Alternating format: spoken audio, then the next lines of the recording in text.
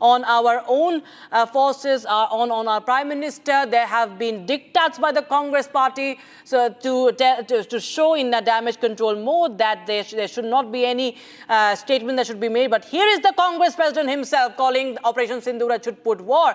Once again, we see that the Congress tries to belittle every action, every counter by India. Not the first time. We've seen this during the Pahalgam airstrike. We've seen this during the surgical strike. The Congress party has questioned the forces time and again. And they have questioned on the forces on China as well. And now we have Congress insulting the forces on Operation Sindoor, when the entire world, entire country is right now in awe of our armed forces. This tri-service mission that India has completed successfully. Congress resorts to taking an anti-army, anti-forces line once again. So the fight against the terrorists and those who support terror continues, viewers, and it's another development in the case of Lashkar-e-Taiba, Malhotra. Haryana Home Secretary मिट्टी में मिलाया, 100 से अधिक आतंकवादी मारे गए।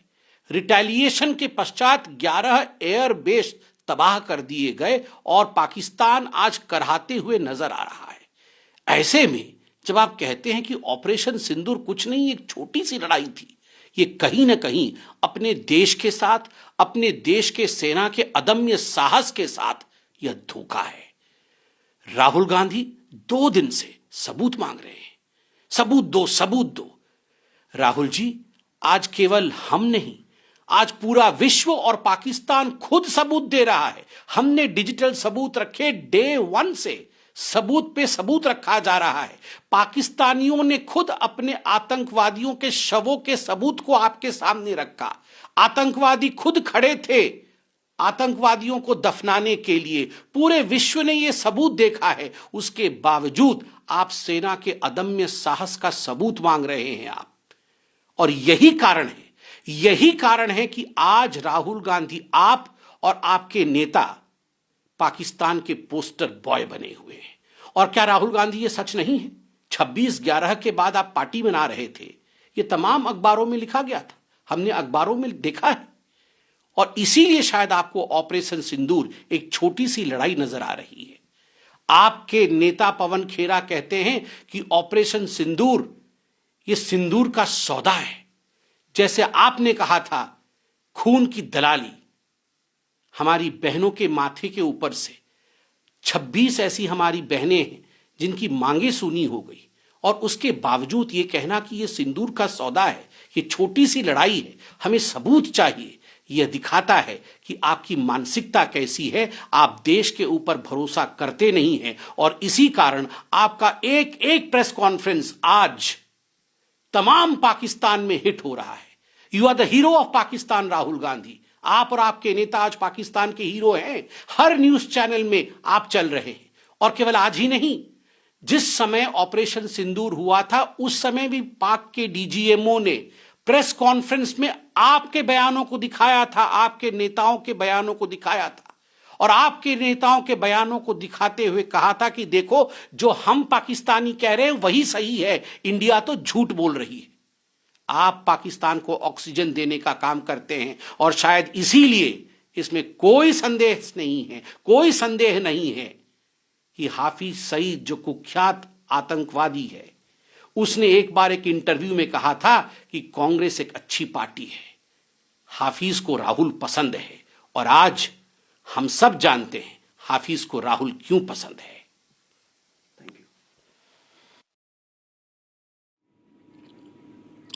All right, that was the BJP Sambit Patra there, hitting back at Mallikarjun Kharge, hitting back at the Congress party as the president of the party now insults the forces. And not the first time we've seen the Congress party towing the Pakistan line. And now they are once again insulting the forces. Operation Sindoor is a chut-put war, happened here and there. That's what Mallikarjun Kharge has said. All right, and some more news from across the country now. Officials of the district administration raided illegal ultrasound centres in the Sambal district of Uttar Pradesh. The city magistrate and health officials led the crackdown after several such centres defrauding unsuspecting patients coming to light. A probe into these centres has revealed that those conducting the ultrasound test neither had any medical degree nor training or expertise for such medical examinations.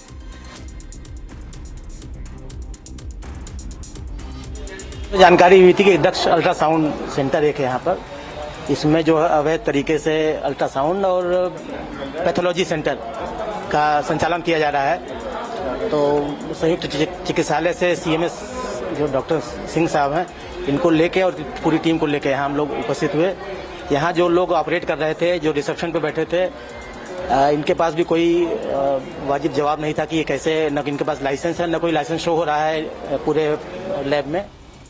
The BJP's Bengal President Sukant Majumdar lashed out at the Mamata Banerjee government after a portion of a concrete dam over Atrey River was swept away in strong currents. He posted on social media platform X handle that the incident has come just months after a bridge over the same river had collapsed. That while a probe, he says, would fix the blame and accountability for these incidents, it has become clear that Bengal has plunged into total darkness under Mamata Banerjee. Jammu and Kashmir LG Lieutenant Governor Manoj Sinha chaired a crucial meeting to review the security in the valley in wake of Operation Sindoor. The meeting of the unified headquarters was chaired at the Raj Bhavan in Srinagar. The meeting, the first of its kind since Operation Sindoor, comes at a time when the forces have launched a massive manhunt for Pak-based terror commanders in the valley.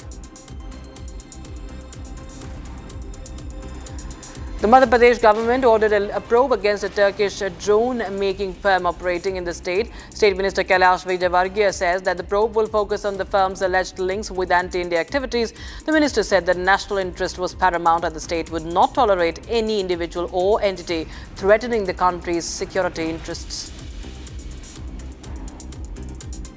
The BSF has informed the beating retreat of the customary public flag lowering ceremony on the Atari-Wagah border with Pakistan in Amritsar will resume from the 21st of May. The ceremony was suspended in the wake of Pahalgam terror attack and Operation Sindoor. The Punjab frontier of the BSF, which is headquartered in Jalandhar, said that while the ceremony will resume today itself, it would be only open to media persons.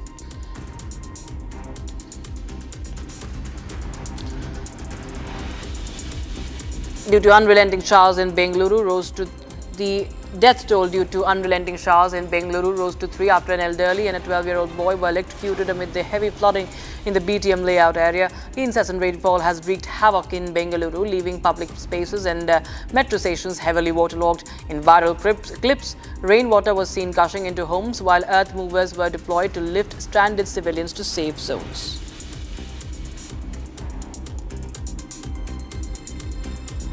The Bhiwani police of Haryana launched a search operation to trace illegal Bangladesh nationals and Rohingyas living on the Dadri road. Sharing details of the search operation, Station House officer Satyanarayana said the search operation has been underway since 5 in the morning and 6 suspicious men and 4 women have been identified.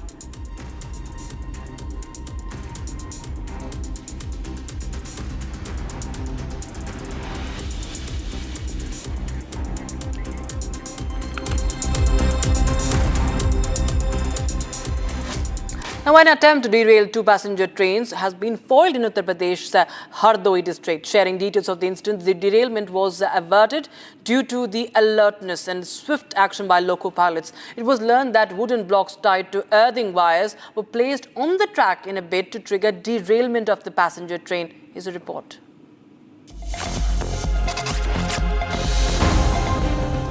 A major train derailment attempt was foiled in Uttar Pradesh's Hardoi district today. According to the police, the plan was to target 2 passenger trains in the Hardoi district. However, the attempt was foiled due to the alertness and timely action by the loco pilots, police said.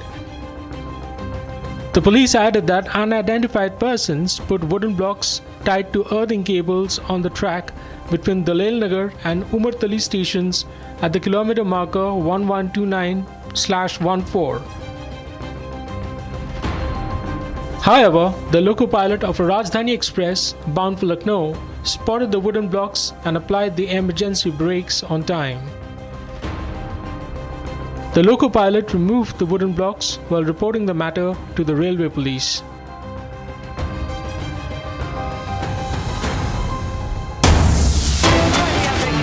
Right now, viewers, this in regard with the Ashoka University professor arrested. District Court of Sonipat has sent Ashoka University professor Ali Khan Mehboobabad to judicial custody. And the next date of hearing in the case is the 27th of May. Ali Khan Mehboobabad, he is the Ashoka University professor who was arrested over Operation Sindoor remarks. He has now been sent to judicial custody. He was arrested by Haryana police following his social media post about Operation Sindoor. And now in the latest we have is that he has been sent to judicial custody. He's an associate professor at Ashoka University heading the political science department. And he had made comments on military and comments on women officers. Colonel Qureshi and Wing Commander Singh had represented armed forces during media briefings on Operation Sindoor. All right, viewers, with that, it's time for a very short break, but don't go anywhere. We are going to get you exclusive details accessed by Republic TV from spy Jyoti Malhotra's diary. Jyoti wrote about her 10-day Pakistan visit in the diary. She expressed her love for Pakistan. She was in complete awe of Pakistan. We'll tell you more about that. Stay tuned.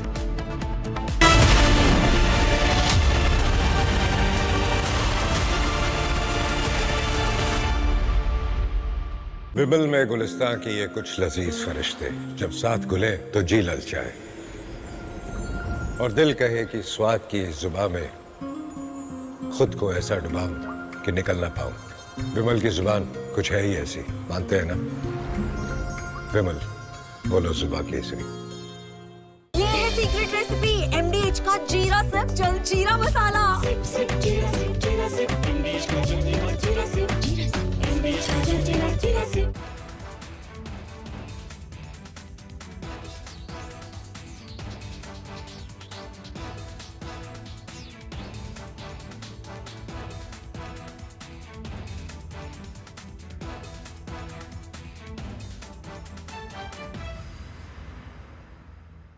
Today, summer is here. Is your home ready for the heat? Keep your roof cool and your home comfortable all summer with Roof Cool and Seal.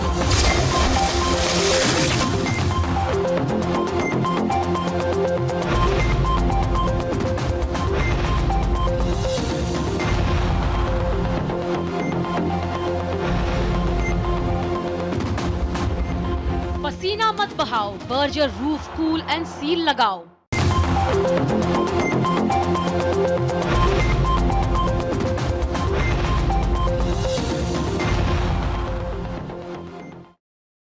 इसको घर पे लगाओगे तो शादी का तो पता नहीं, पर घर पक्का नहीं टूटेगा। रुंगटा नहीं तो घर स्ट्रॉन्ग नहीं। रुंगटा स्टील TMT बार एकदम सॉलिड। पहाड़ों में एक हाइकिंग स्टिक भी बन सकती है।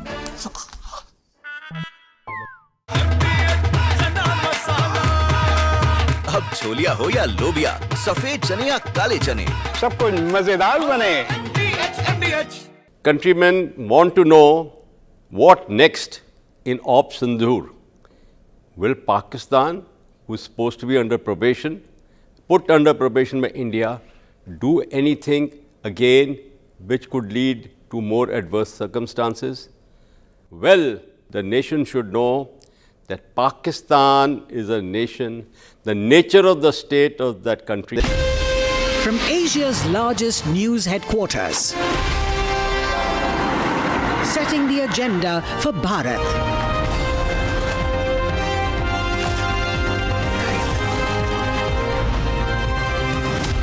You're watching Republic.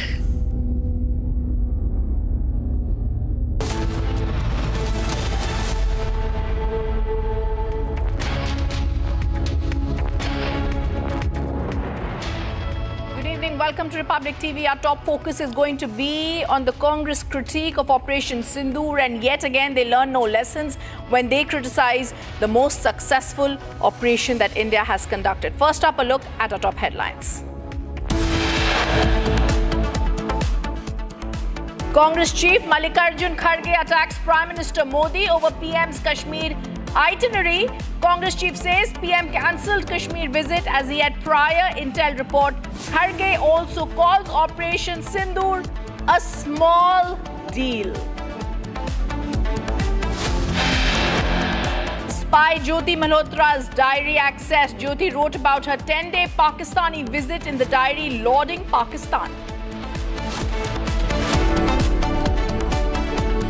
पहलगाम में हमने 27-28 लोग खोए और उसके बाद हमने और भी कई लोग खोए। हमारे मकान तबाह हो गए, हमारे जो शहर पुंछ जैसा शहर उसकी तबाही हो गई, वहाँ लोग मारे गए। तो वो तो अभी तक वो पकड़े नहीं गए, तो अब हासिल हुआ तो क्या हुआ। Operation Sindoor a success, but Mufti double force doubts the forces, asks, what have we achieved? Uniform की क्या कीमत होती है और उसका क्या महत्व होता है, आपने अभी ऑपरेशन सिंदूर के माध्यम से पाकिस्तान की कमर को तोड़ने वाले भारत माता के बहादुर जवानों के शौर्य के माध्यम से देखा होगा। Yogi Adityanath reminds people the power of uniform in the stern warning to Pakistan.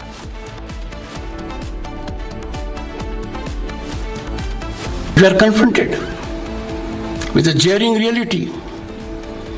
Our judges' residence in Lutyens, Delhi had burnt notes, cash hole. There is no FIR till date. The Vice President questions delay in the FIR in Judge Verma case, says people are waiting with bated breath.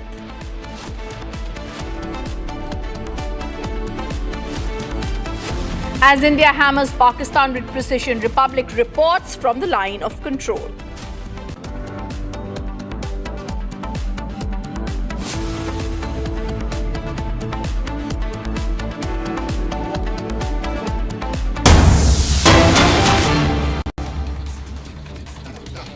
And there's breaking news coming in now. This is regarding in Sonipat, Ashoka University Professor Ali Khan Mahmood, who has been Mahmoodabad to judicial custody. The next date of the hearing in the case is on 27th of May, and this is the big breaking news coming in. And Professor, so as to say, Ali Khan Mahmoodabad to judicial custody has been sent. The next date will be the 27th of May. This is coming from the district court in Sonipat, where one has to go. The Ashoka University professor has been arrested by the Haryana police earlier, and it's taken many days for this to happen. He has been arrested. It's very clear and evident that there was a lot of details that were giving, which were showing that he was supporting Pakistan. It's also very, very clearly being seen that Ali Khan Mahmoodabad, in statements that were coming in, was also showing hostility towards India.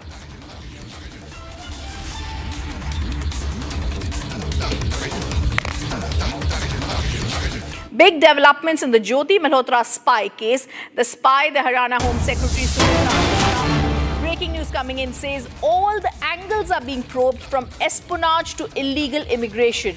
She also confirms Jyoti travelled on a legal visa, but adds suspicions built up over time. Crucially, she says there's a pattern in such cases, and once it emerged, the police acted. The government, in fact, she has said, admits the security lapses, but claims steps have now been taken to tighten safety. These are the YouTubers that were working in India against Bharat's interest, viewers. And these are not just YouTubers, but in the garb of YouTube and influencers, they are spies. So Pakistan spies were acting in India. This is the big development in the Jyoti spy Malhotra case, where the Haryana Home Secretary has said all the angles are going to be probed. Let's listen to what Sumita Mishra has said.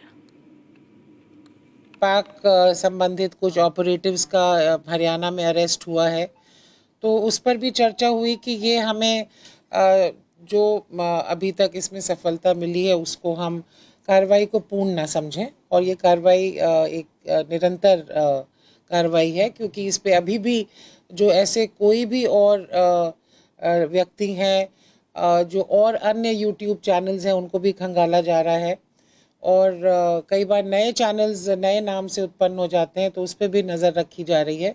सो ये अब जो प्रक्रिया है, ये तफ्तीश है, ये अभी जारी रहेगी। जो पाक लिंक्ड ऑपरेटिव्स हैं और जो सोशल मीडिया के माध्यम से जो इस तरह का प्रचार, दुष्प्रचार या लिंक्स बना रहे हैं। Viewers, in the bold and intelligence-led operation codenamed Operation Sindoor, the Indian Army decimated terror infrastructure across the line of control, from launch pads to hideouts, from supply lines to key camps, all wiped out in targeted strikes. This is not just a response, it was a statement.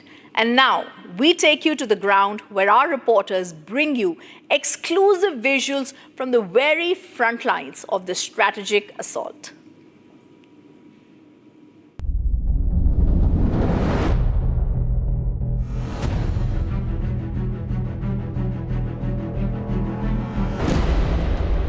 We are reporting from the line of control, and today we are showing you how the terror looks like and how Indian Army responded to terrorists and their infrastructure with their ethics and morality. They only touched the infrastructure, the terrorists, and even the terrorists who used women and children as their shield, they were not touched by the Indian Army, because they had the reports that the structures in which these Pakistani terrorists are, they had multiple, but two of them houses these terrorists. When the rest, you have the presence of children, women and old age people.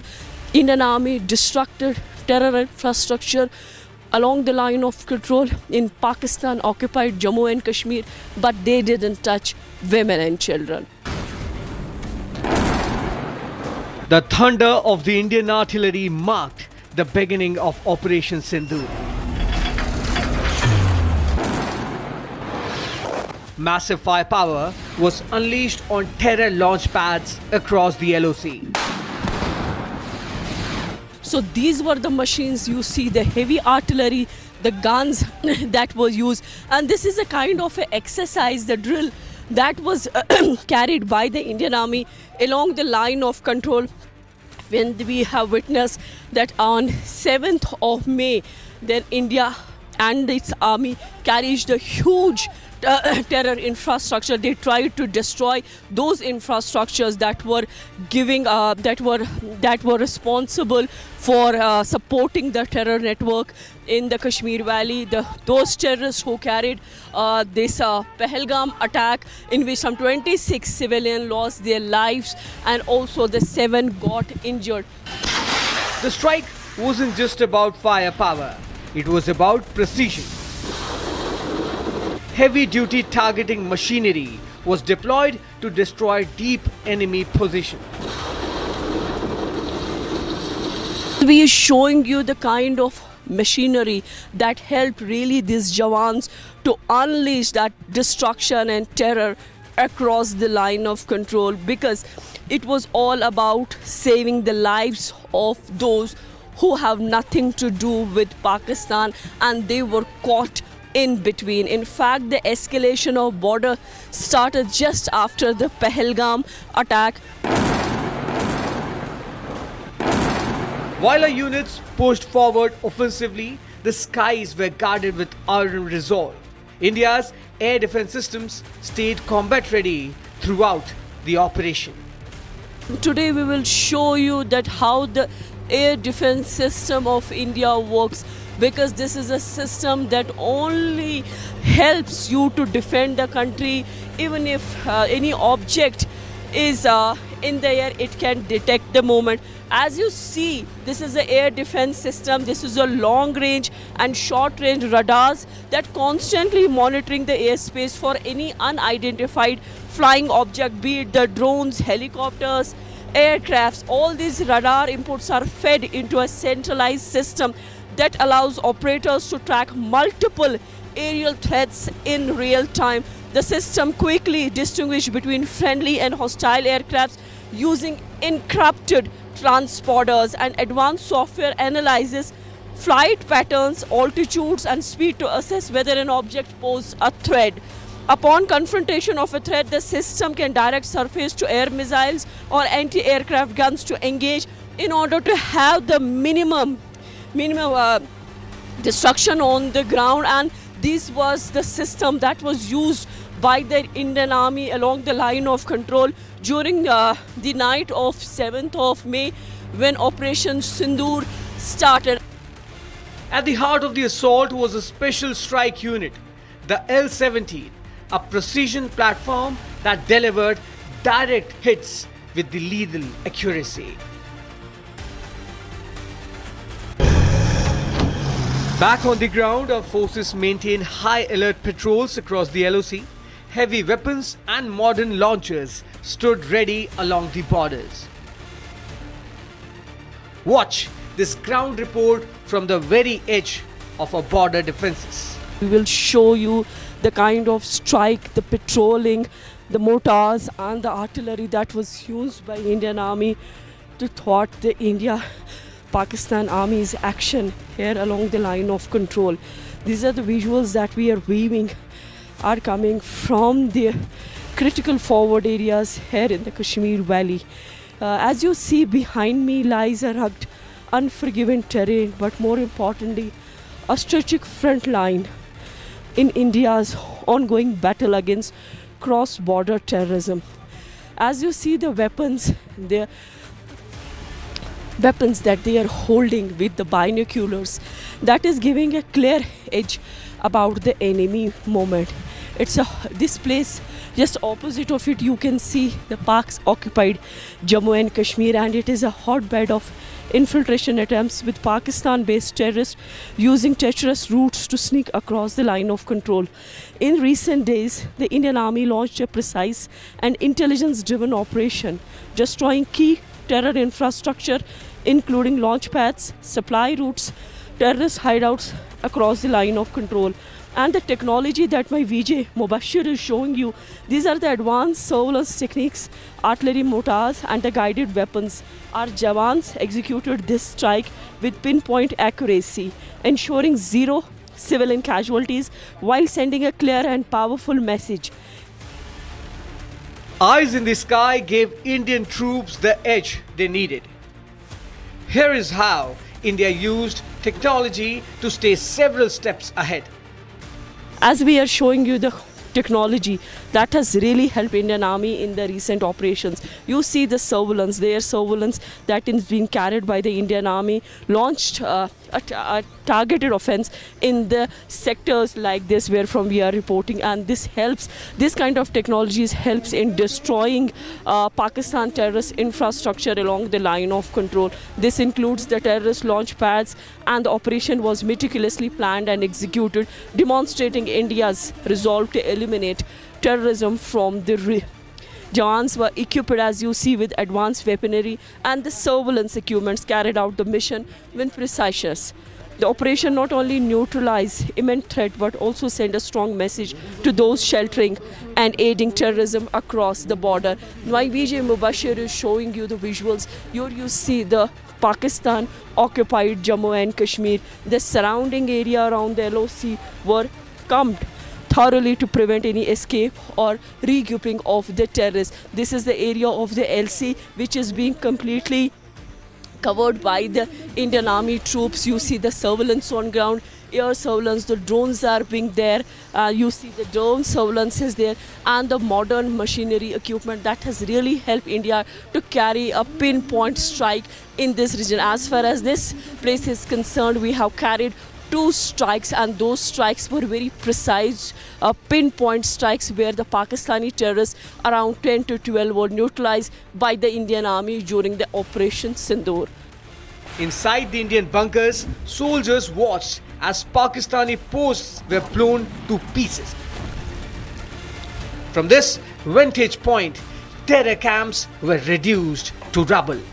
We are exactly at the same bunker where from the strikes were carried by Indian Army, and I'll request my VJ Mubashir to show you the post of Pakistan Army, the hump that you see with lot of vegetation and the Pakistan flag, that is where the Indian Army carried a strike, and lot of damage, the destruction was carried, because it's also one of the patches which has the route of infiltration, the supply routes, and providing logistics to the terrorists of the Pakistan with the help of its army. So on the night of 7th of May, when the strikes were carried precisely by the Indian Army along the line of control, after Pakistan Army opened mouth of their guns, Indian Army retaliated, and this is one such bunker along the line of control here in the forward post, which is just straight line where you see the damage was carried. And since there is a fence also that you see, this is a fence that is dominated by the Indian Army 24/7. The patrolling is done. You have the bunker where from I'm reporting, and also outside this bunker a proper post is there, which is highly equipped post. They carry the kind of surveillance which is required. Apart from the ground surveillance, we are seeing the aerial domination being done. The same machine guns that once faced enemy fire delivered justice. Indian Jawans shows us how these guns locked onto and destroyed enemy bunkers and flags of terror. The rounds that were fired were from this very place. Here you see the Jawans of Indian Army stationed with the heavy weapon that is on the display, and they are the one who targeted this post where you have a lot of vegetation with a hump that tells you the location of the Pakistani post. So it was from this very location, from this very point where the precise fire was done, and that helped the Indian Army to decimate the Pakistani post along with the terror infrastructure that supports the Pakistani terror. And finally, the war cry of India's finest thundered across the LoC. Jawans carried out live mortar shelling drills. This is the voice of the unit that stood tall in Operation Sindoor. What you see here is the mortar firing drill that is taking place here. This is the same drill that was carried by Indian Army in order to carry the strikes against the Pakistan. This was one of the posts that they tried to target, but there was a retaliation, and whatever happened here, it was only the Pakistan who received the heavy destruction and also the casualties from this side. This is the kind of drill that is Indian Army is doing here at the bunkers that you see, the underground bunkers that you see here, the kind of the kind of drill that takes place here. This is one of the posts here along the line of control where you see a complete drill that is taking place. This also includes that it shows that how the Indian Army targets these launch pads, the supply routes, the military of the Pakistan Army hideouts. Operation Sindoor is not just a tactical success. It's a message to those who sponsor terror. India will strike hard, strike smart, and strike with resolve. Breaking news that's coming in. There are crowds gathered at the Lucknow airport. This is to welcome the Raksha Mantri Rajnath Singh after the mammoth success of Operation Sindoor. These are visuals coming from the airport. My reporter, my colleague Ajay is also joining us. He's speaking to the people. Look at the visuals. Look at the celebration of India at Lucknow that we are experiencing with Rajnath Singh getting a grand welcome. The Raksha Mantri crowds are cheering for him after Operation Sindoor success. Let me also try and connect with my colleague Ajay. Ajay, tell us what's happening around you. I will show you the visuals, and Rajnath Singh is in Lucknow. This is first time Rajnath Singh is coming to Lucknow after the operation, and I will be showing you visuals where people are having Tiranga in their hand and leaders are joining us now. क्या राजनाथ सिंह जी से feedback रहा आप लोग का अभिवादन में, क्या बात हुई? बहुत बढ़िया रहा, माननीय जी ने रुक के सबका अभिवादन किया।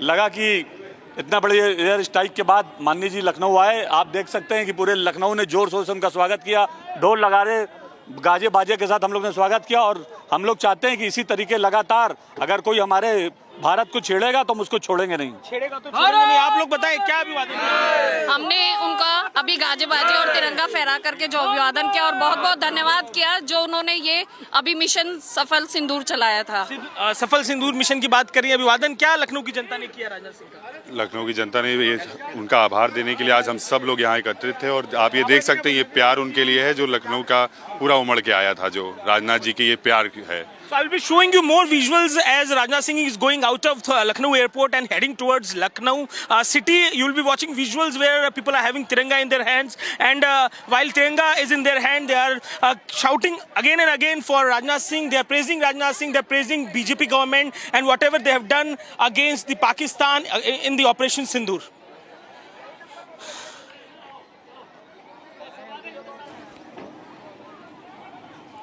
From the line of control, dramatic visuals have emerged showing the precise destruction of the Pakistani army posts in a massive retaliatory strike by the Indian army. The footage from a forward army base shows multiple enemy positions being decimated with thick plumes of smoke rising from what were once fortified bunkers. These posts located in the Akashteer sector were identified as launch points for recent ceasefire violations and drone activity targeting Indian positions and civilian areas. See this report with my colleague Gursimran.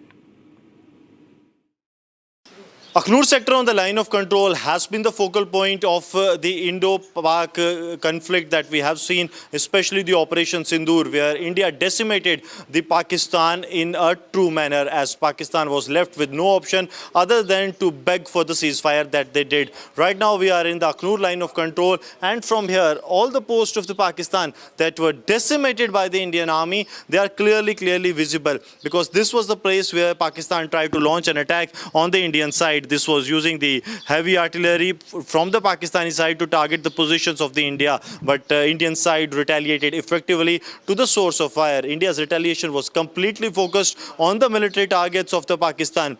Reason being that Pakistan has always been in a bid to destabilize this area, because in 1965 we saw Pakistan launching the Operation Grand Slam to conquer this area, but that was also fired. And this time also what we are witnessing, that India has given Pakistan a befitting reply. Some of the videos have also surfaced from that very day when Pakistan was given a reply and how the Pakistani posts were decimated. I'll request Sarjeevan to come this way so that we can show you some of the videos of the Operation Sindoor, that how Indian army carried out an operation and assault, a mega counter-offensive on the Pakistani locations, and these Pakistani locations were decimated completely by the Indian army. The might of the Indian army, it proved that it is only Indian army that prevails. And now as we speak, these are the visuals of that day when Pakistani locations, they were hit. I'm joined by an officer from the Indian army. We'll try to speak to them. Sir, it was a difficult terrain actually for the Indian army. Pakistan tried to launch an offensive onto the locations. How it was dealt?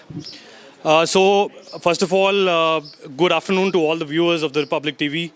I would like to say that on the 10th of May in the morning, when the Pakistan army could not gain dividends on the hilly sector, in the plain sector they opened the fire. Their mortars tried to reach to our forward posts, and their artillery was aiming at our civilian areas. So their fire was not coordinated, their rounds fell blind, and it was as if they were clutching at the straws. And it is very well said that you cannot make a silk purse out of a sore's ear. And in the same manner, they could not fight a disciplined Indian army in disarray and desperation. Our reply was befitting. It was as sharp as the blade and as coordinated as a clockwork. And we pinpointed through our battalion's support weapons with the help of the artillery, and in the close coordination of the air defense, we pinpointed towards their posts, and thereafter they were seen fleeing from their posts. what is seen that Akhnur has always been a target of the Pakistan and also the civilian population. This was the main target. How you ensure that the civilians are secured and the Pakistani posts that are targeting the civilian areas that are decimated? Like I said, through your channel, I must say hats off to all the civilians of the Akhnur area who stood by us through all the thick and thin. They understood what was coming and they were well prepared. We had already conducted exercises with them before the launch of the Operation Sindoor, and it was all a coordinated method through which they were secure in their already pre-designated bunkers that were in their villages. So the civilians were secure and Indian Army gave Pakistan a befitting reply that actually made Pakistan to come down on knees to actually ask for the ceasefire that was reached upon 3:30 that day and was implemented by the mid-noon. But one thing is very clear, that the might of the Indian Army was proven once again on ground, on the line of control. Breaking news that's coming in. Foreign Secretary's briefing to the MP delegation on Operation Sindoor is now over. My colleagues have more details. The key briefing by the Foreign Secretary. Opposition netas are briefed on Operation Sindoor. Pakistan's imitation of India's outreach model has also been criticized. The MP's delegation is going to expose. The delegations are going to be visiting Russia, the UAE, Japan on the 22nd of May. They're going to visit Singapore and Greece on the 27th. They're going to be visiting Malaysia and Spain on the 31st of May. I'm going to try and go across to my colleague Soumya. Soumya, the Foreign Secretary's briefing is over.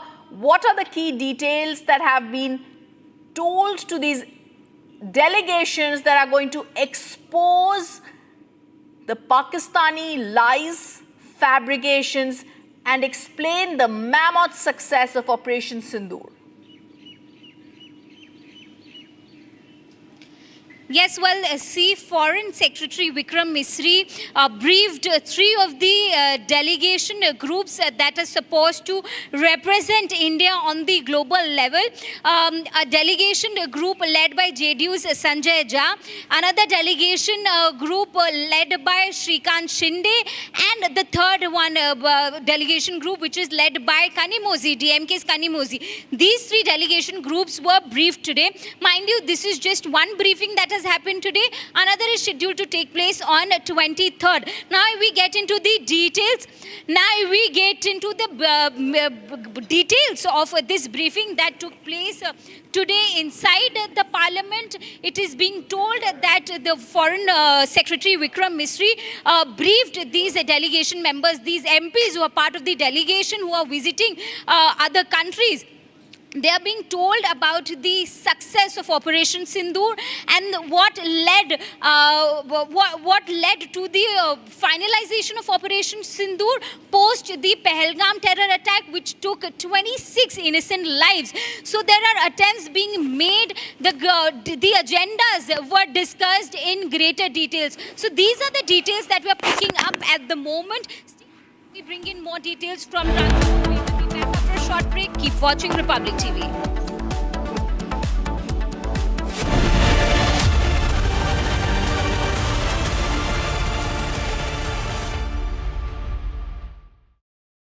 आधे bowl दही में 4 चम्मच MDH चटनी पुदीना मसाला डाला, stir करो, पुदीना चटनी तैयार। MDH चटनी पुदीना मसाला।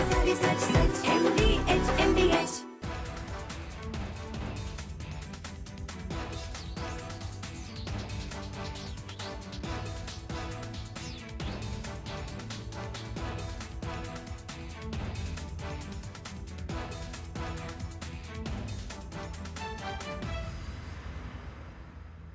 Hi there, we were in the midst of a war last fortnight, not of our own choosing, not of our want, but inflicted by a deracinated neighbor whose history books begin abruptly from 712 AD, when a loitering Arab commander, Muhammad bin Qasim, entered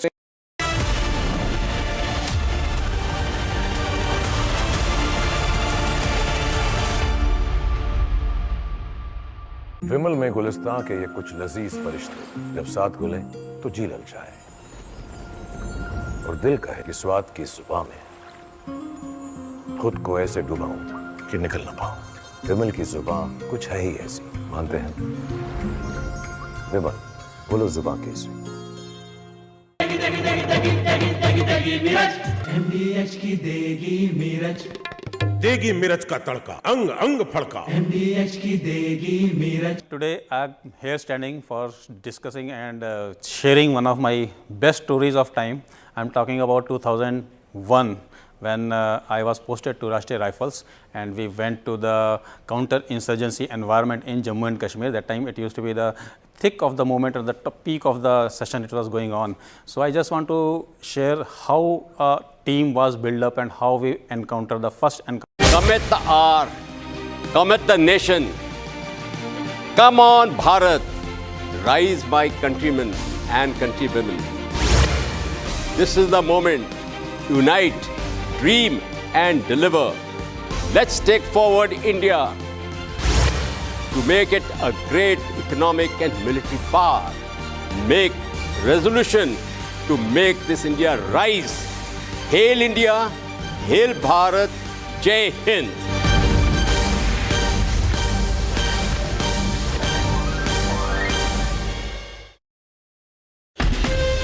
From Asia's largest news headquarters, setting the agenda for Bharat.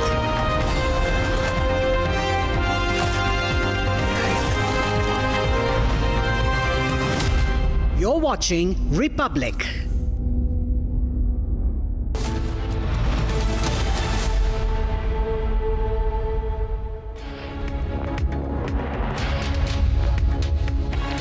Hello and welcome to Tuesday, 5 p.m. live and breaking, friends. Even as the nation is basking in the glory of our armed forces, celebrating the success of Operation Sindoor, Congress at it again calls it a chutput war. The Congress President Mallikarjun Kharge even suggesting Pakistan is apna Pakistan, namma Pakistan. We're speaking in Karnataka. That's our focus. Let's begin with the headlines. Congress Chief Mallikarjun Kharge downplays Operation Sindoor, calls it a small deal.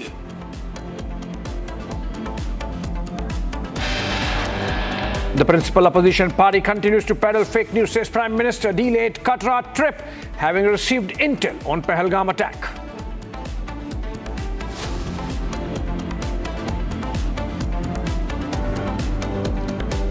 छब्बीस 11 के बाद जिसके सबसे बड़े नेता राहुल गांधी बड़ी सी party मना रहे हैं, उनके लिए ऑपरेशन सिंदूर एक छोटी सी ही लड़ाई नजर आएगी. BJP hits back at the Congress and its President Kharge for insult to forces, says party habitual of giving oxygen to Pakistan.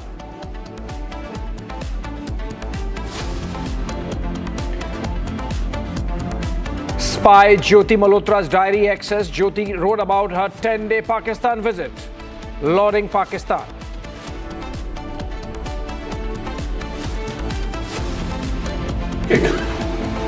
With a jarring reality, a judge's residence in Lutyens, Delhi had burnt notes, cash hole.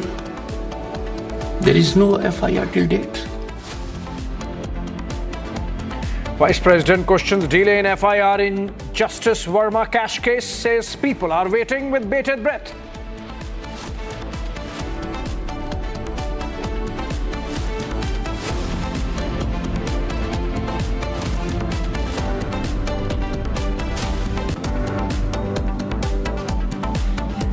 As India hammers Pakistan with precision, Republic reports from the line of control.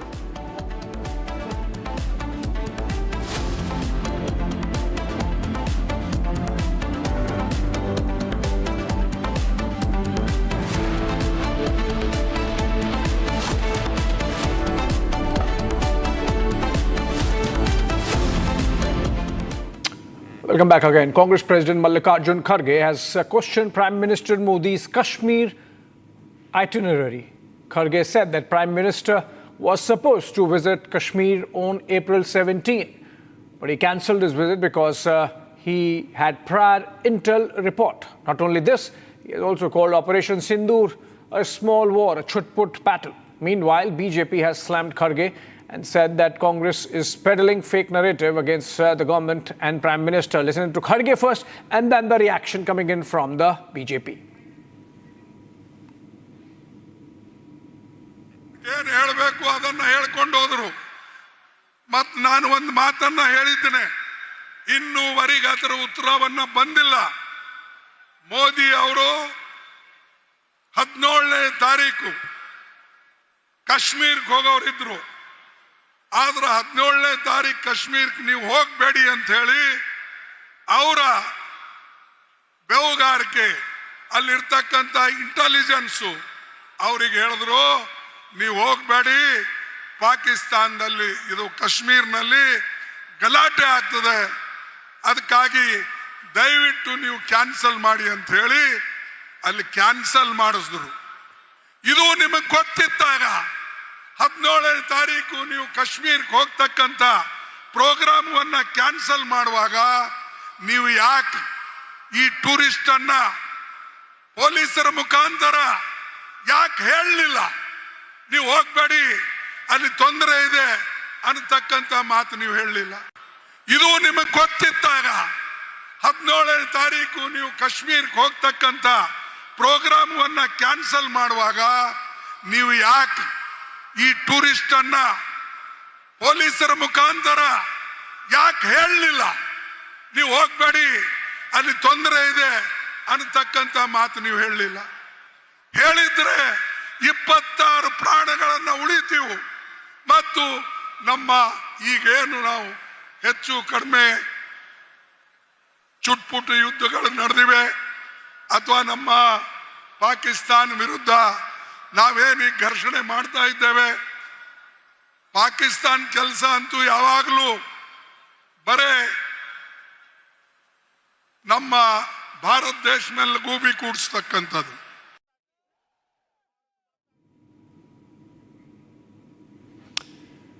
All right, yet another instance of the Congress party disparaging the contribution of our armed forces by calling Operation Sindoor a chutput battle and essentially making it seem like inconsequential. That's when this is the biggest military operation India has carried out inside Pakistan since 1971.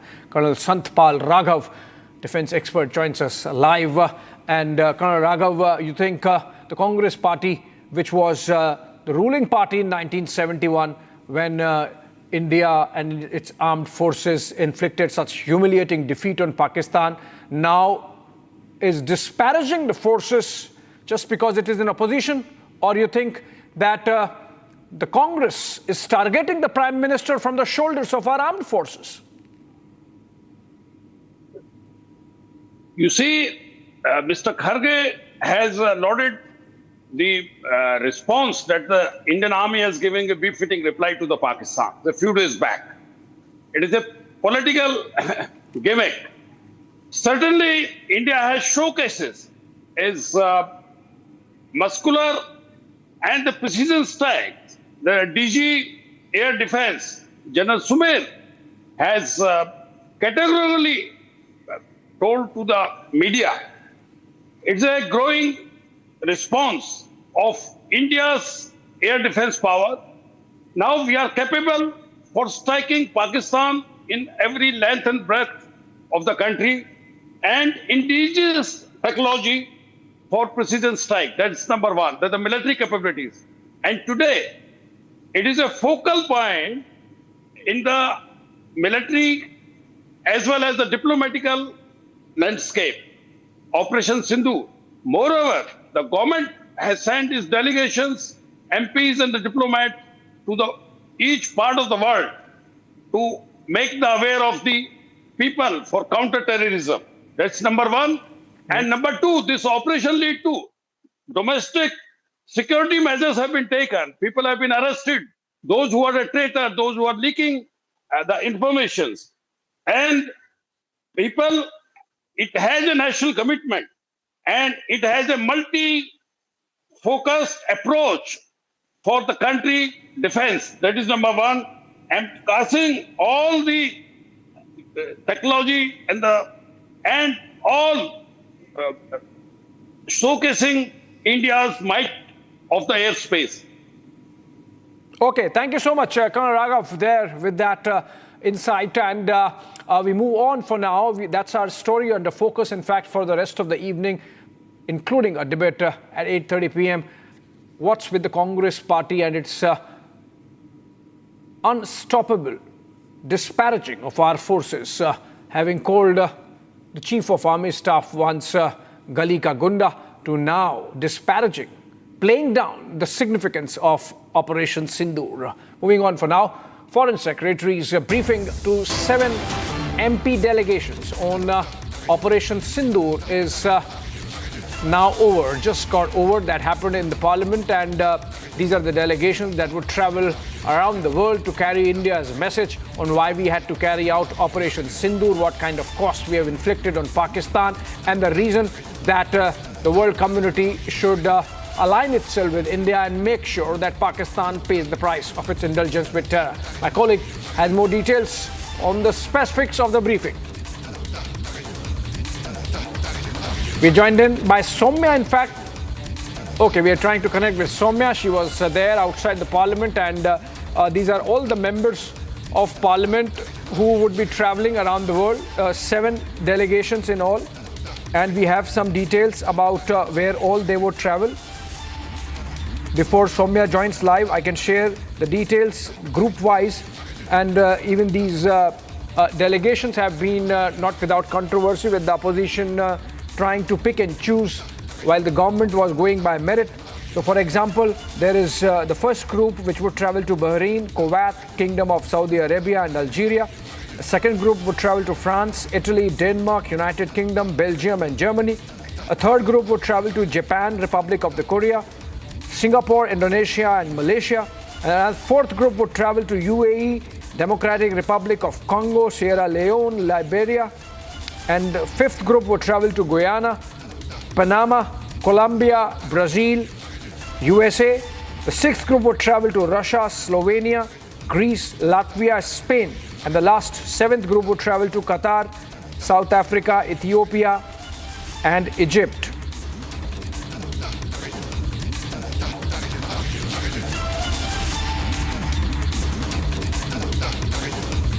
"33 countries in all to be visited by these delegations," briefed by Foreign Secretary Vikram Misri as to what has been India's stance, what is India's geostrategic and geopolitical compulsions, what have been India's geostrategic compulsions under which we had to carry out Operation Sindoor. Of course, Pahalgam terror attack, the trigger.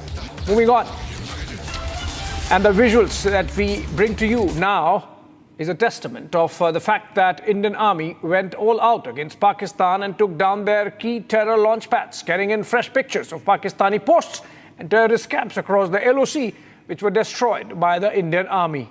These are pictures, satellite pictures in some cases, and infrared camera pictures in other cases, and which show you the kind of damage that's been caused to those outposts from where Pakistan would routinely launch terrorists and, in fact, during ceasefire violations, target our civilian areas.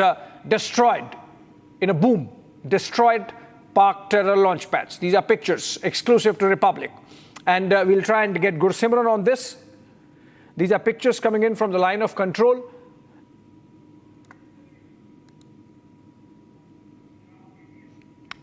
Okay, we'll try and connect with Gursimran in a bit. Not there as of now, uplinking the footage. These are pictures from the line of control. Moving on from line of control in Jammu to Gujarat, where the Gujarat ATS has arrested an accused on charges of anti-national activities, according to information received by the ATS. In the cyber terrorism case, Jasim Ansari and his partner have been arrested, and they are accused of targeting Indian government websites during Operation Sindoor. In fact, while they are citizens of India, they were trying to compromise national security in the cyber domain by launching cyber attacks on defense-related websites, even as our forces were fighting with Pakistan.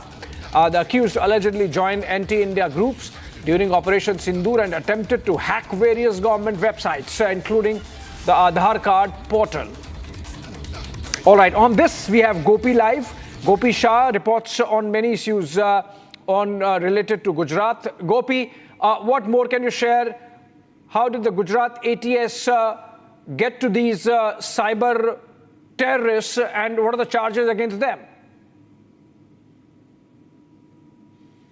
Well, in fact, it was at around 1 p.m. Today that Gujarat ATS had received this tip, and Nadyad is located 60 kilometers away from Ahmedabad. So Nadyad police, in fact, first went to Jasim Ansari's house, and they caught him as well as one of the other accused, whose name is yet to be announced by the ATS. While what they have learned from their preliminary round of interrogation which has been done is that they were trying to hack Aadhaar card website. Along with that, there were various other government websites which they were trying to hack.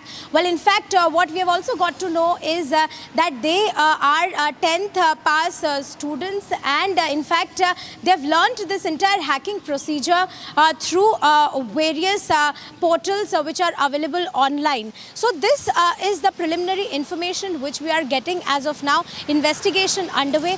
We will have to see what pans out next. Back to you. Thank you so much, Gopi, with that update. Moving on, we are not leaving Operation Sindoor yet. Even as guns have fallen silent along the line of control, the Indian Army remains on or in a state of high alert, closely monitoring every movement across the border. India has deployed medium machine gun weapons in forward positions. The army is leaving nothing to chance. Have a look at this report, brought to you by Gursimran from Jammu. From the forward post of the Indian Army along the line of control, we are telling you that how Indian Army is on an operational alert, how around-the-clock vigil is being kept at the adversary, and how all the guns are aiming at the adversary, because it is Pakistan on the other hand, and that's why this medium machine gun is aiming at the Pakistan, so that if Pakistan dares to come or dares to carry out any mischief, this can be given a befitting reply. Right now we are in the Poonch sector of the line of control, where the Indian Army is maintaining the highest level of alertness, though the ceasefire has been announced and is being meant by and being agreed upon by both the sides. But now the Pakistan, what they have done in last couple of weeks, they cannot be trusted, and that is the sole reason of this massive deployment of the Indian Army and the operational alert that has been sounded along the line of control. We'll try to speak to the soldiers of the Indian Army that have been deployed here in one of the forward bunkers of the Indian Army. साहब मुझे ये बताइए सबसे पहले किस तरह की तैयारी है, लगातार यहाँ से पाकिस्तान निशाने पे है? सर, इसके अंदर तैयारी हमारी बहुत अच्छी है। जो अभी सीज फायर ऑपरेशन सिंदूर के दौरान जो सीज फायर हुआ था, उसके अंदर हमारा एक पक्का इरादा था, दुश्मन हमारे सामने था और हमने पहले से हमारे डिफेंसेज मजबूत कर रखे थे और हमारी ट्रेनिंग अच्छी थी। सर, उस दिन हुआ क्या था, क्योंकि आप यहाँ पर मौजूद थे, यहीं से जो है कहीं ना कहीं दुश्मन जो है पूरी तरह से तबाह हुआ, क्या दिख रहा था यहाँ से आपको?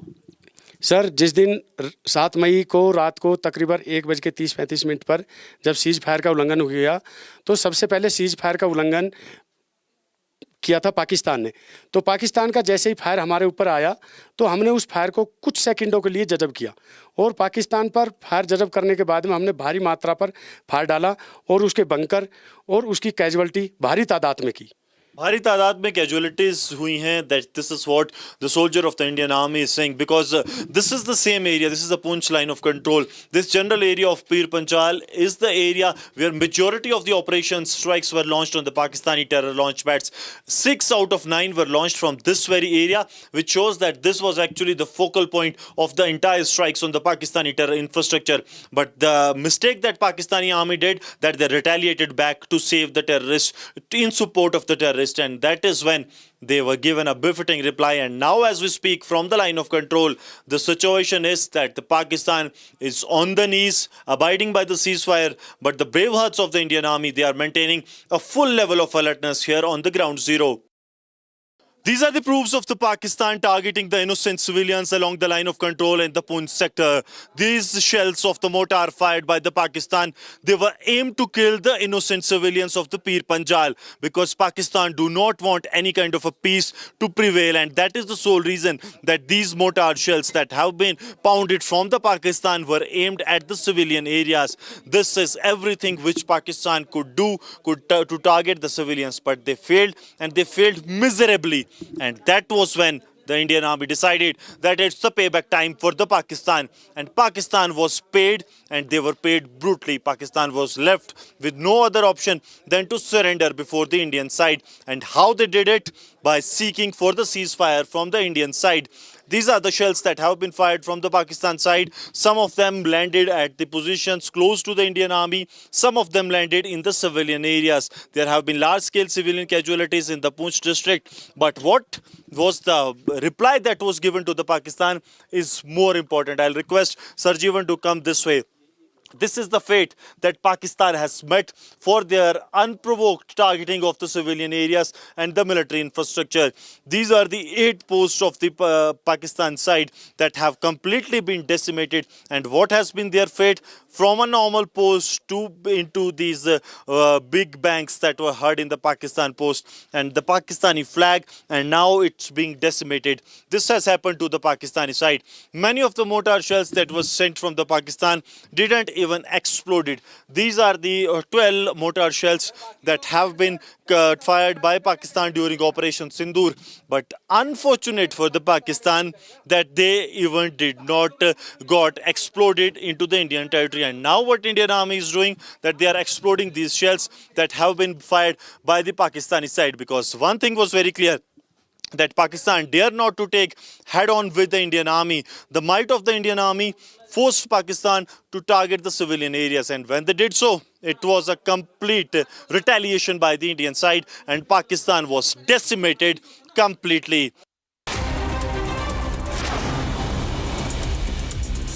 Let's look at some other stories from across the country. In wrap of Bharat, in 2 illegal encroachments will be removed from an area spanning over 2.5 lakh square meters in the Chandola Talav part of Ahmedabad. The second phase of demolition is scheduled to take place today. This process will happen under the supervision of senior officials from the Ahmedabad Municipal Corporation. Additionally, more than 3,000 police personnel have been deployed.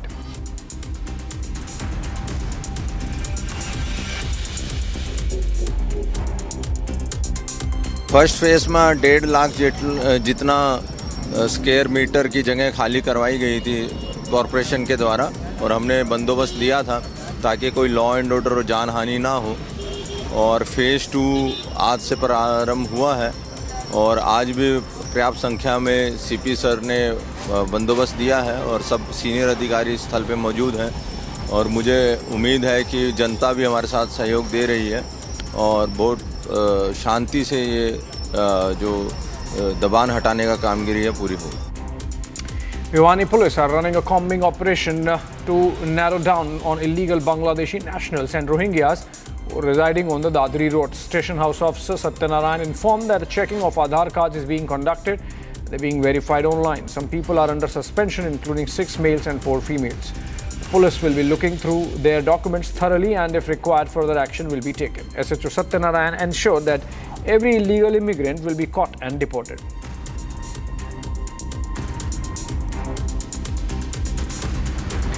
Bengaluru has recently been facing heavy flooding, which has caused the death of 3 people. Waterlogging affected areas were visited by BJP leaders, which included Assembly Leader of Opposition R. Ashok and the party's State President B.Y. Vijayendra.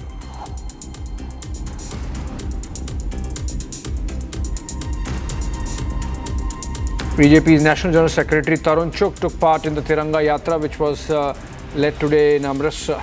He said that every resident joined the Yatra in honor of the Indian Armed Forces. He shared that every Indian came out with Indian flag in their hands.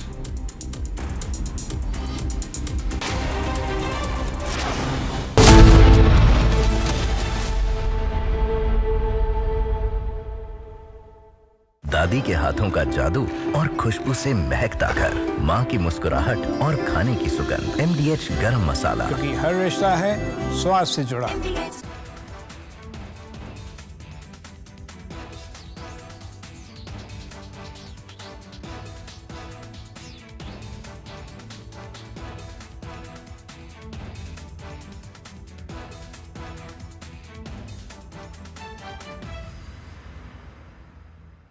Countrymen want to know what next in Operation Sindoor. Will Pakistan, who is supposed to be under probation, put under probation by India, do anything again which could lead to more adverse circumstances? Well, the nation should know that Pakistan is a nation. The nature of the state of that country is that they will do anything which is drastic, anything which is going to suit them to deceive their own people, because what has happened in Operation Sindoor is that they have trumpeted to their countrymen that we have won the war. This 4 days campaign, we have won. So whole sort of lies has been conveyed to the people, and they want to.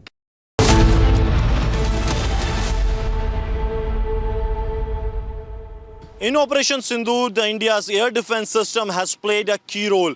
Right now, we are at the control room, that is the Akashteer, which is an indigenous made system of the Indian forces, but has proved to be metal for this operation that has been carried out. And this control room actually decides the fate of the adversary's threat to India, because they not only analyze the threat that actually takes off from the Pakistani airbase, be it the Sargodha airbase or the Noor Khan. They have eye on each and every base of the Pakistan, and any threat that comes out of there, that is taken, analyzed, and then a response is generated. The response can be in the form of the air defense guns that fire the 40 mm shells at the location of these hostile threats, and that can decimate them, or if it is a missile, that can be given a reciprocal response by the Indian Army. Here you will see that they are keeping a strict vigil on what is happening on ground, and using this radar system that is part of this entire Akashteer system, they are keeping an eye on what is happening, and whenever they see any threat being thrown to the Indian side, they evaluate that threat and a befitting reply is given. Right now we are at the control room of the Akashteer, joined by me as an officer from the Indian Army. Sir, how this has been helpful in the ongoing situation, especially the Operation Sindoor, because we saw a barrage of threats coming from Pakistan. No one crossed the boundary, but there was a barrage of threats from across the border. First of all, I would like to mention that Akashteer system, it is an automatic command and control system. This system has played a pivotal role in Operation Sindoor, and we have successfully destroyed all the enemy drones, the aircrafts that have crossed the LC, and they have come into our own territory. We have successfully destroyed all of them. Whatever mission and objective that has been given to us, that was achieved by us due to the composure and the professionalism of our troops. Akashteer, regarding the Akashteer, I would like to mention that this is the nerve center of the air defense operations. Whatever gets airborne, whether in our territory or the enemy territory, we get the feed of that somebody has got airborne. And as soon as that data is received by the Akashteer, now it does the threat evaluation of that thing, that whether this is hostile or friendly. The same data is sent to the weapon end, whether gun or a missile. Airborne object is approaching you, then they are given a go-ahead that you can go for it and you can shoot down that hostile enemy drone.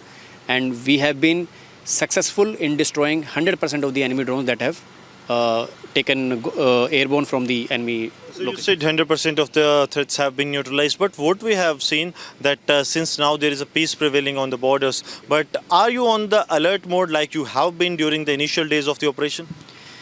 Yeah, definitely. Actually, we are always in the state of readiness. Every time in peace time, if we are not at a forward location, we are back in our peace time locations. That time also we are preparing for war. So we are always ready and to get the enemy down. We have seen that probably for the first time this has happened to the India, that these kind of airborne threats have come into being, and no one has expected that this kind of a response will come to the adversary by the India's own air defense system. How capable this system is, because last time we saw it was in the Israel when their air defense system blocked every threat from adversary, and now is the Indian own air defense system that is proving to be a metal. Actually, this is not the new thing that has happened to us. We have been learning from our neighborhood and the Middle East as well, Israel and Palestine and even the Azerbaijan and Armenia. The same kind of situation they have faced in their war. So we have been continuously learning from their experiences. And our team of officers, Jawans, they used to visit them, and we have carried out a range of experiences. We have made a list of lessons learned from them, and we have used that in our Operation Sindoor as well. This evening on 6 Stories at 6, Republic has accessed exclusive details of YouTuber Jyoti's diary entry. We'll get you the details as a lot of evidence has also been accessed by the agencies, by the police who are interrogating her.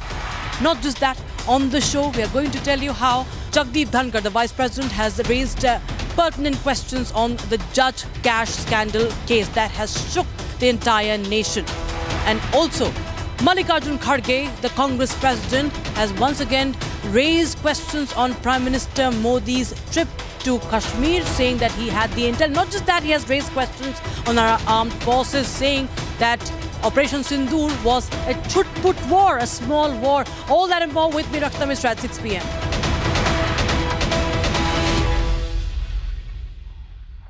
इसको घर पे लगाओगे तो शादी का तो पता नहीं, पर घर पक्का नहीं टूटेगा। रुंगटा नहीं तो घर स्ट्रॉन्ग नहीं। रुंगटा स्टील TMT बार एकदम सॉलिड। पहाड़ों में एक हाइकिंग शिप भी बन सकती है।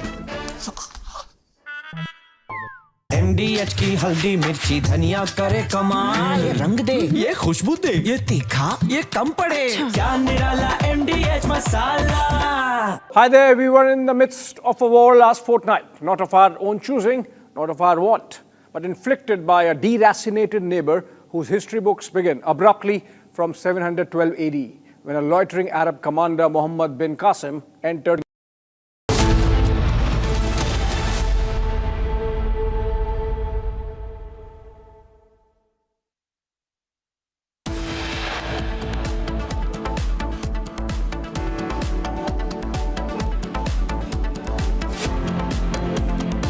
Congress Chief Mallikarjun Kharge downplays Operation Sindoor, calls it a small deed.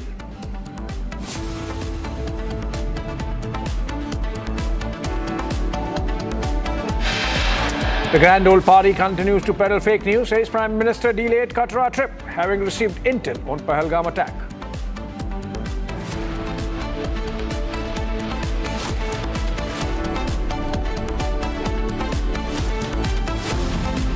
छब्बीस 11 के बाद जिसके सबसे बड़े नेता राहुल गांधी बड़ी सी पार्टी मना रहे हैं, उनके लिए ऑपरेशन सिंदूर एक छोटी सी ही लड़ाई नजर आएगी।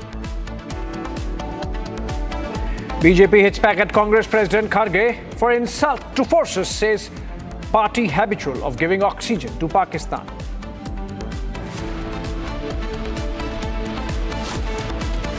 Spy Jyoti Malhotra's diary access. Jyoti wrote about her 10-day Pakistan visit where she lauded Pakistan.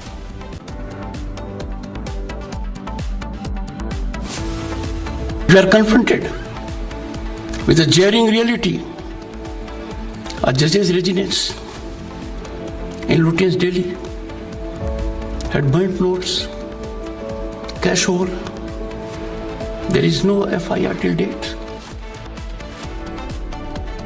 Vice President questions delay in FIR in Justice Verma cash case, says people are waiting with bated breath.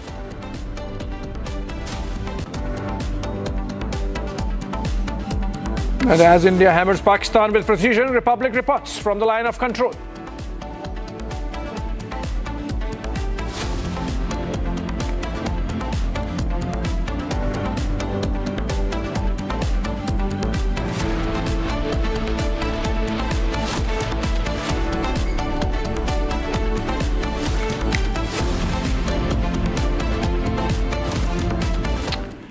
Vice President Jagdeep Dhankar has condemned and questioned the delay in FIR in Justice Yashwant Verma cash scam row.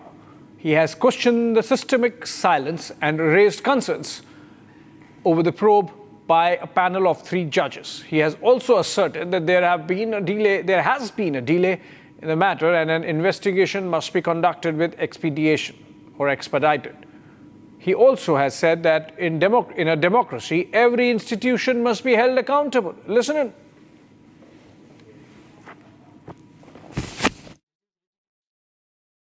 We are confronted with a jarring reality. A judge's residence in Lutyens, Delhi had burnt notes, cash hole. There is no FIR till date. We have in the country rule of law, criminal justice system. And if I go to the legal field which is occupied by legislation, there can be no occasion whatsoever to delay even for a moment, because that is ordainment of law. The rule of law is the very foundation of society. Democracy has to be defined primarily by three aspects. One, expression. Second, dialogue. Third, accountability. If there is expression which is throttled, democracy is weakened. But if one enjoying expression believes I alone am right and does not want to listen to the other point of view, then democracy gets fragile, because that is arrogance personified.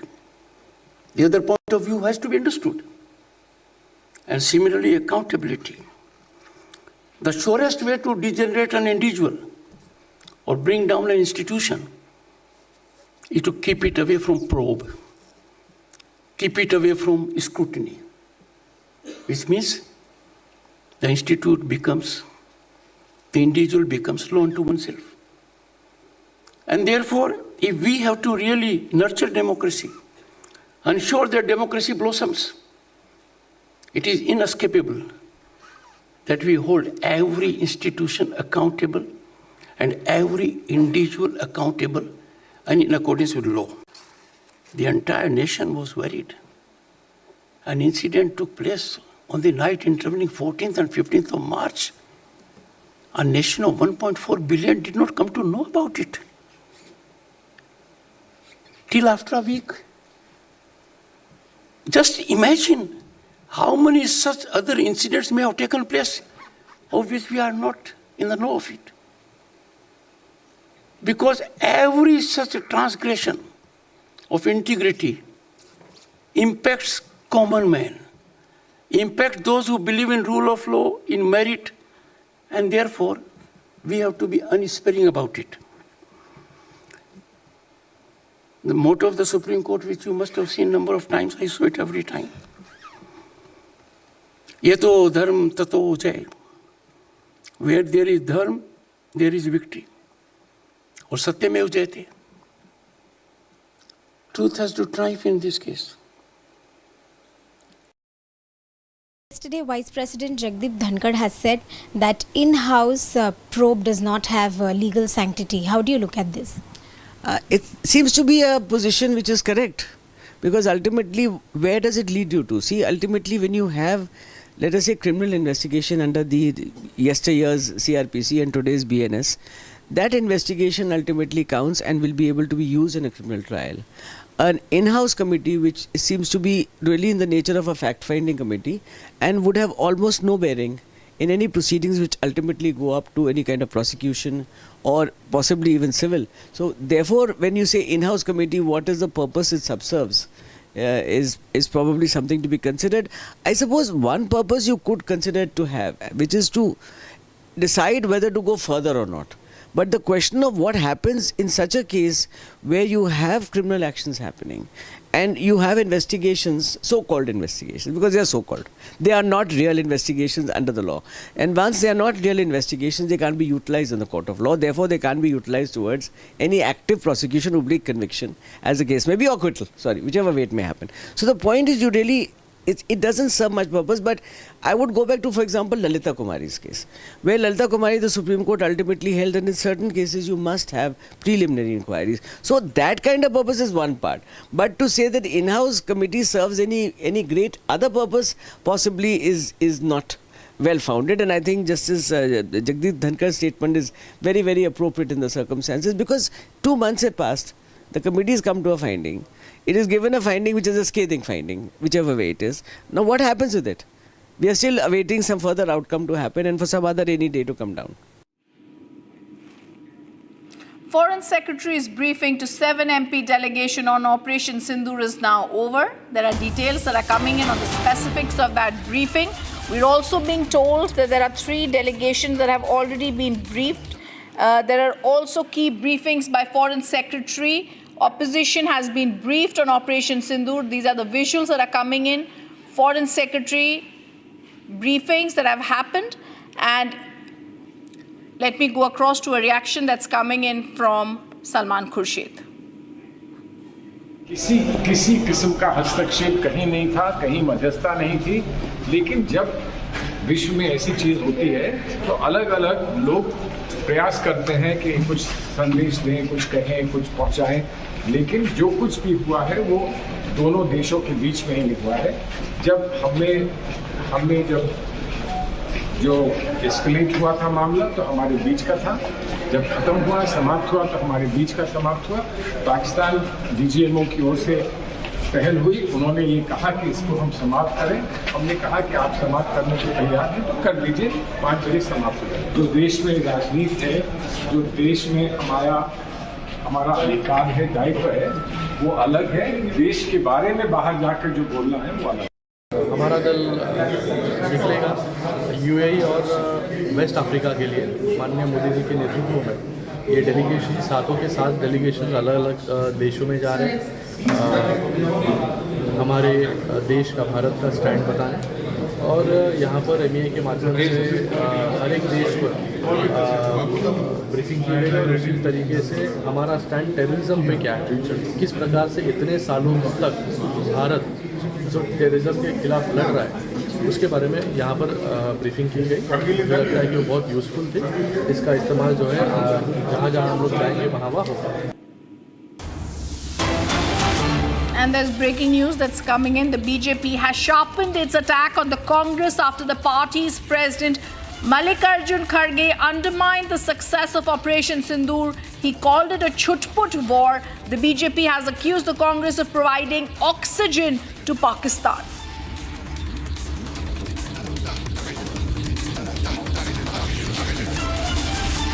The BJP sharpens its attack on the Congress party.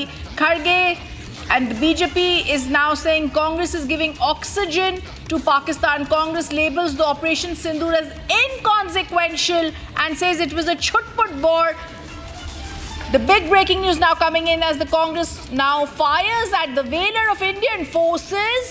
We are getting reactions on how the BJP sharpens its attack on the Congress after the party's president undermined the success of Operation Sindoor as the world watched in awe the Indian forces. Congress tries to comfort Pakistan. Take a look. सेना का अपमान यही कांग्रेस की पहचान, क्योंकि पाकिस्तान इनके बन चुके हैं भाईजान। इसीलिए दो शरीर एक जुबान, कांग्रेस और पाकिस्तान। जिस प्रकार से कांग्रेस पार्टी पाकिस्तान की जुबान बोलते बोलते अब उनके नैरेटिव पर खुलकर उतर आई है। ऑल पार्टी मीटिंग में बताएंगे हम ऑपरेशन सिंदूर के साथ है, टीवी के मीडिया कंजम्पशन के लिए बताएंगे कि ऑपरेशन सिंदूर का हम सम्मान करते हैं, और फिर ऑपरेशन सिंदूर पर लगातार सवाल खड़े करते हैं। आज खड़गे जी ने जैसे बोला कि एक छुटपुट था, बताइए खड़गे जी, 9 टेररिस्ट कैंप डिस्ट्रॉय किए, 11 मिलिट्री बेसिस पर अटैक किया, 100 से अधिक आतंकी मारे, 70+ पाकिस्तानी आर्मी ऑफिशियल्स मारे गए। ये छुटपुट कार्रवाई है। तो 26/11 के बाद ऐसी छुटपुट कार्रवाई आपने क्यों नहीं करवाई? जब तो फली मेजर ने बोला भी कि करिए हमला आतंकी कैंपों पर तब आपने मोस्ट फेवर्ड नेशन स्टेटस देकर रखा था।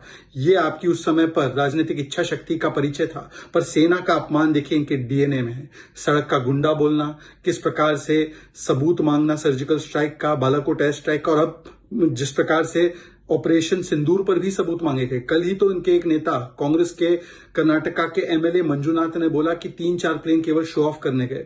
हुसैन दलवाई हो, इमरान मसूद हो, इन सभी लोगों ने कहा है कि सबूत कहां है कि 100 आतंकी मारे गए। और अब उसी लाइन को आगे ले जाते हुए खड़गे जी बोलते हैं कि देखिए ऑपरेशन सिंदूर तो छुटपुट था।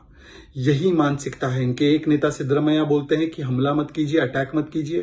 तारिक कर्रा बोलते हैं पाकिस्तान से बातचीत कीजिए। सैफुद्दीन सोज बोलते हैं कि IWT को सस्पेंड मत कीजिए और पाकिस्तान पर ही भरोसा कीजिए। आज जब पाकिस्तान के यूट्यूबर्स और कुछ उनके लिए काम करने वाले यूट्यूबर्स को कार्रवाई का सामना करना पड़ रहा है, उनकी दुकान बंद हो रही है, जेल जा रहे हैं, तो Congress party official YouTube channel बन चुकी है पाकिस्तान का और पाकिस्तान के DG ISPR का। और इसीलिए DG ISPR जो नैरेटिव देते हैं कि भारत के जो सेना है उसको ही नुकसान हुआ, वही नैरेटिव राहुल गांधी भी आगे बढ़ाते हैं, जबकि हकीकत पूरी दुनिया ने माना, कूपर हो या स्पेंसर हो या इनके ही जो अखबार इनको पसंद है, न्यूयॉर्क टाइम्स से लेकर वॉशिंगटन पोस्ट हो, सभी ने एक स्वर में बोला है कि पाकिस्तान को धूल चटाने का काम भारत की सैन्य शक्ति ने किया।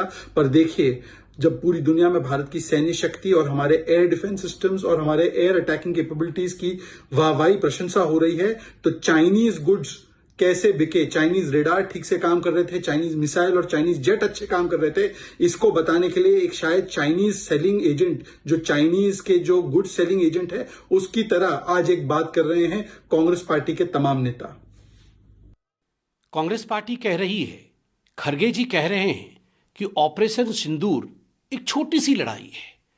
स्वाभाविक है, 26/11 के बाद जिसके सबसे बड़े नेता राहुल गांधी बड़ी सी पार्टी मना रहे हों, उनके लिए ऑपरेशन सिंदूर एक छोटी सी ही लड़ाई नजर आएगी।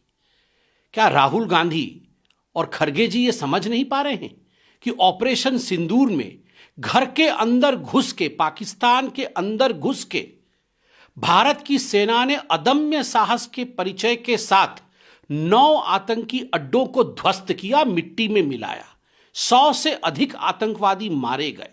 रिटेलिएशन के पश्चात 11 एयर बेस तबाह कर दिए गए और पाकिस्तान आज करहाते हुए नजर आ रहा है। ऐसे में जब आप कहते हैं कि ऑपरेशन सिंदूर कुछ नहीं, एक छोटी सी लड़ाई थी, ये कहीं ना कहीं अपने देश के साथ, अपने देश के सेना के अदम्य साहस के साथ यह धोखा है। Meanwhile, let's also listen to the very controversial remark of the Congress chief, Mallikarjun Kharge. Modi ಅವರು 17ನೇ ತಾರೀಕು ಕಾಶ್ಮೀರಕ್ಕೆ ಹೋಗೋರಿದ್ರು. ಆದ್ರೆ 17ನೇ ತಾರೀಕು ಕಾಶ್ಮೀರಕ್ಕೆ ನೀವು ಹೋಗಬೇಡಿ ಅಂತ ಹೇಳಿ ಅವರ ಬೆವುಗಾರಿಕೆ, ಅಲ್ಲಿರ್ತಕ್ಕಂಥ ಇಂಟೆಲಿಜೆನ್ಸು ಅವರಿಗೆ ಹೇಳಿದ್ರು, ನೀವು ಹೋಗಬೇಡಿ, ಪಾಕಿಸ್ತಾನದಲ್ಲಿ ಇದು ಕಾಶ್ಮೀರ್ನಲ್ಲಿ ಗಲಾಟೆ ಆಗ್ತದೆ, ಅದಕ್ಕಾಗಿ ದಯವಿಟ್ಟು ನೀವು ಕ್ಯಾನ್ಸಲ್ ಮಾಡಿ ಅಂತ ಹೇಳಿ ಅಲ್ಲಿ ಕ್ಯಾನ್ಸಲ್ ಮಾಡಿಸಿದ್ರು. ಇದು ನಿಮಗೆ ಗೊತ್ತಿದ್ದಾಗ 17ನೇ ತಾರೀಕು ನೀವು ಕಾಶ್ಮೀರಕ್ಕೆ ಹೋಗ್ತಕ್ಕಂಥ ಪ್ರೋಗ್ರಾಮವನ್ನ ಕ್ಯಾನ್ಸಲ್ ಮಾಡುವಾಗ ನೀವು ಯಾಕೆ ಈ ಟೂರಿಸ್ಟ್ ಅನ್ನ ಪೊಲೀಸರ ಮುಖಾಂತರ ಯಾಕೆ ಹೇಳಲಿಲ್ಲ? ನೀವು ಹೋಗ್ಬೇಡಿ, ಅಲ್ಲಿ ತೊಂದರೆ ಇದೆ ಅನ್ನತಕ್ಕಂಥ ಮಾತು ನೀವು ಹೇಳಲಿಲ್ಲ. ಹೇಳಿದ್ರೆ 26 ಪ್ರಾಣಗಳನ್ನ ಉಳಿತೀವಿ ಮತ್ತು ನಮ್ಮ ಈಗೇನು ನಾವು ಹೆಚ್ಚು ಕಡಿಮೆ ಚುಟ್ಪುಟ್ಟು ಯುದ್ಧಗಳು ನಡೆದಿವೆ ಅಥವಾ ನಮ್ಮ ಪಾಕಿಸ್ತಾನ ವಿರುದ್ಧ ನಾವೇನು ಘರ್ಷಣೆ ಮಾಡ್ತಾ ಇದ್ದೇವೆ, ಪಾಕಿಸ್ತಾನ ಕೆಲಸ ಅಂತೂ ಯಾವಾಗಲೂ ಬರೇ. And yes, at Republic TV, we continue echoing the sentiment of nation first and forces first. Viewers, we bring you this snippet from the BSF in a brilliant display of their operational brilliance.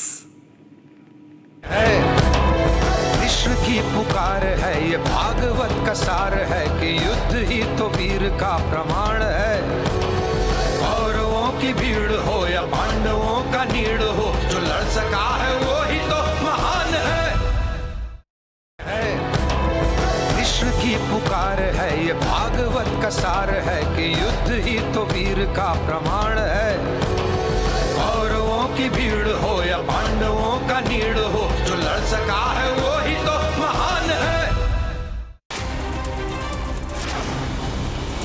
News in brief now. Officials of the district administration raided illegal ultrasound centers in the Sambhal district of UP. City magistrate health officials led to the crackdown. A probe into the centers have revealed those conducting the ultrasound test neither had medical degree nor training or expertise for such medical examinations.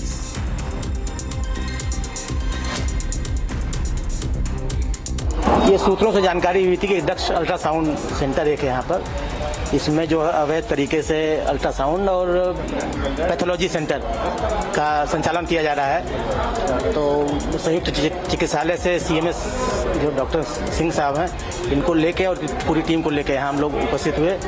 यहाँ जो लोग operate कर रहे थे, जो reception पे बैठे थे, इनके पास भी कोई वाजिब जवाब नहीं था कि ये कैसे, न इनके पास लाइसेंस है, न कोई लाइसेंस शो हो रहा है पूरे लैब में. The BJP's Bengal President Sukanta Majumdar lashed out at the Mamata Banerjee's government after a portion of a concrete dam over Atrai River was swept away in strong currents.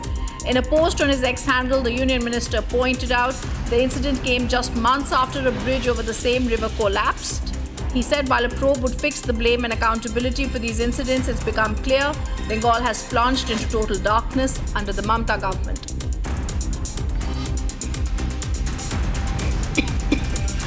Jammu and Kashmir LG Manoj Sinha chaired a crucial meeting to review security in the valley in the wake of Operation Sindoor. The meeting of the unified headquarters was chaired at the Raj Bhavan in Srinagar. The meeting, the first of its kind since Operation Sindoor, comes at the time when forces have launched a massive manhunt for Pakistan-based terror commanders in the valley. In a major development, the MP government ordered a probe against Turkish drone-making firm operating in the state. State Minister Kailash Vijayvargiya said the probe will focus on the firm's links with anti-India activities. The minister said national interest was paramount. The state would not tolerate any individual threatening the country's security interests.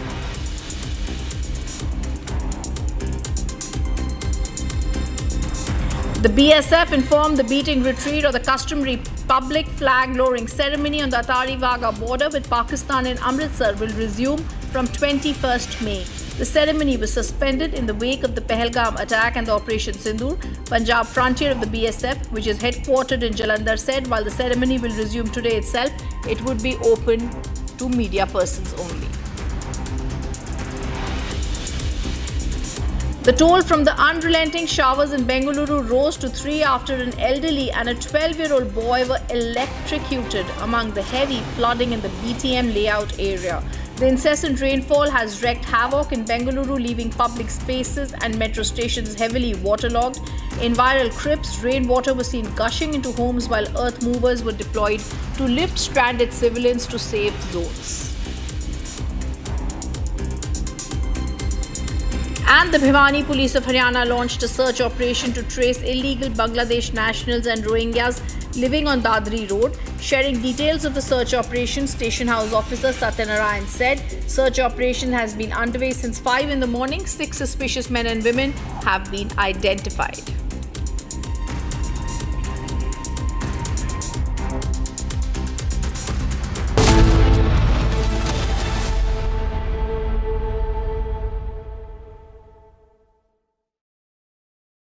विमल में गुलिस्तां की ये कुछ लजीज फरिश्ते जब साथ गुले तो जी ललचाए और दिल कहे कि स्वाद की इस जुबां में खुद को ऐसा डुबाऊं कि निकल ना पाऊं।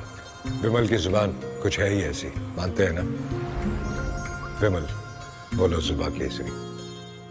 ये है सीक्रेट रेसिपी MDH का जीरा सिप जल जीरा मसाला। सिप सिप जीरा सिप जीरा सिप MDH का जल जीरा सिप जीरा सिप MDH का जल जीरा SIP.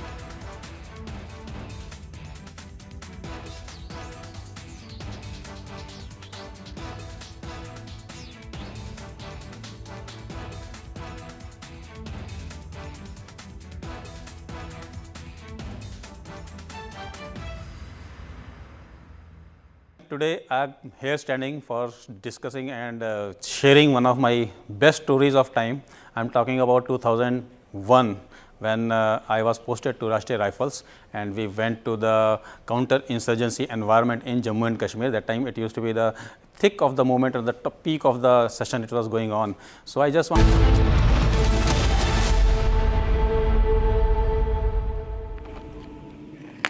From patrolling the line to pounding the enemy, the Indian Army in Tangdar has shown that even the toughest terrain bows before them.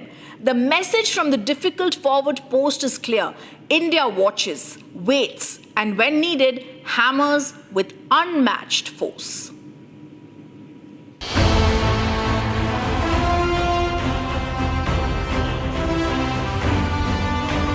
We are reporting from one of the most challenging forward posts of the Indian Army in the Tangdar sector. Here, danger isn't distant, it's within earshot. This border outpost, located just meters from the land of control, is the Army's first shield against infiltration and provocation. Day and night, Jawans patrol this treacherous terrain along the fencing. Rain, snow or shellfire, nothing deters their vigilance. These soldiers form the first line of resistance, constantly scanning for any movement from the enemy side. Every step along this border is patrolled with caution, discipline and unmatched commitment.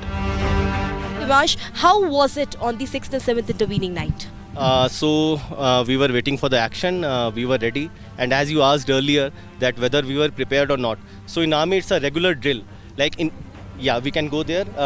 In army it's a regular drill wherein we practice, we train hard for the battle, and we were fully ready, and we neutralized all the hostile aircrafts, enemy aerial platforms which were ingressing through this way.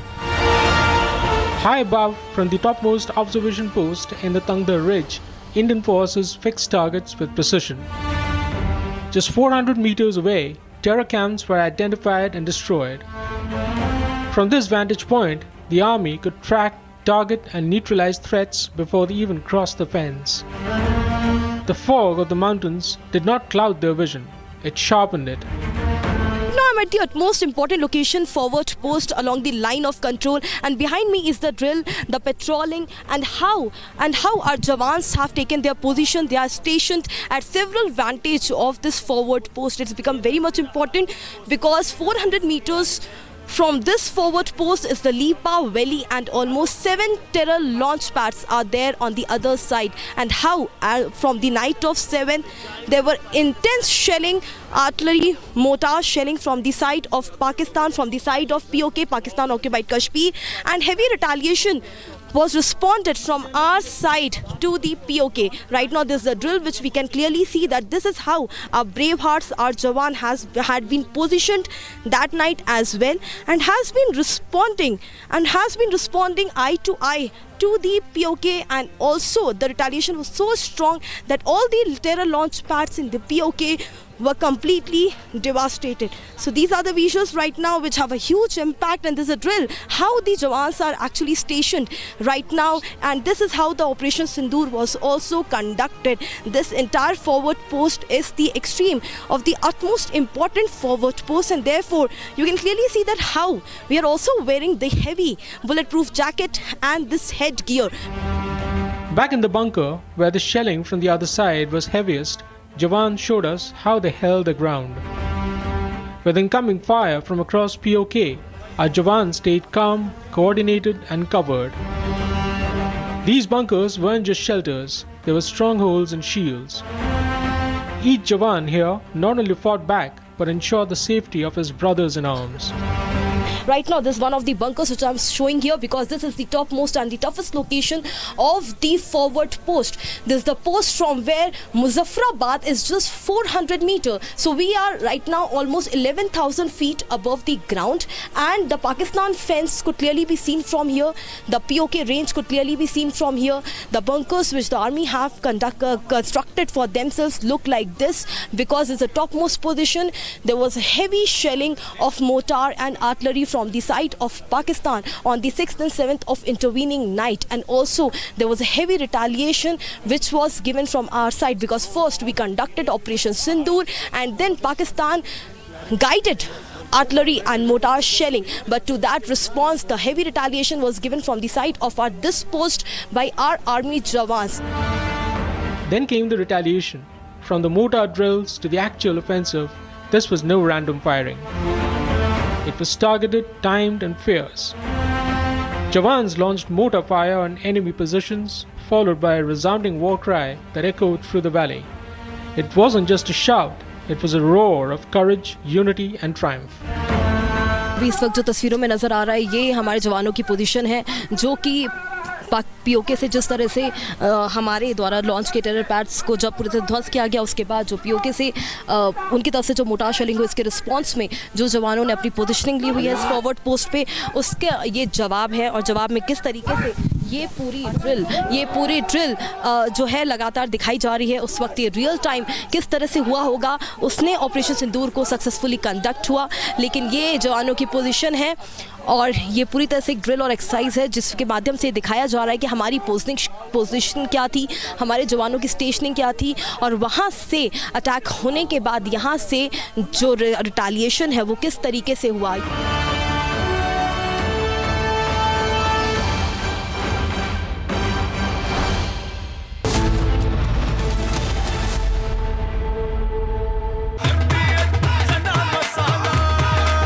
अब छोलिया हो या लोबिया, सफेद चने या काले चने, सब कुछ मजेदार बने। Countrymen want to know what next in Op Sindoor. Will Pakistan, who is supposed to be under probation, put under probation by India, do anything again which could lead to more adverse circumstances? Well, the nation should know that Pakistan is a nation. The nature of the state of that country is that they will do anything which is drastic, anything which is going to suit them to Congress harps Pakistan's denial on significance of Operation Sindoor. Congress blatantly dilutes might of Indian forces.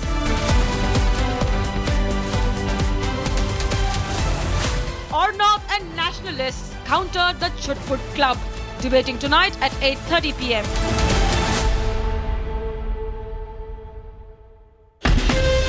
From Asia's largest news headquarters, setting the agenda for Bharat.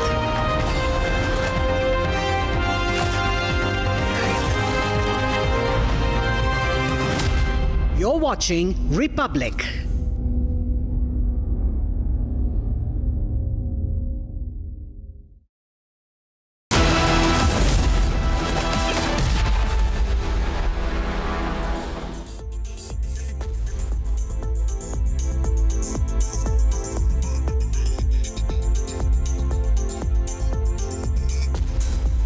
Welcome to 6 Stories at 6. I'm Rafta Mishra with you viewers with the biggest stories of the day. While India continues to fight the terror state, the enemies within the country are also being exposed one by one, layer by layer. We're going to get you exclusive details on the Pak spies in this show. Also, Vice President Jagdeep Dhankar has raised questions on the in-house probe on Justice Verma cash scandal. We'll tell you more on that.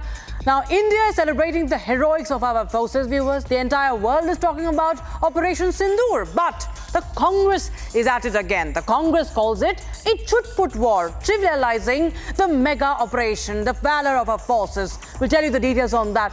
And while the Congress continues to insult our forces, we at Republic continue to keep our nation and our forces first, because we know that all of you are watching us, that we believe in our forces. You want to watch what our forces are doing and how they conquer the enemy. Republic's ground report from the LoC on the show this evening, viewers, will tell you about the preparedness of our warriors. Bengaluru, meanwhile, viewers, is in a deluge. The Congress is unfazed, undeterred. It is busy celebrating its 2 years in power in Karnataka. Talk of priorities. Also, finally on the show, how Mamata Banerjee is now drawing a Lakshman Rekha for the agitating teachers as she defends her police action. First, we start with the exclusive details that Republic TV viewers has accessed on YouTuber Jyoti Malhotra, the spy YouTuber. She was grilled for third straight day by the NIA and the Intelligence Bureau in connection with her visits to Pakistan for espionage charges. Now, meanwhile, 3 mobiles and a laptop has been recovered from Jyoti's residence. They were sent for forensic analysis. The police suspect that Jyoti deleted some phone chats with Danish and some more Pakistani officials. The Republic, meanwhile, learned that Jyoti would document her experience from her Pakistan visits in a diary, details of which have been accessed by your channel. In fact, Akil Jameel, my colleague, is tracking every detail. He's joining us live in the broadcast from the national capital. Akil, well, there is, of course, incriminating evidence that we understand has been accessed by the agencies after 3 days of interrogation. There have been seizures made of a mobile and a laptop. Chats have been deleted, and a diary entry has also been accessed. Tell us more details, please. Well, that's right, Rakshita. If you see at this point in time, the physical evidence has already been collected from Jyoti Malhotra's residence in Hisar. So what has happened, what they have found in that diary, the physical diary which the investigative agencies have found from her residence, in that diary, if you just go by the page number 18, 19 and 20, it was very clearly mentioned that Jyoti Malhotra simply lauded Pakistan's effort, and apart from that, she was basically creating a bonhomie, a strong relationship which she was trying to reflect based on the input she was getting from her sources in Pakistan. So basically, if you see, she was in contact with Danish, who was basically suspended, expelled by the Indian government on May 13. So what we have seen that for the past 17 months, Jyoti Malhotra was in constant touch with Danish.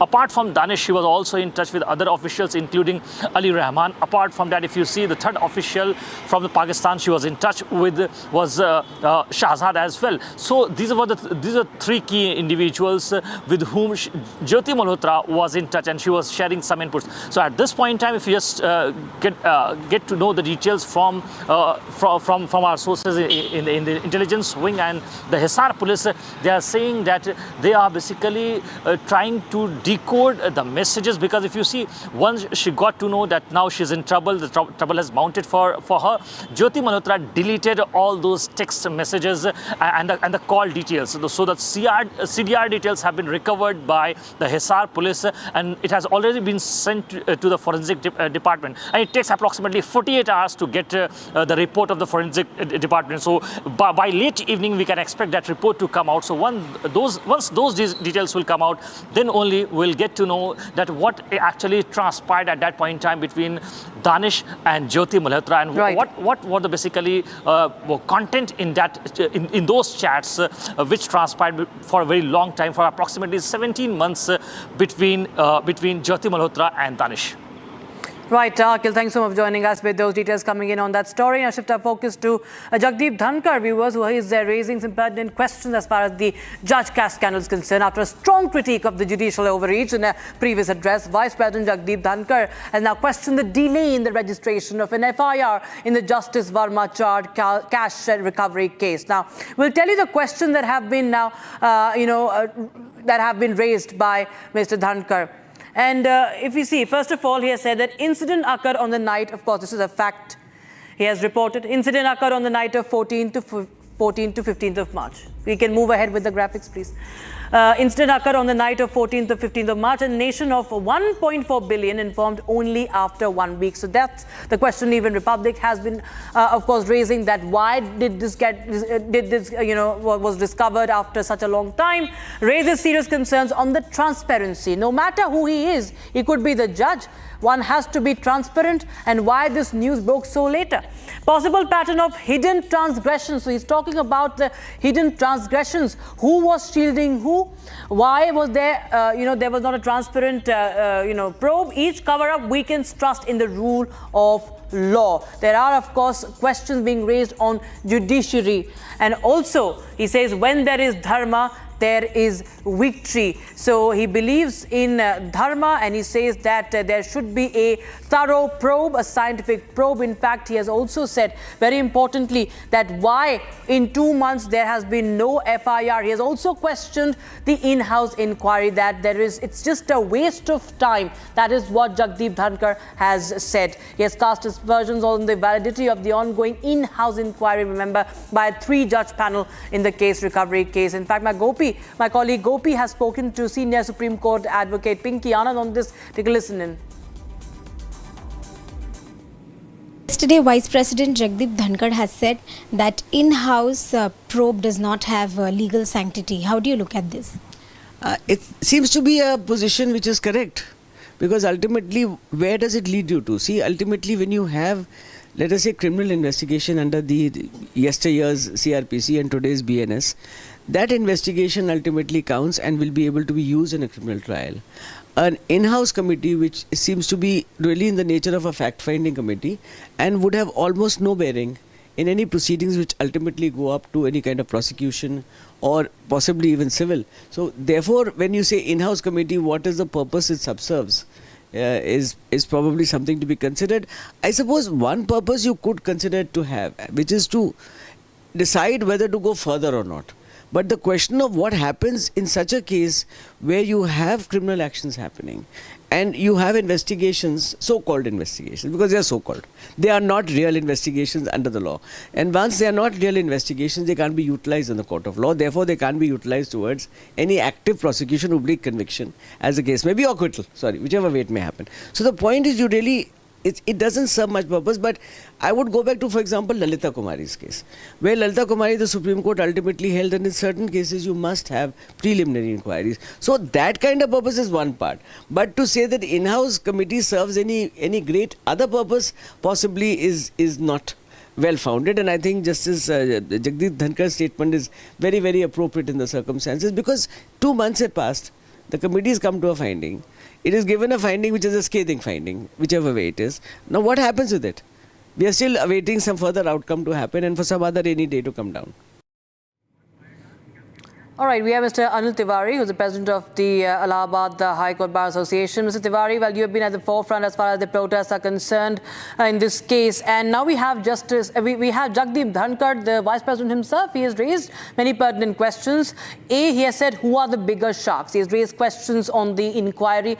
And not just that, he said it's time to revisit the Veeraswamy versus Union of India case, where there needs to be prior judgment before you try the judges. How do you react to this?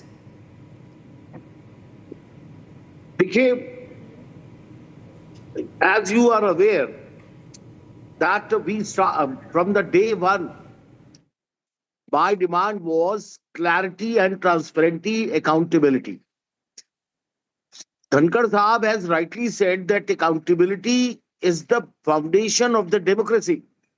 From the day one, what I was demanding, that this man should be prosecuted under the rule of law, under the law which applies to everybody. Now, the in-house inquiry, on the pretext of in-house inquiry, the entire matter was delayed for more than 2 months have already passed. At present, my concern is that now Supreme Court has forwarded the report to the government. But government is duty bound. At least we expect from the government that report should come on the public domain. Why government is not making it public? Government is sitting with the report. The report is now lying with the government. Government should also come forward and publish the report in the public domain. First. Secondly, so far the FIR is concerned. Now he has been asked to step down. He refused. Then what is the hurdle in granting permission to lodge the FIR? At least the FIR should be lodged. He should be prosecuted. This matter should be investigated. I'm not saying that Verma is guilty. But at least investigation should be carried on. Investigation is required to decipher as to who has brought this money, whose money was this, who has stolen that money, where the evidence has gone. At least people are entitled to know this fact. Right. My concern is that India is a democratic country. The power lies with the will of people. Will of people makes the government, will of people is the legislature, will of people is the judiciary also, because the power of judiciary lies in public trust. And once the public trust has gone, the judiciary will lose its power. Entire power will go. Nobody will go to judiciary. They will go to mafia courts. Right, so sir. This is the time when Supreme Court itself has to come forward and say, look here, this is the report, and now we are permitting the FIR should be lodged against Justice Verma. Right. Dhankar Sahab is right, very right in making this statement. You see, what is the impact of this statement? This statement is now a talk of town at every corner, at tea stall, at every sphere of public. Whether public, what the public is Yes, sir. Right. Thank you so much, Mr. Tiwari, for joining us on Republic TV and putting forth your views as boldly as always. Now we shift our focus to another big controversy that's brewing, viewers. Congress once again on the forefront with its love for Pakistan and doubting the forces, insulting the forces. It's Congress National President Mallikarjun Kharge now who has trivialized Operation Sindoor, calling it a chut-put war. Amid the massive row around the Congress' grave charges against External Affairs Minister Dr. Jaishankar of forewarning Pakistan on Operation Sindoor, Kharge now has again claimed that Prime Minister Modi had prior knowledge of the Pahalgam terror attack. Take a listen in to what Mallikarjun Kharge said, how he has insulted our armed forces. Modi avaro 17ನೇ ತಾರೀಕು ಕಾಶ್ಮೀರಕ್ಕೆ ಹೋಗೋರಿದ್ರು.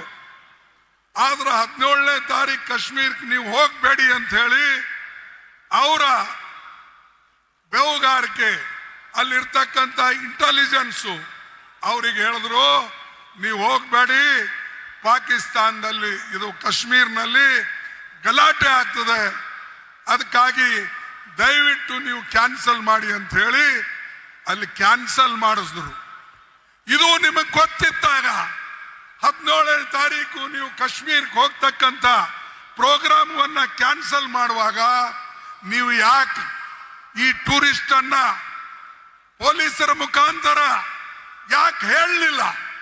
ನೀವು ಹೋಗಬೇಡಿ, ಅಲ್ಲಿ ತೊಂದರೆ ಇದೆ ಅನ್ನತಕ್ಕಂಥ ಮಾತು ನೀವು ಹೇಳಲಿಲ್ಲ.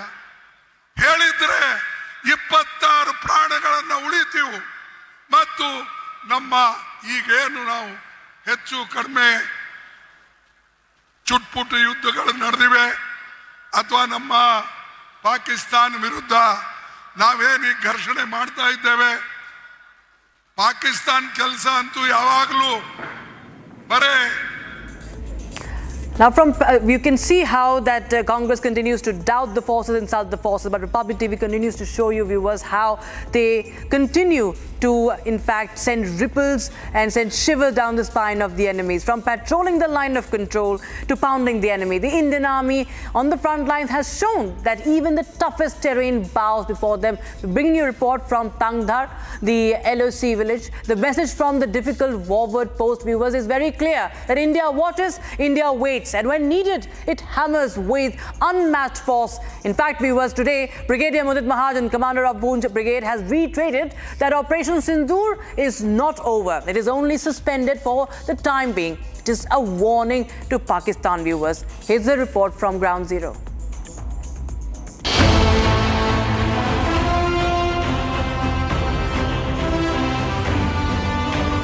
We are reporting from one of the most challenging forward posts of the Indian Army in the Tangdhar sector. Here, danger isn't distant, it's within earshot. This border outpost, located just meters from the land of control, is the Army's first shield against infiltration and provocation. Day and night, Jawans patrol this treacherous terrain along the fencing. Rain, snow or shellfire, nothing deters their vigilance. These soldiers form the first line of resistance, constantly scanning for any movement from the enemy side. Every step along this border is patrolled with caution, discipline and unmatched commitment. Divash, how was it on the 6th and 7th intervening night? We were waiting for the action, we were ready, and as you asked earlier that whether we were prepared or not. So in Army it's a regular drill, we can go there. In Army it's a regular drill wherein we practice, we train hard for the battle, and we were fully ready, and we neutralized all the hostile aircrafts, enemy aerial platforms which were ingressing through this way. High above, from the topmost observation post in the Tangdhar Ridge, Indian forces fixed targets with precision. Just 400 meters away, terror camps were identified and destroyed. From this vantage point, the Army could track, target and neutralize threats before they even crossed the fence. The fog of the mountains did not cloud their vision, it sharpened it. Back in the bunker, where the shelling from the other side was heaviest, Jawan showed us how they held the ground. Operation Sindoor is not over. It only remains suspended for the time being.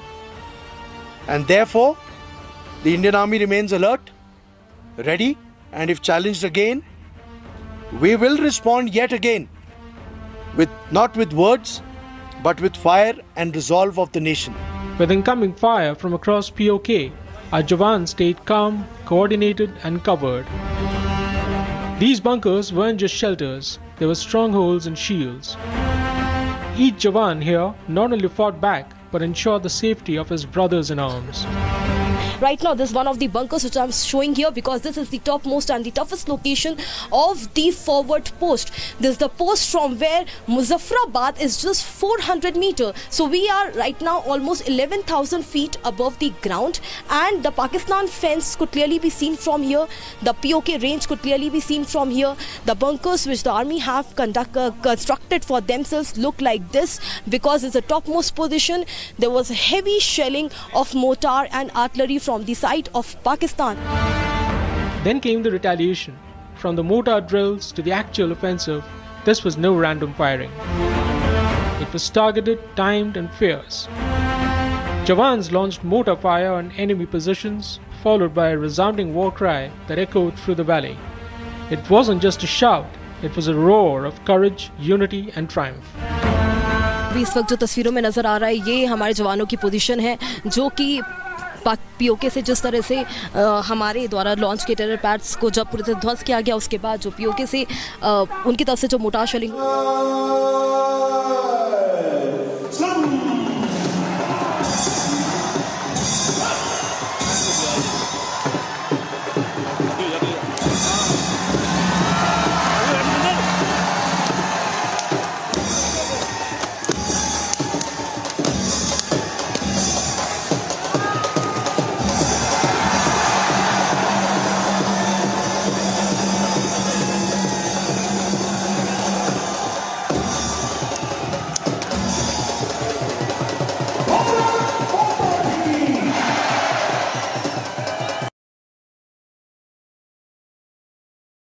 Beating retreat ceremony at the Attari Wagah border resuming after days now. After a 12-day pause, the beating retreat ceremony has resumed at, in fact, 3 Punjab border locations.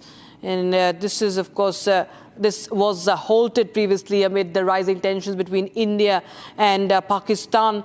And now we have the resumption of the ceremony. And this is the latest update we are getting in right now. And in fact, the BSF chose to restart the flag lowering ceremony for the public at 3 locations. However, what we understand is that the media persons were allowed today. And those are the live visuals coming in before the sunset. That happens traditionally. After 12-day pause, the beating retreat ceremony at the Attari Wagah border has resumed now. The BSF on the 8th of May had stopped public entry for the beating retreat ceremony at 3 locations, Attari border, Hossainiwala border and Sadki, in view of public safety. That's the update we are getting in right now. And amid the detentions and Operation Sindoor, the ceremony was paused.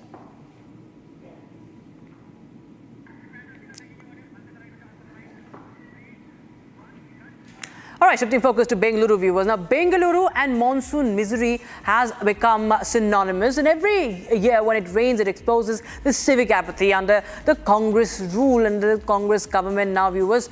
This year as well, even before the monsoon arrives, the story has not really changed for Bengaluru. It has only worsened. Roads have been swallowed by the rains. Dangling wires continue to threaten people. The people have been killed. They have been electrocuted. Houses have been submerged. But guess what the Congress is doing, viewers? The Congress is busy celebrating its 2 years in power in Karnataka. That is shocking, but that is the truth, viewers. There you have visuals how Bengaluru is submerged, and there you have the Congress High Command enjoying and celebrating the 2 years.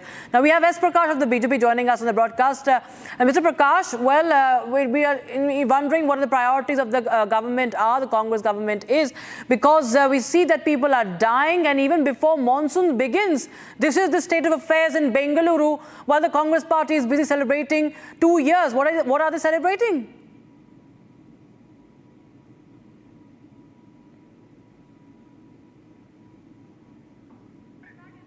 Mr. Prakash, can you hear me? Are you getting my audio, sir?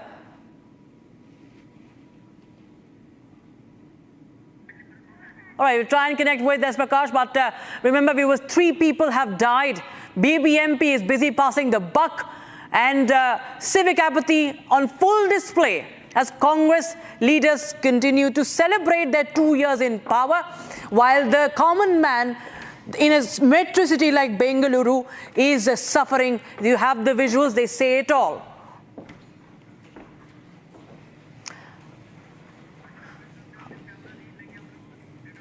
All right, viewers, now we shift our focus to other stories that we're tracking. We shift focus to now West Bengal, where Chief Minister Mamata Banerjee is finally breaking the silence on the brutal security crackdown on the sacked primary school teachers. Mamata Banerjee has defended her police in a veiled warning now to the sacked teachers who have been on the streets demanding their jobs back.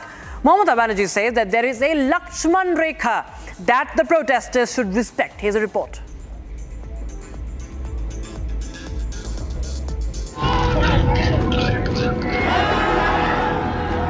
Days after the police unleashed a brutal crackdown on sacked Bengal teachers, Chief Minister Mamata Banerjee finally broke her silence. The Chief Minister came out in defense of the police action and the disproportionate use of force on unarmed protesters. The sacked primary school teachers tried to storm Vikas Bhavan, the headquarters of the State Education Department, demanding the jobs back. However, they ran into a stout security wall as the heavy police contingent deployed at the scene launched a lathi charge on them.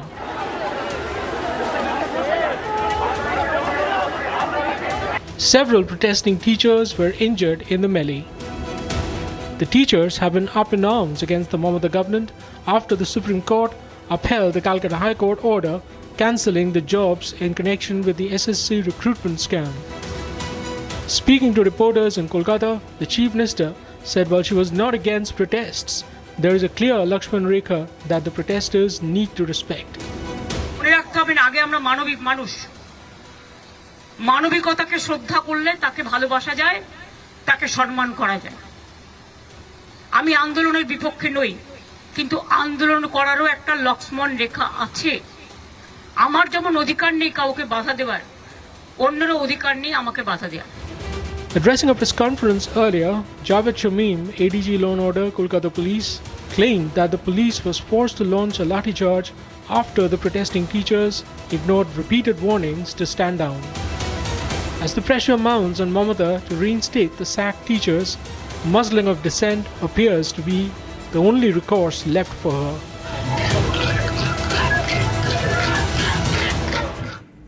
And with that, it's a wrap on this edition of 6 Stories at 6. But don't go anywhere. We'll be right back with the more breaking updates at 6:30. Don't go anywhere.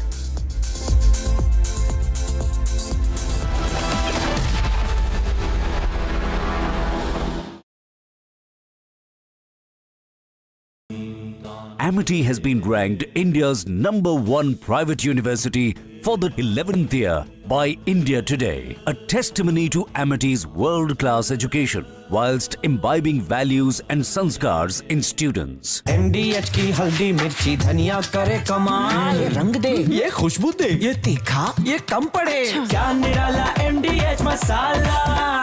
विमल में गुलिस्तां के ये कुछ लजीज फरिश्ते जब साथ घुले तो जी ललचाए और दिल कहे कि स्वाद की जुबान में खुद को ऐसे डुबाऊं कि निकल ना पाऊं। विमल की जुबान कुछ है ही ऐसी, मानते हैं? विमल, बोलो जुबान कैसी? आधे बाउल दही में 4 चम्मच MDH चटनी पुदीना मसाला डाला, स्टर करो, पुदीना चटनी तैयार। MDH चटनी पुदीना मसाला। MDH।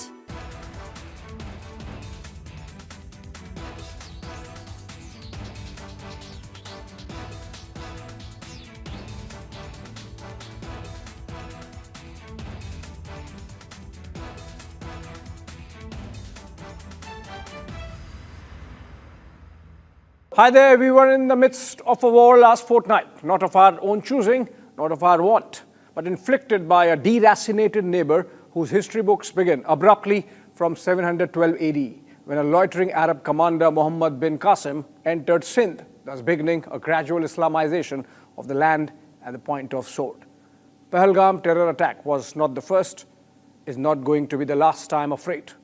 Any amount of pounding of Pakistani air here. Is your home ready for the heat? Keep your roof cool and your home comfortable all summer with Roof Cool and Seal.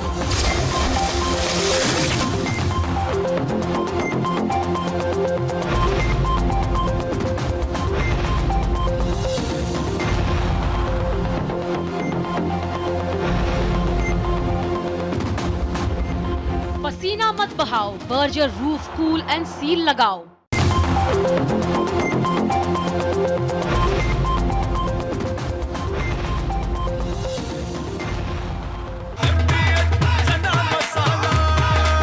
अब छोलिया हो या लोबिया, सफेद चने या काले चने, सब कुछ मजेदार बने। इसको घर पे लगाओगे तो शादी का तो पता नहीं, पर घर पक्का नहीं टूटेगा। रुंगटा नहीं तो घर स्ट्रॉन्ग नहीं। रुंगटा स्टील TMT बार एकदम सॉलिड। पहाड़ों में एक हाइकिंग स्टिक भी बन सकती है। दादी के हाथों का जादू और खुशबू से महकता घर, माँ की मुस्कुराहट और खाने की सुगंध। MDH गरम मसाला, क्योंकि हर रिश्ता है स्वाद से जुड़ा। Today I'm here standing for discussing and sharing one of my best stories of time. I'm talking about 2001. When I was posted to Rashtriya Rifles and we went to the counter-insurgency environment in Jammu and Kashmir. That time it used to be the thick of the moment, or the peak of the session it was going on. So I just want to share how a team was built up and how we encountered the first encounter and we gave the result. So starting from beginning, there used to be a 36 battalion total, RR battalion we used to call Rashtriya Rifle, and then that is the time when the insurgency started escalating. The government decided to increase the number of RR battalions. So we were the first tranche of 6 battalion, and my battalion was 41 Rashtriya Rifle, and that was raised at the heat of the movement. So the composition of the troops, I can say, like all majority of Maratha units loaned their troops, let's say 10 each or 20 each, and then there was a combination of troops from all different units which comes together and make a new battalion which was totally specialized for the counter-insurgency environment in the Jammu and Kashmir. So we Congress takes completely anti-Operation Sindoor line. Congress suggests bizarre theories on prior intimation. Why is Congress desperate to downplay Operation Sindoor? Debating tonight at 9 p.m.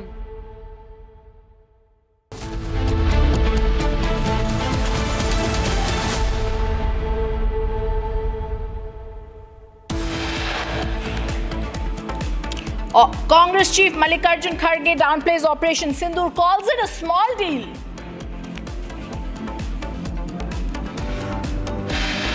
Congress continues to peddle fake news, says Prime Minister delayed Qatar trip having received intel on Pahalgam attack.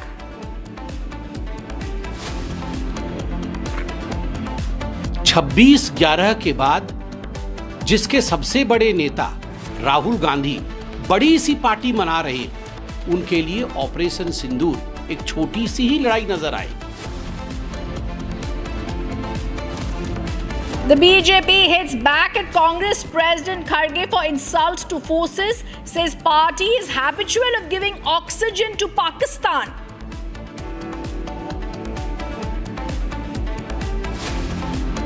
माननीय मोदी जी के नेतृत्व में ये delegation सातों के साथ delegation अलग अलग देशों में जा रहे हैं,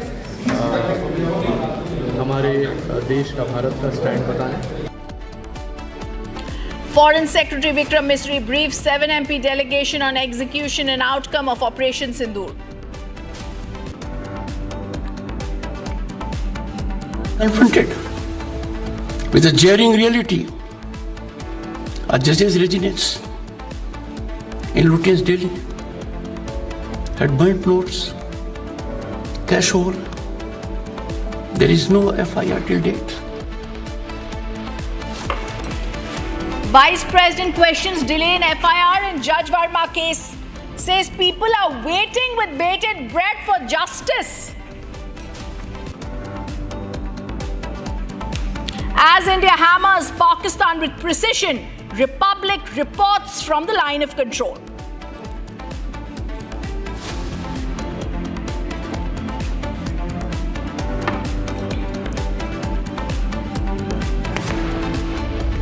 Good evening, welcome to Republic. I'm Ridhum and our top focus continues to be on the mammoth success of Operation Sindoor. We get to you breaking news on that. And the breaking news that's coming in, General Asif Munir has been promoted to the rank of Field Marshal. This is coming in as we are breaking down the news of Pakistan promoting Army Chief General Asif Munir as Field Marshal, which is the highest rank in Pakistan Armed Forces. He becomes the second Field Marshal in the country's history. The promotion sparked speculation and controversy, questions raised on whether the recent Pahalgam incident was orchestrated to bolster Asif Munir's credentials ahead of the elevation. I want to go across straight to my colleague Abhishek joining us from the newsroom. Abhishek, this is so clear. Asif Munir becomes only the second Field Marshal, the highest Pakistan Armed Forces title now being given to him. Well, yes, it's a little, comic that this is happening. Did he become Field Marshal for losing 11 air bases of Pakistan? Did he become Field Marshal for India eliminating the headquarters of Lashkar-e-Taiba and Jaish-e-Mohammed? And did he become Field Marshal because their Chinese-made radar systems did not notice India's air attack?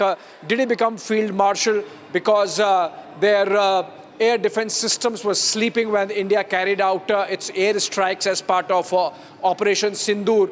Make no mistake, this is a false flag operation. This is essentially aimed at quelling any possibility of a coup.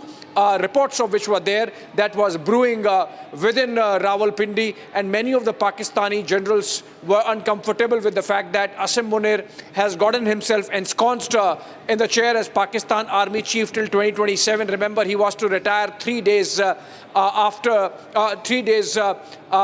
after he was made Army Chief.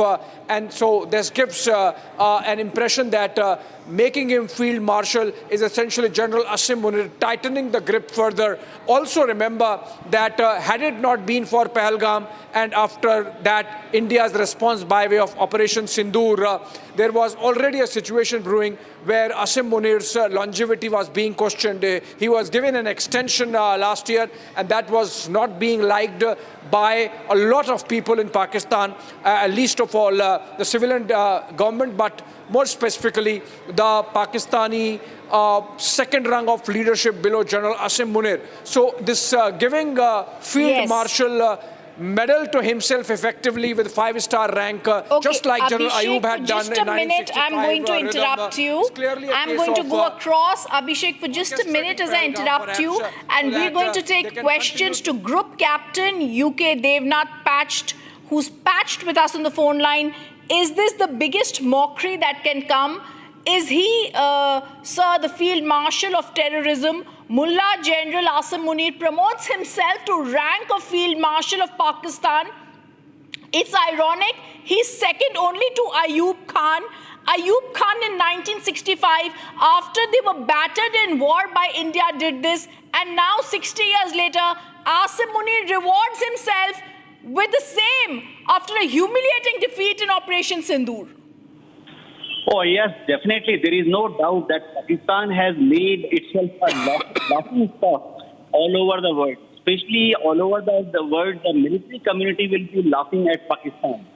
Asif Munir and Pakistan lost Operation Sindoor so badly, so miserably against the Indian forces.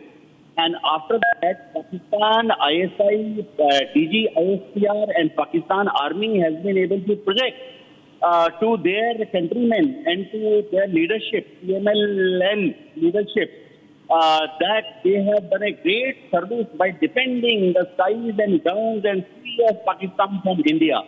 They have been very successful in convincing people of Pakistan who are very, very bola-bala that they have done a great honor to Pakistan by repelling attacks by a very, very big and aggressive country like India. So he has now been awarded with Field Marshal rank. But let me tell you, those of us who are in Army, Navy and Air Force, and we know what it takes to become a Field Marshal. And by doing this, Pakistan Army has lowered its image in the professional community. But within Pakistan now, Asif Munir will become a more strong candidate. He will start manipulating from behind the curtain strongly the domestic politics of Pakistan. It has to be seen in next 24 hours that after becoming Field Marshal, does he continue to be Chief of Army Staff for Pakistan Army, or does he elevate himself to a ministerial post? There is a very high probability that after he is elevated to the rank of Field Marshal, Pakistan government will be armed to state by Army and ISI to award him a ministerial equivalent post. So probably somebody else will get promoted as next Chief of Army Staff of Pakistan Army. These developments will be watched very critically by India and Indian defense people. Yes. Okay, I also want to now, sir, go across to Major General Shashi Asthana, who's now joining us on this broadcast. I think more than Field Marshal, sir, this is Field Marshal Asif Munir, who's promoting himself after leading the country to Pakistan's latest military defeat against India. The question is, he's going to be the army chief to receive this honor in the world history for losing a military confrontation and hiding inside a bunker while explosions rocked his air bases. See, Pakistan, in an effort to give credentials to its false propaganda, they have done this trick of promoting Asif Munir. This will be seen all over the world because everybody knows the satellite images are there for everyone to see. Everybody knows as to what has happened. And everybody also knows that Asif Munir is in dire need to convince its people that Pakistani army is still intact and it can hold the defenses of Pakistan. And this is an effort to perhaps convince them. It's part of propaganda and information warfare only. It has got nothing to do with the credentials of the person or the merit of the person. That's number one. Number two, the Field Marshal rank, whenever it is given, there are two methodologies.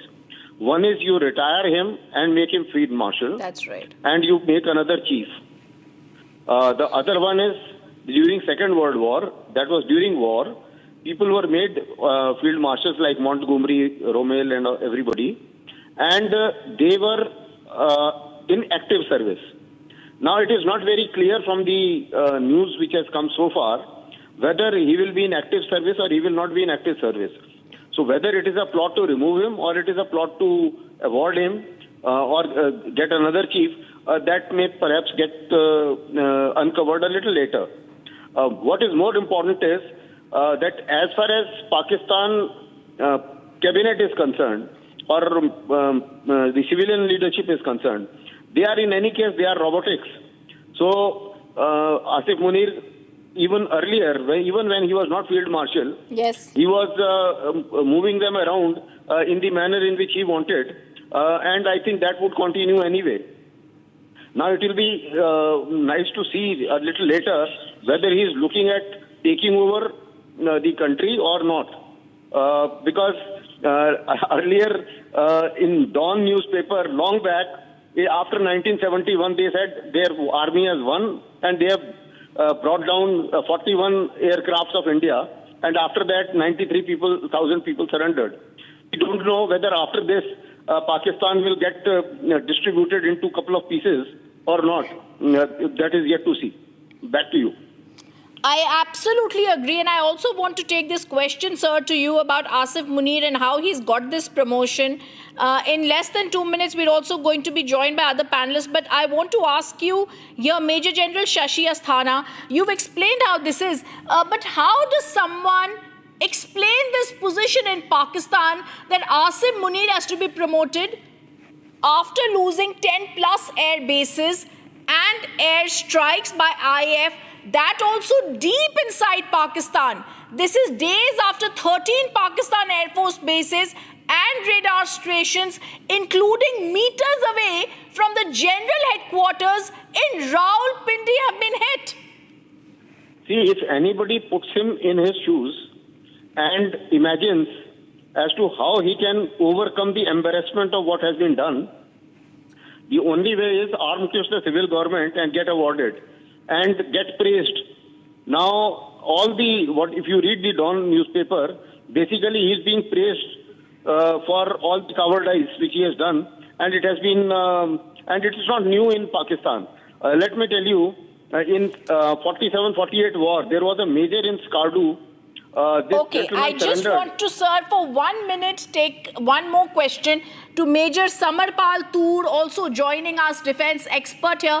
Major Samarpal Toor, I remember over those days when Operation Sindoor was ongoing, we had several conversations about Asim Munir, and today it comes as no shock, but even worse of a shock to Pakistan, that Asim Munir rewards himself with this post after the humiliating defeat he suffered again with India.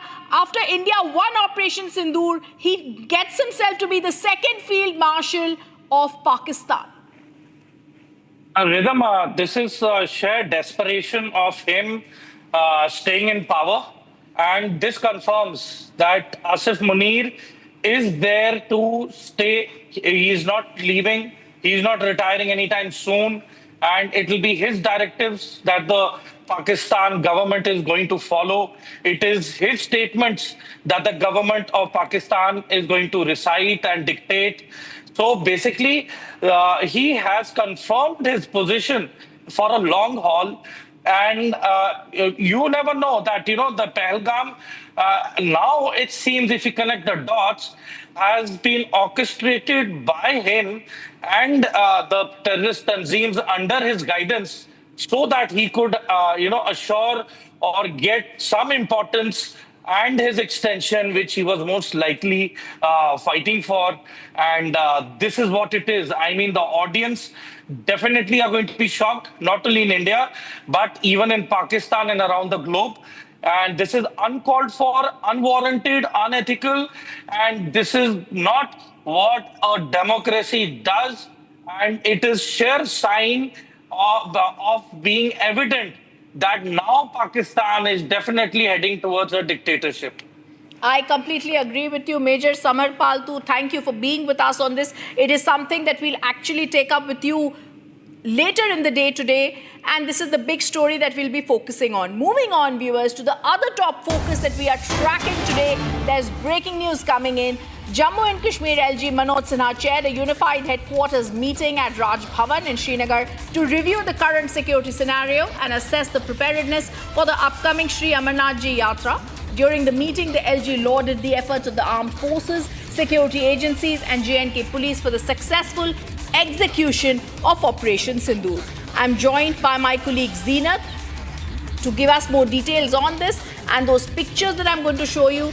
Northern Command top officials chaired that meeting, security meeting on Amarnath Yatra, and the governor reviewed the Amarnath Yatra security. Those pictures on the screen ahead of Amarnath Yatra, the LG chairs that crucial security meeting, and also scheduled there, it's in the preparedness for the upcoming Amarnath Yatra. He also lauded the efforts of the armed forces, security agencies and the J&K police in the successful execution of Operation Sindoor.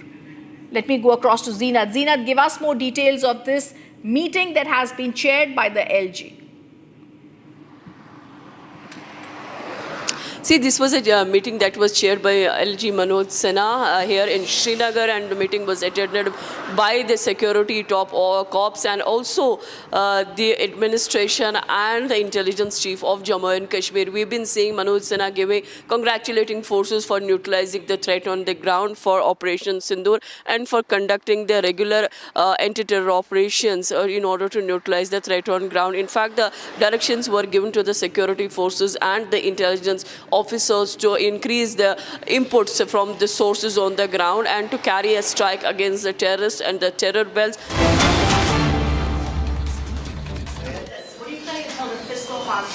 I'm a fiscal hawk.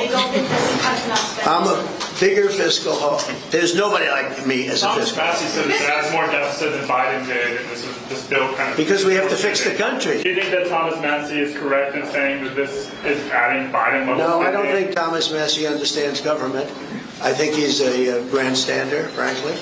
He'll probably vote. We don't even talk to him much. I think he should be voted out of office. And I just don't think he understands government. If you ask him a couple of questions, he never gives you an answer. He just says, I'm a no. He thinks he's going to get publicity. And you have that. You have that. They've got some too. Go ahead. Mr. President, on Medicaid, do you want work requirements phased in next year? Do you think Here's what I want on Medicaid. We're not touching anything. All I want is one thing. 3 words. We don't want any waste, fraud, or abuse. Very simple. Waste, fraud, abuse. Other than that, we're leaving it. Medicare, we're leaving it. All we're after, and this is for the good of it, is a lot of waste, fraud, and abuse. That's all we're doing. We're not touching it. The Democrats are going to destroy it. Thank you very much. We'll see you later.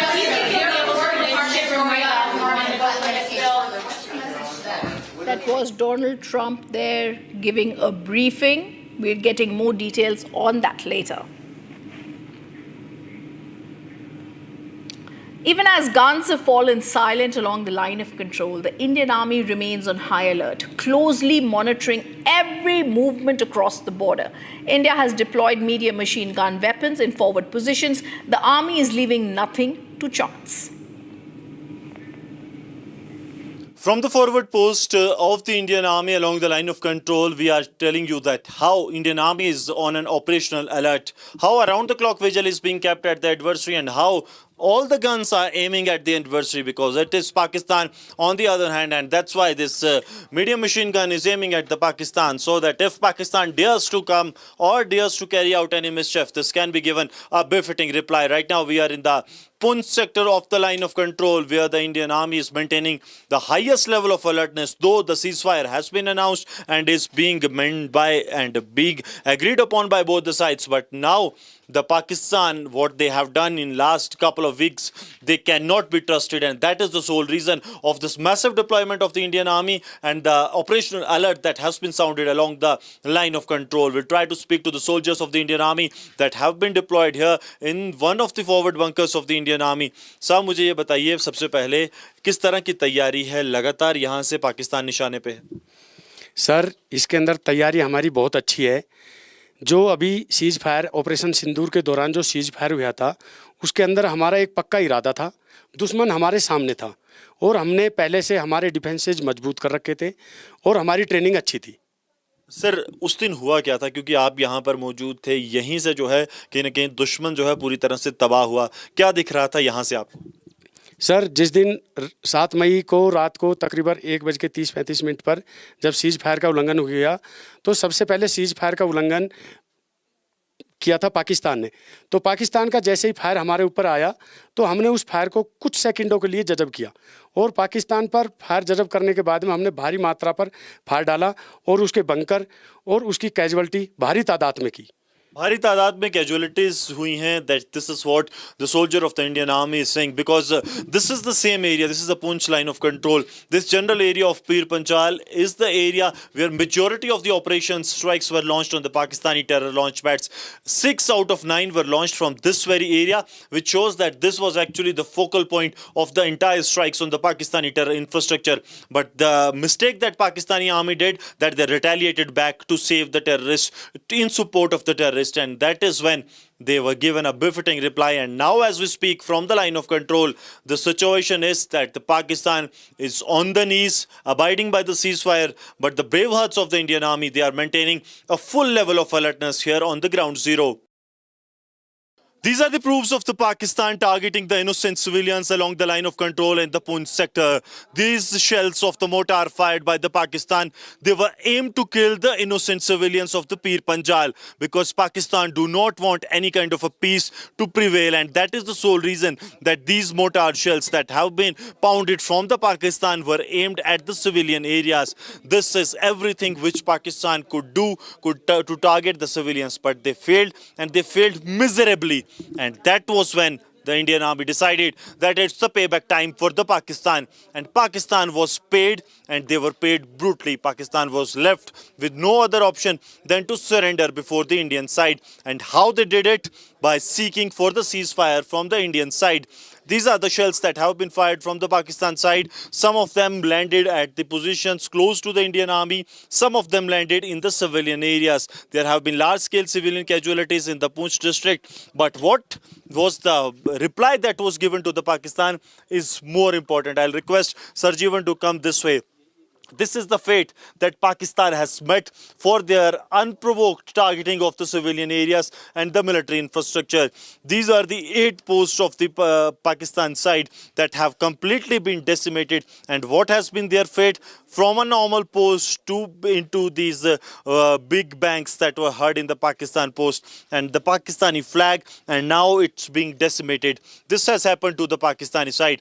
Many of the mortar shells that was sent from the Pakistan didn't even exploded. These are the 12 mortar. Kusal doctor और surgeon की तरह काम किया है। जैसे कुशल surgeon यहाँ बीमारी की जड़ मौजूद होती है वहीं अपने औजारों का इस्तेमाल करता है, वैसे ही भारतीय सेनाओं ने भी बड़ी सटीकता के साथ आतंकवाद की जड़ों पर अपने हथियारों का इस्तेमाल किया है। मगर जैसा कि पाकिस्तान की वह आदत है कि जल्दी वह मानता नहीं है, उसने भारत की जमीन पर हमले करने के प्रयास करने प्रारंभ किए। आम नागरिकों को भी वह निशाना बनाने का प्रयास किया है।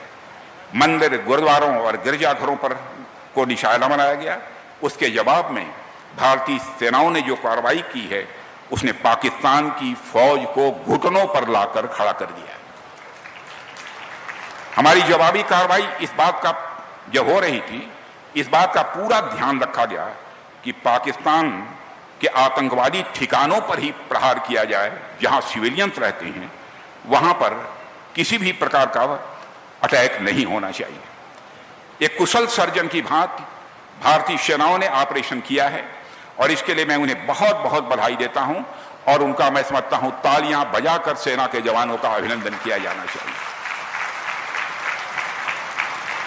साथियों, यह आप सब ने महसूस किया होगा कि सैनिक और डॉक्टर दोनों के काम और प्रतिबद्धता में काफी समानताएं हैं। दोनों ही आम नागरिक की रक्षा करते हैं। एक स्वास्थ्य की रक्षा करता है और दूसरा राष्ट्र की रक्षा करता है। दोनों का डिसिप्लिन और ट्रेनिंग भी बहुत ही डिफिकल्ट होती है, बहुत ही कठोर होती है। दोनों को बड़ी नाजुक परिस्थिति में बड़े निर्णय भी लेने पड़ते हैं, चाहे वह डॉक्टर हो अथवा सेना का जवान हो, सेना का अधिकारी हो। दोनों ही किसी भी इमरजेंसी के लिए हमेशा तैयार रहते हैं, चाहे वह डॉक्टर हो अथवा सेना का अधिकारी और जवान हो। इस देश की जनता ने भी हाल में भारतीय सेनाओं के पराक्रम ऑपरेशन सिंदूर के दौरान देखा है, तो हमारे डॉक्टर्स और सर्जन्स का साहस और उनकी प्रतिबद्धता को पूरे देश ने कोविड महामारी के दौरान भी देखा है। सैनिकों की भांति हमारे डॉक्टर्स भी अपनी ड्यूटी, अपने साहस और देश व समाज की सेवा के लिए जाने जाते हैं और सम्मान पाते हैं। डॉक्टर के सिंह के बारे में मैं कह सकता हूं, ऐसे ही डॉक्टर थे जो सैनिक भाव से काम करते थे और कोविड के दौरान ही उनका निधन हुआ था। साथियों, आज हम भारत को 2047 तक एक विकसित राष्ट्र बनाना चाहते हैं और यह भारत विकसित राष्ट्र तभी बनेगा जब उसके नागरिक स्वस्थ होंगे। यह हम सबकी मान्यता है। इसलिए स्वाभाविक रूप से डॉक्टरों की जिम्मेदारी बहुत बढ़ जाती है, बहुत ही अहम है। इस यथार्थ को कोई नकार नहीं सकता। मैं एक बार फिर डॉक्टर केएनएस मेमोरियल हॉस्पिटल के डॉक्टर्स और कर्मचारियों को उनकी रजत जयंती पर हार्दिक शुभकामनाएं देता हूं।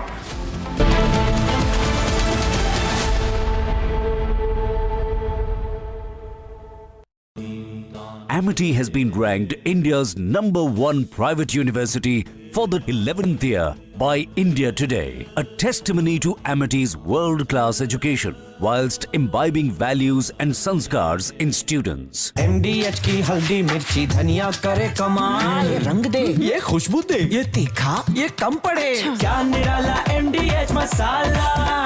बिबल में गुलिस्तान की ये कुछ लजीज फरिश्ते जब साथ घुले तो जी ललचाए और दिल कहे कि स्वाद की इस जुबां में खुद को ऐसा डुबाऊं कि निकल ना पाऊं। विमल की जुबान कुछ है ही ऐसी, मानते हैं ना? विमल, बोलो जुबान केसरी। अब छोलिया हो या लोबिया, सफेद चने या काले चने, सब कुछ मजेदार बने।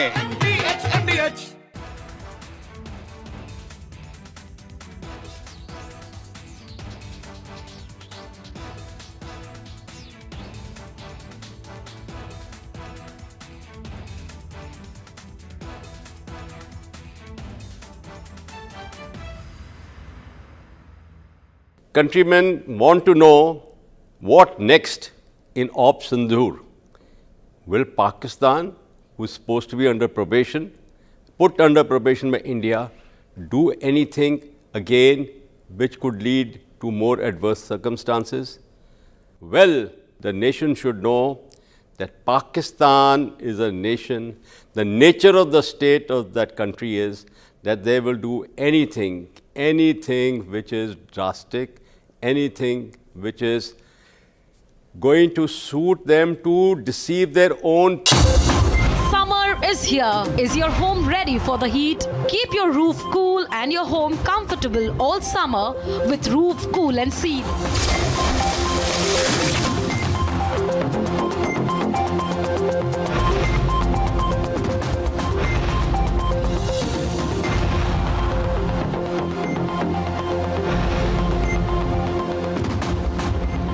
पसीना मत बहाओ, Berger roof cool and seal लगाओ।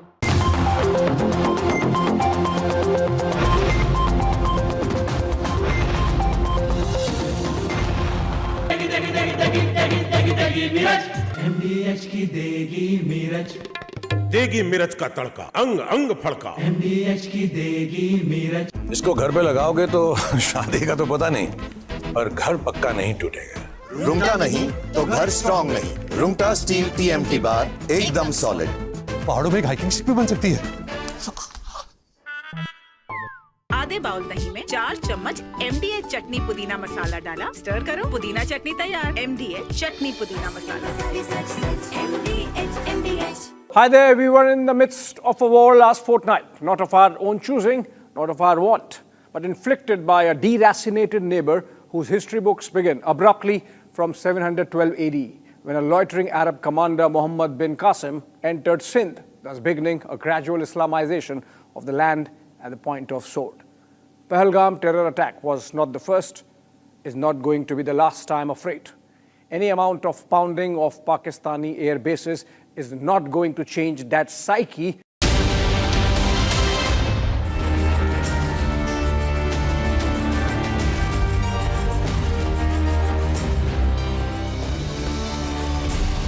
Thank you for joining us here on Republic TV. You're watching This Is Exclusive from Pakistan.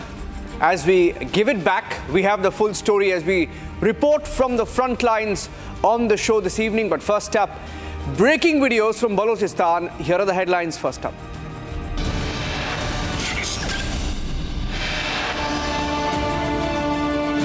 Congress Chief Mallikarjun Kharge downplays Operation Sindoor, calls it a small deal, insignificant, he says.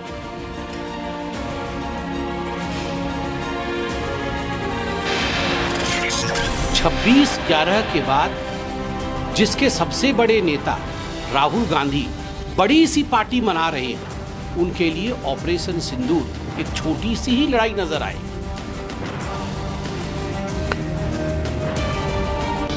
BJP hits back at Congress President Mallikarjun Kharge for insult to forces, says party habitual of giving oxygen to Pakistan.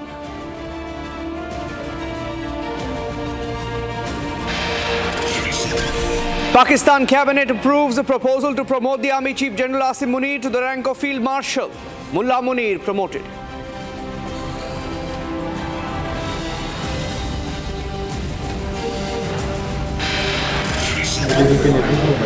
ये delegation सातों के साथ delegation अलग अलग देशों में जा रहे हैं, हमारे देश का, भारत का स्टैंड बताने।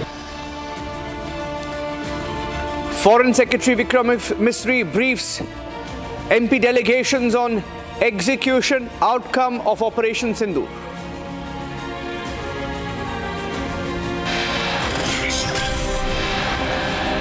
How we defeated Pakistan at the line of control and the international boundary. We report from the front line with the heroes tonight.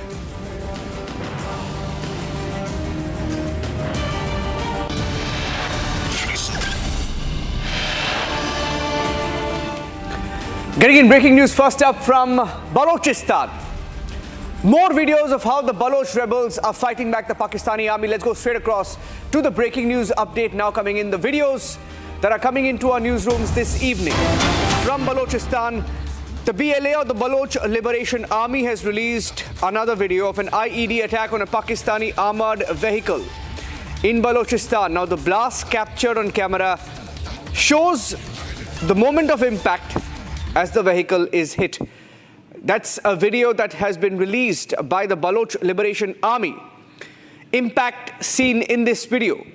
The BLA has claimed responsibility, marking yet another strike in their ongoing fight against Pakistani forces. No official word yet from the Pakistani army on casualties.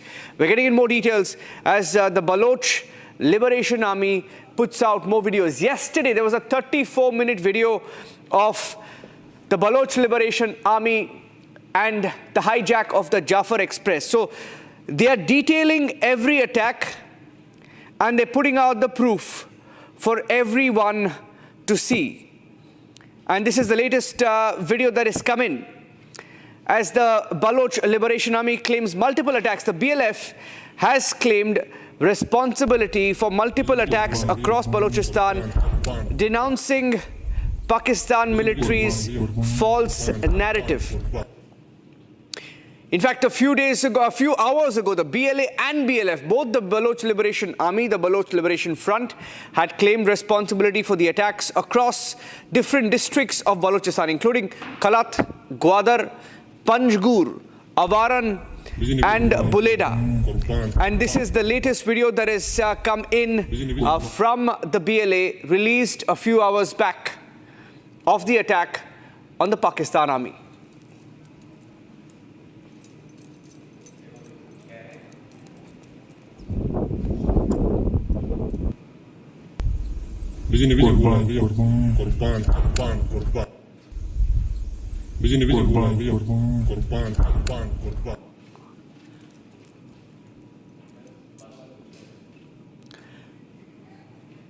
Let's move on now and get you some other stories that we have lined up for you, and this is exclusive.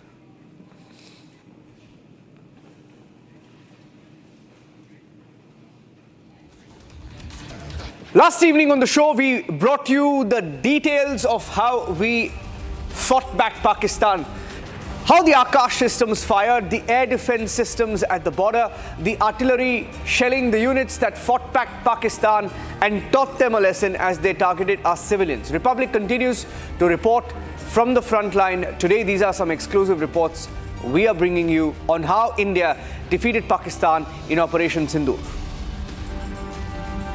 Along the line of control, Indian Army is keeping a strict vigil on each and every movement that is taking place from across the border. Right now, we are in one of the forward surveillance centers of the Indian Army along the line of control in the Poonch sector. And here, how the Indian Army is keeping a strict vigil, that is what we are showing you. That every post of the enemy and every movement that is taking place from across the border is kept eye at. Not that the movement that is taking place close to the line of control, but deep inside the enemy's territory as well. They are keeping an eye so that any untoward incident can be foiled well within the time. This is the same area where Indian Army has shown their might on 9th and 10th of May when they decimated the infrastructure of the terrorists. And this is one such video that is being played here, that how the bases of the terrorists and the Pakistani army, they were completely decimated by the might of the Indian Army. This came after Pakistan targeted the military locations as well as the civilian areas, and these are some of those videos,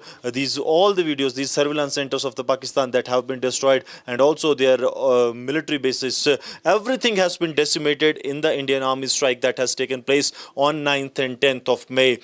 Joined by me is an officer from the Indian Army who will be sharing more details on the operations. Sir, how it was that day, because we saw the fire came on the Indian Army post as well as the civilian areas, because the Poonch sector was hit, civilians were hit, civilian areas were hit.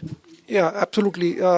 So Op Sindoor unfolded on the night of 7th.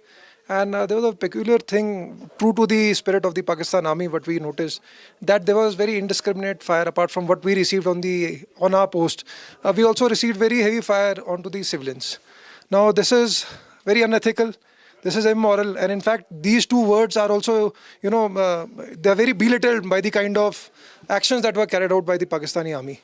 However, we were prepared. Like you just brought out, this is one of the most forward surveillance center that we have.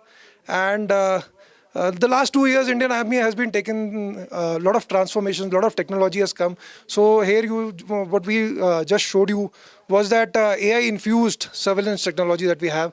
And even before Op Sindoor, we had been keeping an eye on the enemy with ears on the ground, eyes forward, eyes in the sky. We knew exactly what were his locations, how he built up, and what were his intentions. So a lot of indiscriminate fire, whatever came onto us, it was befittingly replied back into the same manner which was deemed fit. Now the question is that since the guns have fallen silent on the line of control, how's the present scenario here? How's the alertness of the Indian Army? Because Pakistan claims that things are moving to normal and they want this de-escalation to take place.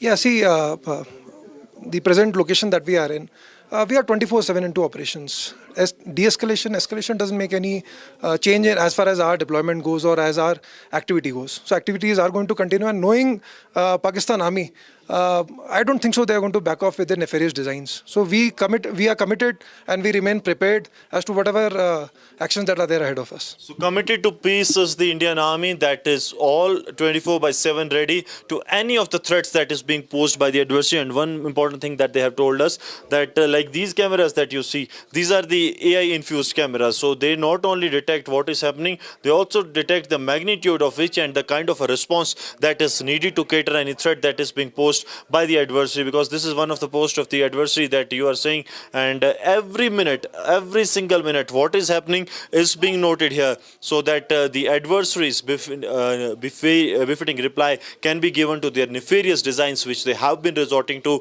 for a long time. And the Indian Army says that the Pakistan cannot be trusted, and that's why a high level of alertness is being maintained here on the ground zero. With Sarjeevan Kumar, Gursimran Singh for Republic Media Network.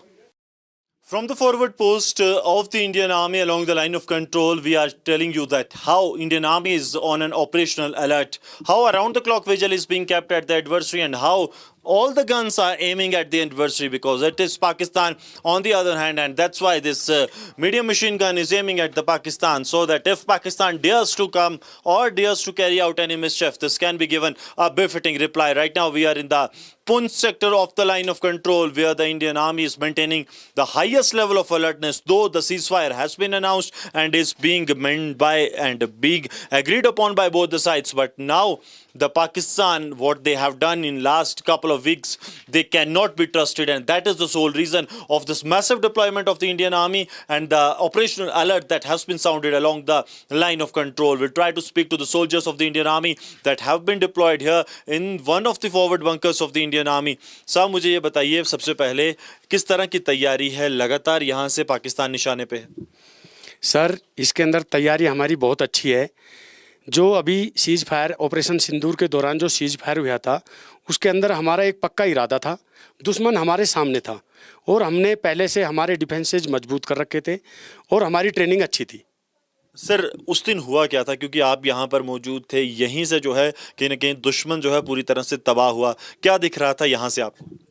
Sir, जिस दिन 7 मई को रात को तकरीबन 1:30-35 पर जब cease fire का उल्लंघन हो गया, तो सबसे पहले सीज फायर का उल्लंघन किया था पाकिस्तान ने। तो पाकिस्तान का जैसे ही फायर हमारे ऊपर आया, तो हमने उस फायर को कुछ सेकंडों के लिए जज़ब किया और पाकिस्तान पर फायर जज़ब करने के बाद में हमने भारी मात्रा पर फायर डाला और उसके बंकर और उसकी कैजुअल्टी भारी तादाद में की। भारी तादाद में कैजुअलिटीज हुई हैं. That this is what the soldier of the Indian army is saying, because this is the same area, this is the Poonch line of control. This general area of Pir Panjal is the area where majority of the operation strikes were launched on the Pakistani terror launch pads. 6 out of 9 were launched from this very area, which shows that this was actually the focal point of the entire strikes on the Pakistani terror infrastructure. But the mistake that Pakistani army did, that they retaliated back to save the terrorists, in support of the terrorists. terrorist, and that is when they were given a befitting reply. And now as we speak from the line of control, the situation is that the Pakistan is on the knees, abiding by the ceasefire, but the brave hearts of the Indian Army, they are maintaining a full level of alertness here on the ground zero. These are the proofs of the Pakistan targeting the innocent civilians along the line of control in the Poonch sector. These shells of the mortar fired by the Pakistan, they were aimed to kill the innocent civilians of the Pir Panjal, because Pakistan do not want any kind of a peace to prevail, and that is the sole reason that these mortar shells that have been pounded from the Pakistan were aimed at the civilian areas. This is everything which Pakistan could do to target the civilians, but they failed, and they failed miserably. And that was when the Indian Army decided that it's the payback time for the Pakistan. And Pakistan was paid, and they were paid brutally. Pakistan was left with no other option than to surrender before the Indian side. And how they did it? By seeking for the ceasefire from the Indian side. These are the shells that have been fired from the Pakistan side. Some of them landed at the positions close to the Indian Army. Some of them landed in the civilian areas. There have been large-scale civilian casualties in the Poonch district. But what was the reply that was given to the Pakistan is more important. I'll request Sarjeevan to come this way. This is the fate that Pakistan has met for their unprovoked targeting of the civilian areas and the military infrastructure.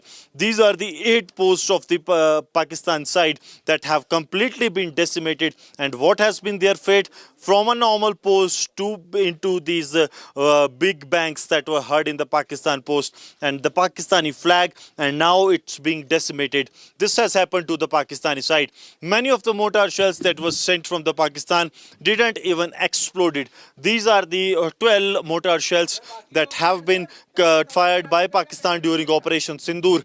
But unfortunate for the Pakistan that they even did not got exploded into the Indian territory. And now what Indian Army is doing, that they are exploding these shells that have been fired by the Pakistani side. Because one thing was very clear, that Pakistan dare not to take head-on with the Indian Army. The might of the Indian Army forced Pakistan to target the civilian areas, and when they did so, it was a complete retaliation by the Indian side, and Pakistan was decimated completely. We are showing you army under defense, and during the Operation Sindoor, the kind of artillery that was used by the Indian Army to take over Pakistan Army, and the heavy artillery from they tried to disrupt the entire infrastructure. The same was retaliated heavily despite heavy artillery from the enemy. No destruction on the ground or no casualty. Enemy tried erratically to fire upon us, but no damage was done. Just 4 to 5 kilometers away from the line of control.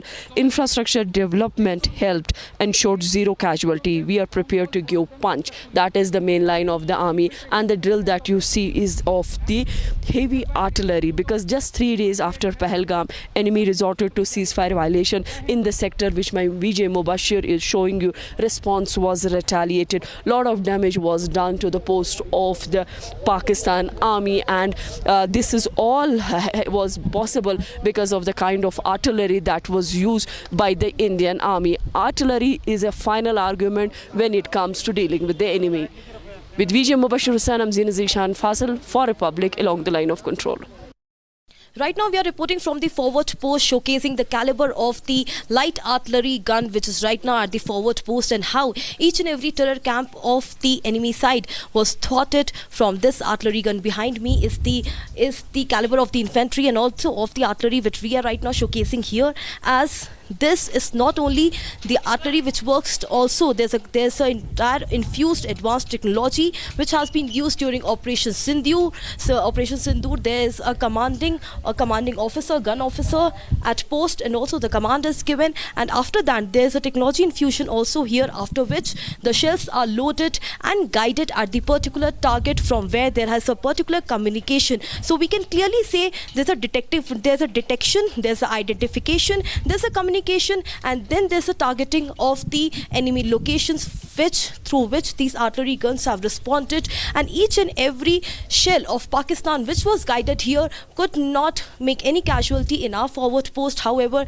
there were 64 fatal accidents there in the enemy side. Why, if we talk about at our side, there was no casualty. So this is the artillery gun which we are right now reporting from, and how there's a proper communication from the command center till the time when the shell is loaded and guided at the enemy side. So this is how Operation Sindoor was successfully launched and all the targets were achieved, and how when there was 100 to 150 shells guided and dropped here in the nearby locations of the forward post, none could destroy or devastate our side. However, what we show here is the caliber and also the grit and courage and determination of our frontline warriors who have been equipped with all the technological advancements here at the forward post.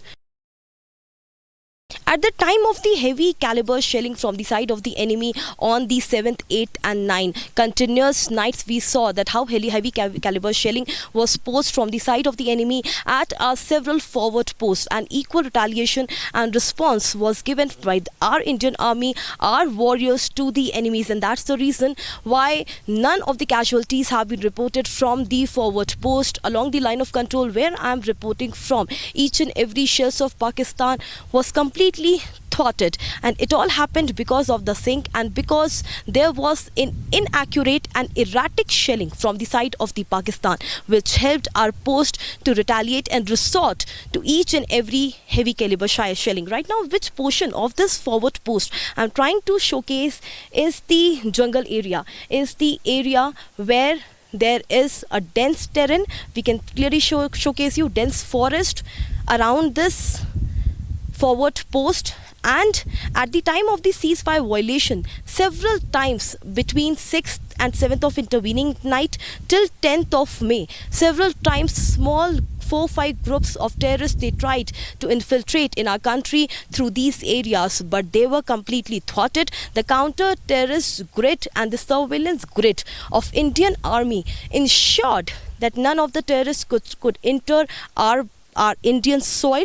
None of the terrorists can infiltrate here, and that's how the cross-border terrorism was completely thwarted and stopped by our Indian Army, by the forces. And this is the fencing along the dense forest which we clearly showcase here. Today we are more focusing on the defense mechanism of our Indian Army. We are trying to showcase that how defense preparedness also helped to protect the lives of our Jawans, our soldiers, our heroes as well, when they were protecting the life of crores of civilians of the country by responding to heavy retaliation to Pakistan from the forward post. This fencing have the utmost pivotal role to play here, because through this area only day and night patrolling and surveillance is done by our army Jawans to ensure that there is no cross-border terrorism, and also to ensure that there is no infiltration from the side of enemy in the Indian soil. So that's how Operation Sindoor was successfully achieved, and each and every targets and the infiltration from cross-border was completely thwarted by our forces. For the past 2 weeks, we have been showing you the Pakistani structures that have been decimated by the might of the Indian Army, be it the terror infrastructure or the infrastructure of the Pakistani military. Right now, we are in the Poonch line of control, from where I'll request Sarjeevan to show you one of the structures of the Pakistani Army that has been completely decimated by the might of Indian side. It was on the 10th morning, that is 10th of May, when Pakistan tried to launch Operation Bunyanun Masroor to target the Indian locations, but that was given a befitting reply. What Pakistan did was the first an aerial attack that was launched on the Indian Army locations. That was repulsed by the Indian Army. Then Pakistan resorted to targeting it with the heavy artillery and the mortar shells. That was also met with the same reply. It was a calibrated response, but when the civilians were targeted, it was the end of patience for the Indian side. And in the visuals, the Pakistani destroyed bunker that you see is in the Poonch line of control that has been decimated by the troops of the Indian Army. It was the morning of 10th when Pakistan started targeting the civilians in the Poonch city, and it was the time when Indian Army went on to go for a full throttle operation against Pakistan. One of the Pakistani posts that was in the forward area that was completely decimated with the bunker buster missiles of the Indian Army and the ATGMs that have been used by the Indian side to destroy the Pakistani locations. And one such location is what the Sarjeevan is showing you on the cameras, that this Pakistani post, which one used to stand here tall, is now raised to rubble.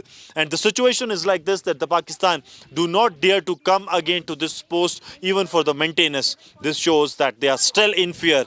They have sought the ceasefire. India has agreed to, but there is nothing that the India's guard has been lowered. India is maintaining the highest level of alertness on the borders and are ready to give us every befitting reply to Pakistan's single mischief, because this area is the line of control, and the same line of control where Pakistan breached the ceasefire even on the 10th of May's evening, when they targeted the civilian areas, army locations, even after entering the ceasefire agreement with the Indian side. And now that area of the Pakistan-Occupied Jammu and Kashmir that you see here, that entire area is under the lens of the Indian Army. The Indian Army bravehearts, they are carrying out the relentless operations round the clock, so that Pakistan, if dares, they will be met with the same fate.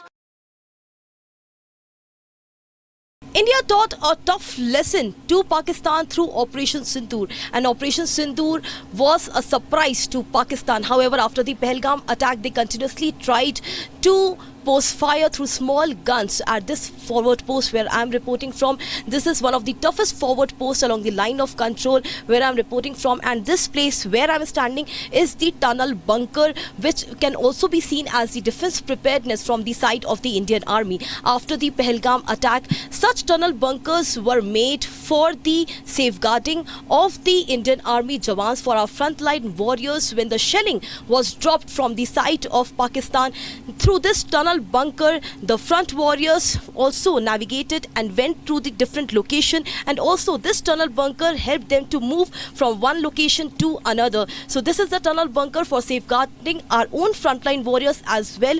At the time when the mortar shelling was heavy, it was a high caliber shelling from the side of Pakistan. And also we'll go downstairs and we'll see exactly how deep is this tunnel bunker, because through Operation Sindoor, our frontline warriors have clearly stated and gave a clear message that any terror attack, if will be launched on the Indian soil, then a befitting reply will be given to the enemy. And that is the reason all the forward posts along the line of control were in complete sync. And when there was the erratic shelling from the side of the Pakistan, all the posts together gave a befitting reply to the Pakistan. And also what we were posing at, what we thwarted were the shells and the terror launch pads of the terrorists in the enemy region. But what Pakistan exactly tried to do was pose and guided shelling at the post of the army and in the civilian region. And that is the time when all the forward posts came together as in a sync and gave a toughest response, and also responded with the heavy artillery at not only the post and the observation post of the Pakistan, which led the Pakistan soldiers and their army leave their post completely. So this is one of the tunnel bunkers where I'm reporting from.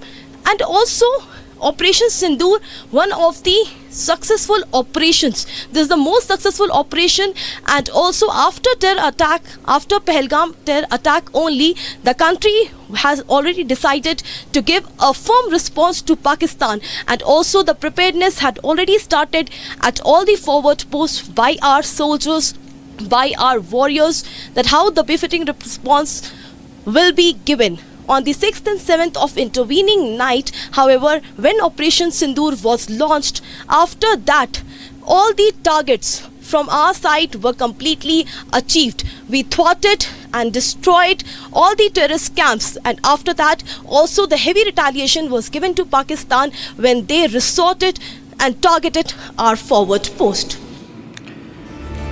And that's it on this edition of This Is Exclusive. Troops of the Indian Army, leaving you with these visuals of the troops led by Army Chief General Upendra Dwivedi, chanting slogans of Bharat Mata Ki Jai at the Longewala border with Pakistan in Barmer district of Rajasthan. leaving you with these pictures. Thanks for watching.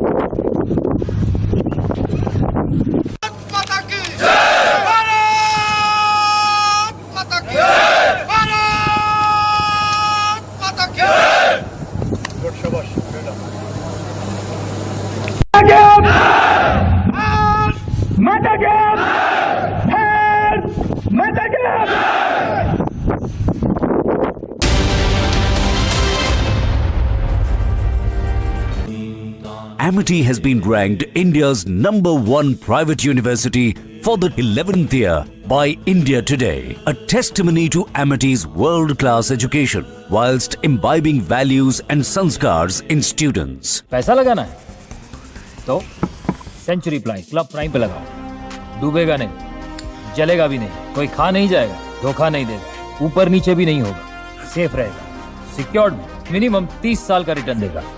अब इससे better investment है तो बताओ। Century club prime, रहो बेफिक्र। विमल में गुलिस्तां के ये कुछ लजीज फरिश्ते जब साथ घुले तो जी लग जाए और दिल कहे कि स्वाद की जुबान में खुद को ऐसे डुबाऊं कि निकल ना पाऊं। विमल की जुबान कुछ है ही ऐसी, मानते हैं? विमल, बोलो जुबान कैसी? अब छोलिया हो या लोबिया, सफेद चने या काले चने, सब कुछ मजेदार बने।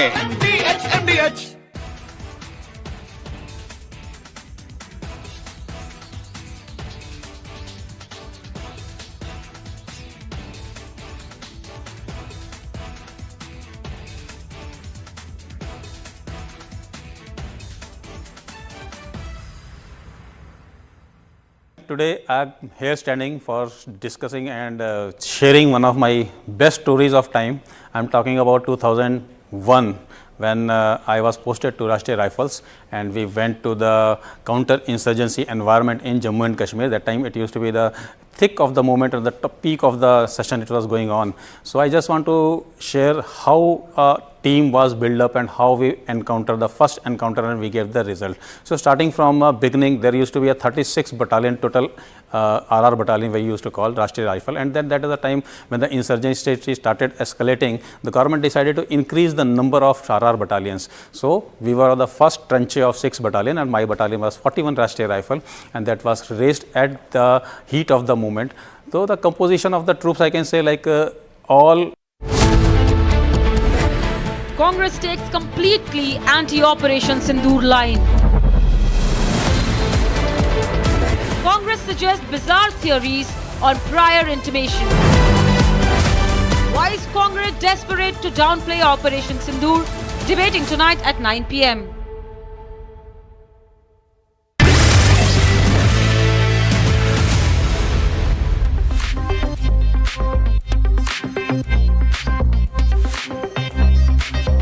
From your smartphone to your smart TV, the trending topics are lighting up the screens everywhere today.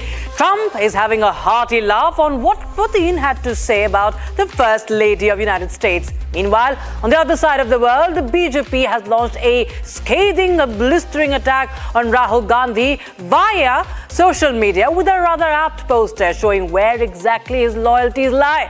From the world of entertainment, Hrithik Roshan and Junior NTR's War 2 poster is being massively and brutally trolled for quote-unquote lousy VFX, zero effort, ChatGPT-like effort or ChatGPT-like graphics. And of course, it is a huge, big update coming in for those waiting for India's first bullet train viewers. The critical 300-kilometer viaduct has been completed. So the countdown has begun. And last but not least, we'll tell you that the Republic School of Journalism seats are filling up fast. And we are going to tell you an update on that. Also, it's a whirlwind of news you will not want to miss. So let's get started. I'm Rakshita Mishra and this is Trending Today.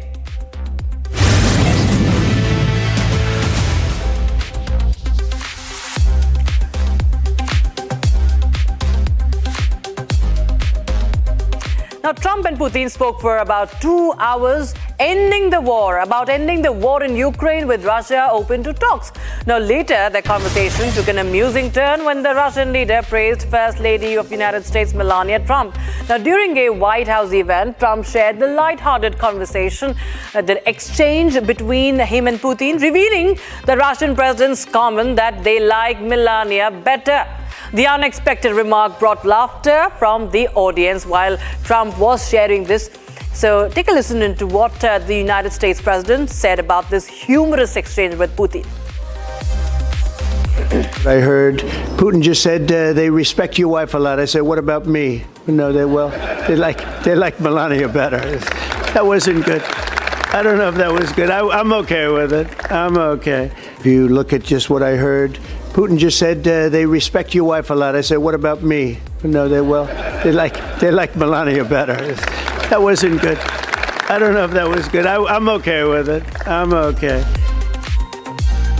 And BJP leader Amit Malviya, meanwhile, shared two posters of Rahul Gandhi on social media platform X today. In the first, Rahul's face is morphed with Pakistani Army Chief General, now elevated as the Field Marshal, Asif Munir, suggesting they share similar ideologies and also, of course, loyalties. Amit Malviya wrote that Rahul Gandhi did not congratulate the Prime Minister, the Indian Prime Minister, on the success of Operation Sindoor and instead questioned the number of aircraft India lost without asking about Pakistani jets being shot down or the airfields being destroyed. Watch his tweet on your screens.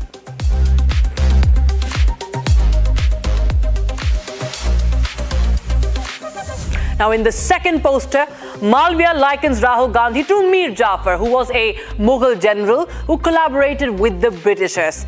In this poster, Rahul is seen sitting on Prime Minister Shehbaz Sharif's back within Pakistan border, and he is peeking into Indian territory and asking how many aircraft were lost, Indian aircraft. Below is Shehbaz Sharif, who asks him to speak louder, ask and speak louder. And despite the resounding success, viewers in the world acknowledging India's tough stance on terrorism, Rahul Gandhi has been accusing Foreign Minister Dr. Jaishankar of informing Pakistan about Operation Sindoor. He is causing losses to the Indian Air Force, and Congress Party continues to, of course, also target the Prime Minister on Pahalgam and continues to play fodder for the Pakistani propaganda as well. And hence what we see BJP out with their ammo in form of such posters.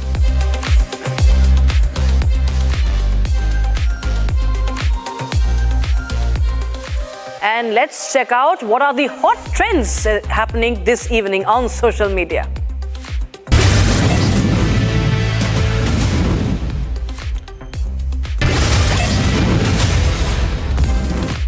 Union Agriculture Minister Shivraj Singh Chauhan took swift action after a viral video showed a distressed farmer, Kaura Panwar, struggling to save his peanut crops from heavy rains in Maharashtra. The minister reached out to Panwar, assuring him of compensation for his losses. ठीक हूँ sir. ने वो मैंने video देखा था मूंगफली का। हाँ सर। पानी गिरने के कारण खराब हो गई थी। हाँ सर, बहुत मन में तकलीफ हुई, लेकिन आप चिंता मत करो, महाराष्ट्र की सरकार भी बहुत संवेदनशील है। मेरी भाभी बात हुई है, क्योंकि देवेंद्र जी हो या महाराष्ट्र की कृषि मंत्री हो, वो भी संवेदनशील है।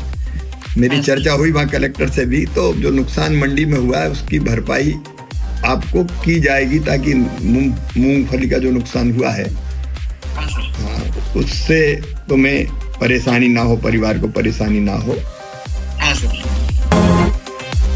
Now, the Indian Navy is also set to induct a ship inspired by a 5th century Ajanta painting. Reconstructed from a 5th century Ajanta painting, the ship was built using the ancient technique of stitching with square sails and steering oars.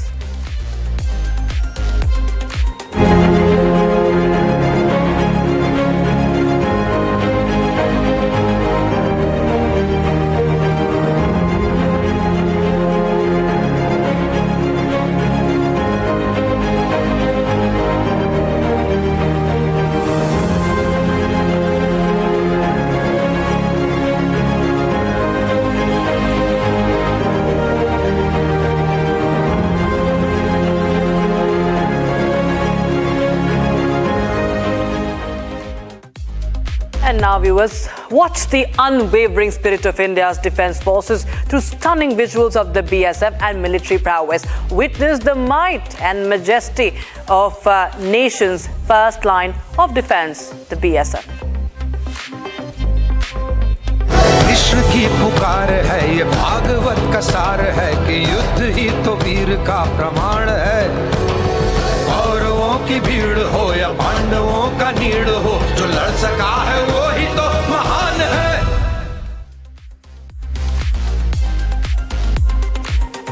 And there's a big update for all those waiting for India's first bullet train. I'm sure we all are. The Mumbai-Ahmedabad bullet train project has reached a significant milestone, completing 300 kilometers of viaducts out of 508 kilometers, marked by the successful launch of a 40-meter full-span box girder near Gujarat's Surat.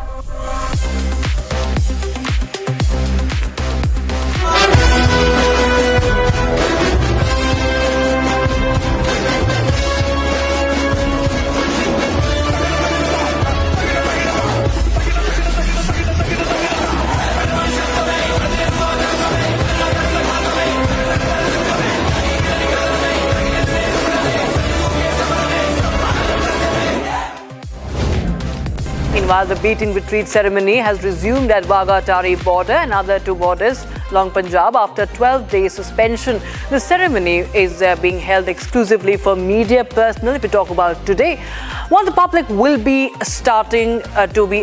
public will be allowed to attend beginning from the 21st of May, that is from tomorrow, the common man can come and witness this beat-in-retreat ceremony that was paused amid the escalating tensions between India and Pakistan.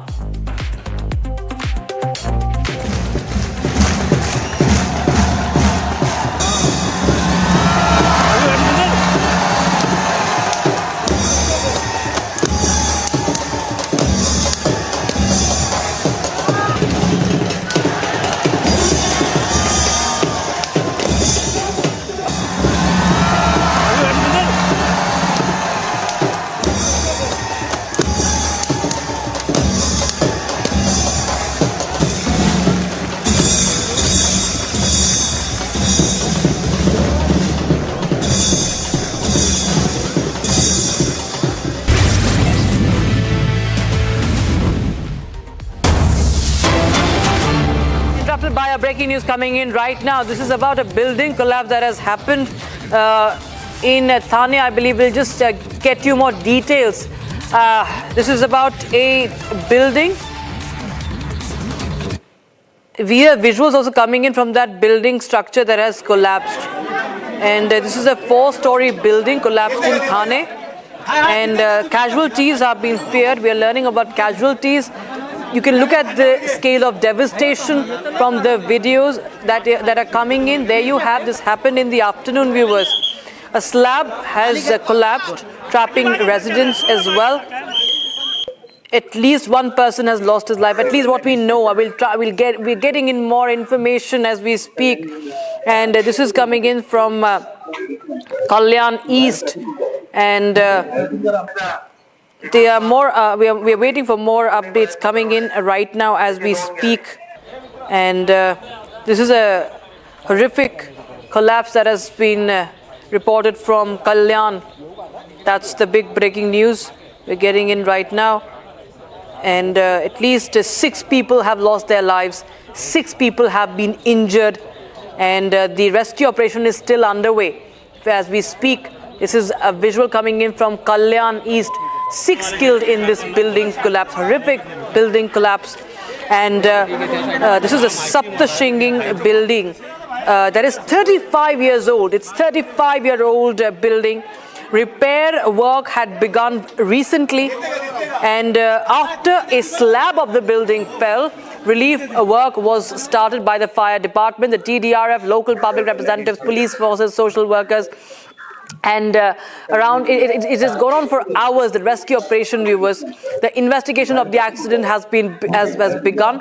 This is a dilapidated building. Once again, of course, exposing how the conditions of such buildings, such old buildings, dilapidated buildings, continue to claim lives, negligence of the municipal corporations and of course the authorities. Also you can see kids being rescued, viewers. Here young children being rescued. 6 people have lost their lives, and this is a 4-story building that just came down like a pack of cards, viewers. People are terrified of what happened from Mangal Raghu Nagar of Kalyan, east of Maharashtra. And the rescue operation has continued for hours. The debris, there are people being rescued from the debris. It's a dilapidated building. And this is from Maharashtra's Kalyan. 6 people have lost their lives, viewers. And it's a building collapse that is being reported from Kalyan of Maharashtra. A heartbreaking visual. You can see as children were also trapped under the debris. And tragically, 6 people have lost their lives, 6 others have been injured. Locals informing the police, fire brigade after this collapse. The 4-story building fell like a pack of cards, fell straight to the ground floor. The slab fell down straight to the floor, and this created, of course, chaos. And the rescue agencies were rushed in. Death toll has risen to 6. 4 have been injured as per the officials. And that is the condition of the building, the Saptashringi Society. It's a very old society, as you can see. Dilapidated structure, 35-year-old structure. Accident occurring after a slab collapsed.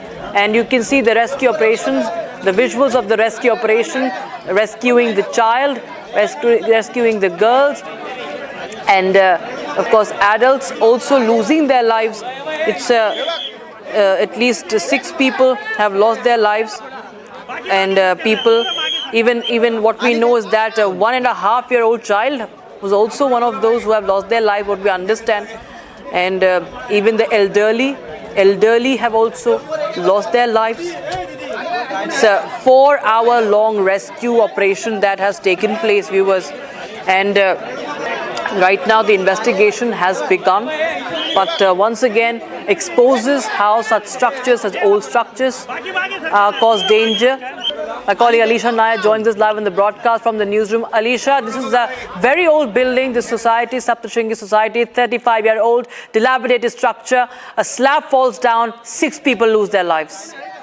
Well, yes, Rakshita, we know that this happened this afternoon where the building has collapsed and 6 people have lost their life, and there are many injured people who are under the debris. There are authorities who have reached the location, but they are trying to rescue the people who are still under the debris.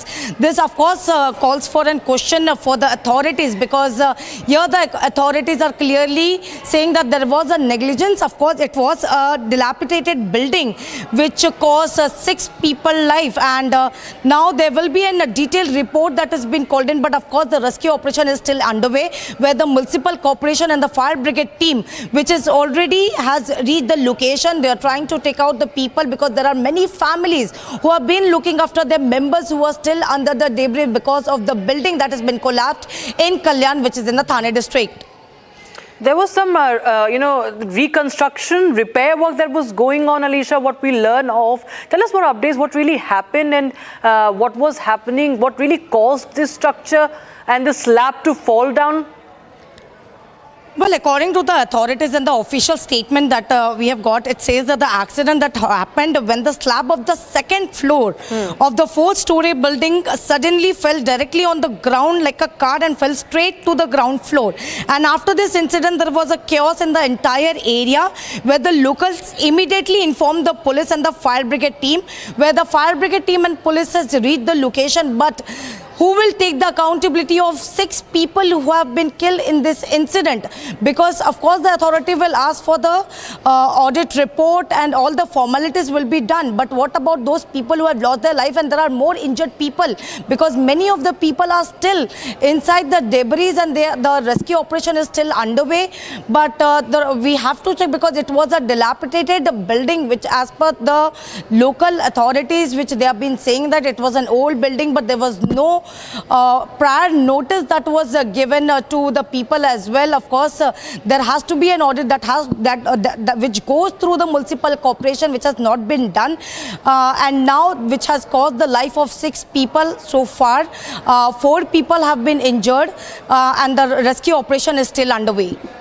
Right. In fact, this is, as you mentioned, it was a dilapidated structure. The fact that this happened even before the monsoon hit, Alicia, it's a matter of investigation, and very critically it needs to be examined that why, when this structure was, what we understand as per reports, was already flagged as a structure that was dangerous.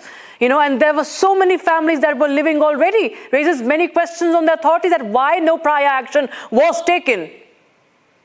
Definitely, Rakshita, it is something a question of matter, because there is something authorities who should actually do the survey of some old buildings which we know from the beginning, where during the elections, of course, that is what the promise has been also been made by the politicians as well. But who is going to take the accountability of those 6 people who have already died? And there are 6 people who are critically injured in this incident. And now the local authorities are saying that it was a dilapidated building which led to a collapse, but there are slabs which has been fallen, and we can see in the visuals as well where the people are still under the debris and they are being taken out. The rescue operation is still underway, and I'm sure it will take the entire night for the authorities to rescue the people, because there are many family members. We can also see if there are some accounts of the family members which has clearly mentioned that there are family members are still under the debris and they have been looking for their loved ones and their relatives. But we'll keep a tab, as this is a following stories, and of course we are going to look at what authorities will come right after the report that has to be submitted to the government, because what we have been known so far, where the Chief Minister Devendra Fadnavis took a stock of the incident. He is in constant touch with the local authorities and speaking to the MP and the MLA of the same city, which is Kalyan, which comes under the Thane district. Yes, Alicia, just stay on with us. We also have Sunil Sharma joining us from the site, from the location. Sunil, tell us more about what is the update as far as rescue operation are concerned. क्या अभी भी कुछ लोग मलबे में दबे हुए हैं? अगर दबे हुए हैं तो कितने लोग दबे हुए हैं? क्या अपडेट है? जिस तरह देखा महाराष्ट्र के कल्याण में हादसा हुआ, जर्जर इमारत है, स्लैब गिरने से 6 लोगों की मौत हो गई और 6 लोग घायल। मलबे में फंसे लोग, रेस्क्यू ऑपरेशन जारी है। जिस तरह महाराष्ट्र के कल्याण में पूर्व स्थित मंगल घरों इलाकों में सोमवार के 2 बजे दोपहर में एक दिल फैलाने वाली घटना सामने आई, जहां जर्जर इमारत पर सिंधी की स्लैब गिरने से 6 लोग दर्दनाक की मौत हो गई, जबकि 6 अन्य लोग गंभीर रूप से घायल हैं। देखा जाए यहाँ पे रुक के बारिश से और रुक के यहाँ पे रेस्क्यू ऑपरेशन किया जा रहा है। एम्बुलेंस और फायर ब्रिगेड की टीम यहाँ पे ड्यूटी है। सुनील, अभी कितने लोगों की फंसे होने की आशंका है? कुछ बता सकते हैं? क्या जानकारी आपके पास? अभी तक कहना मुश्किल है। अभी तक रेस्क्यू ऑपरेशन जारी है, लगातार ऑपरेशन जारी। यहाँ पे बारिश लगातार हो रही है। जी, क्या आप दिखा सकते हैं क्या कुछ चल रहा है रेस्क्यू ऑपरेशन? हमारे पास भी तस्वीरें आ रही हैं, और क्या जांच को लेकर कुछ आपके पास जानकारी है? जांच को लेकर, इस बिल्डिंग को लेकर, क्योंकि ये 35 साल पुरानी बिल्डिंग है, इसको लेकर एक्शन को लेकर, इस पर लेकर जिस तरह की ये नेग्लिजेंस हुई है, ये भी सवाल निशान खड़ा हुआ है कि ये इस पर पहले से ही शंका थी इस स्ट्रक्चर को लेकर। क्या जानकारी है आपके पास इस मामले में? जिस तरह देखा जाए 35 साल पुरानी जर्जर इमारत थी। कल्याण डोंबिवली महानगर पालिका ने पहले इन सबको नोटिस दिया गया था। 4थे मंजिले पे काम चल रहा था। 4थे मंजिले काम करते करते स्लैब का जो ऊपर का हिस्सा है वो टूट गया, फिर 2nd फ्लोर का हिस्सा गिरा, फिर 3rd का फ्लोर का हिस्सा गिरा, जिसमें 6 लोगों की मौत हो गई, जिसमें 1.5 साल की बच्ची है, 4 यहाँ पे 5 लोग, इसमें 4 लेडीज है और 1 बच्ची है समावेश है। जी, yes, Sunil, in fact, that's a big update he is giving us, that it's a 1.5-year-old child has also lost his life, lost her life, and there is an elderly women also who have lost their lives. It's a horrific accident, horrific tragedy that is coming in from Kalyan. And as Sunil was telling us, that there are still some people who could be under the debris. We do not know the exact figure yet, But the fact that Alisha, if Alisha is still with me, Alisha, that this was flagged, there was a notice also that was served in the past about this building, and there was, okay, Sunil continues. So Sunil, यहाँ पर सवाल निशान खड़े होते हैं कि कैसे इसको लेकर फ्लैग किया गया था, नोटिस भी जारी किया गया था, लेकिन खाली एक स्लैब की मरम्मत या कुछ मरम्मत चल रही होती है, लोगों को वहां से हटाया नहीं गया था अभी तक। ये हालत जो है मॉनसून से पहले की है, मॉनसून तक आने का क्या ये वेट कर रहे थे जब और भी तबाही मचती? जिस तरह देखा जाए ये झुग्गी और झोपड़ियों में है और बीच कंजेस्टेड में इलाकों में पड़ता है ये बिल्डिंग, और 35 साल पुरानी ये बिल्डिंग है, लेकिन किसी को नहीं मालूम था कि आज ऐसे हादसा हो जाएगा। बहुत बड़े सवाल खड़े होते हैं जिस तरह से हम देख रहे हैं कि बच्ची जो है उसकी जान चली जाती है, जो कि ऐसे में निकलना बड़ा मुश्किल होता है। हम देखते हैं भागा जिस तरह से भगदड़ मचती है, एक तरह से हाहाकार मच गया है, और क्यों ना मचेगा जब इतनी बड़ी बिल्डिंग जो है वो गिरने लगती है, आसपास के लोग भी इकट्ठे हो गए हैं। लेकिन पुलिस से क्या, आपकी पुलिस सूत्रों से आपकी कोई बातचीत हुई है क्या, कि क्या वो कह रहे हैं इस बारे में? अभी तक कहना मुश्किल है, अभी भी रेस्क्यू ऑपरेशन जारी है। बारिश लगातार यहाँ हो रही है, बारिश जिससे रुकेगी फिर से रेस्क्यू ऑपरेशन किया जाएगा। जिस समय इसमें बिल्डिंगों में सर्च ऑपरेशन जारी है, अभी भी एनडीआरएफ की टीम, महानगर पालिका यहाँ पे और डॉक्टर की टीम यहाँ पे लगी है। बिल्कुल, और ये जो कंस्ट्रक्शन चल रहा था, जिससे हम कह रहे हैं कि मरम्मत चल रही थी इस बिल्डिंग में, वो कब शुरू हुई और कब ये पूरा, अगर हम वाकया है वो, अगर आप टाइमलाइन बता सके इसकी हमें, सुनील। करीबन ये हादसा दोपहर में 2 बजे हुआ। करीबन ये जो मरम्मत हो रही थी, करीबन 3 दिन से पहले मरम्मत चल रही थी, जिसमें स्लैब, पहला ऊपर का स्लैब जो टूटा, फिर सेकेंड स्लैब टूटा, फिर तीसरा स्लैब टूटने के बाद स्लैब नीचे ग्राउंड में आ गया और जिसमें 6 लोगों की डेथ हो गई। बिल्कुल बिल्कुल सुनील, बहुत बहुत धन्यवाद हमारे साथ जुड़ने के लिए। In fact, viewers, this is, if you're just tuning in, this is a big update, a big news coming in from Maharashtra, in Kalyan, where a building has collapsed in Kalyan East and 6 people have lost their lives, several people have been injured. In fact, a 1.5-year-old girl child has also lost her life in this building collapse, and many questions are being raised. This was a dilapidated 35-year-old building, and due to the reparation work, we saw that a slab collapsed and the building came crashing down. The rescue operation is underway. Many people still feared trapped under the debris. We'll get you more updates on that, but stay tuned to Republic TV. Don't go anywhere. We'll be right back.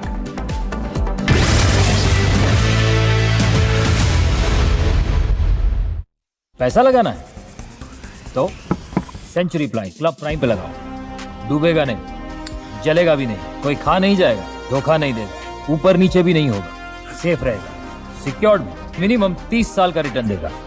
अब इससे better investment है तो बताओ, century ply club prime, रहो बेफिक्र। MDH की हल्दी मिर्ची धनिया करे कमाल, ये रंग दे, ये खुशबू दे, ये तीखा, ये कम पड़े, क्या निराला MDH मसाला। विमल में गुलिस्तां की ये कुछ लजीज फरिश्ते जब साथ घुले तो जी ललचाए और दिल कहे कि स्वाद की जुबान में खुद को ऐसा डुबाऊं कि निकल ना पाऊं। विमल की जुबान कुछ है ही ऐसी, मानते हैं ना? विमल, बोलो जुबान केसरी। ये है सीक्रेट रेसिपी MDH का जीरा सिप जल जीरा मसाला।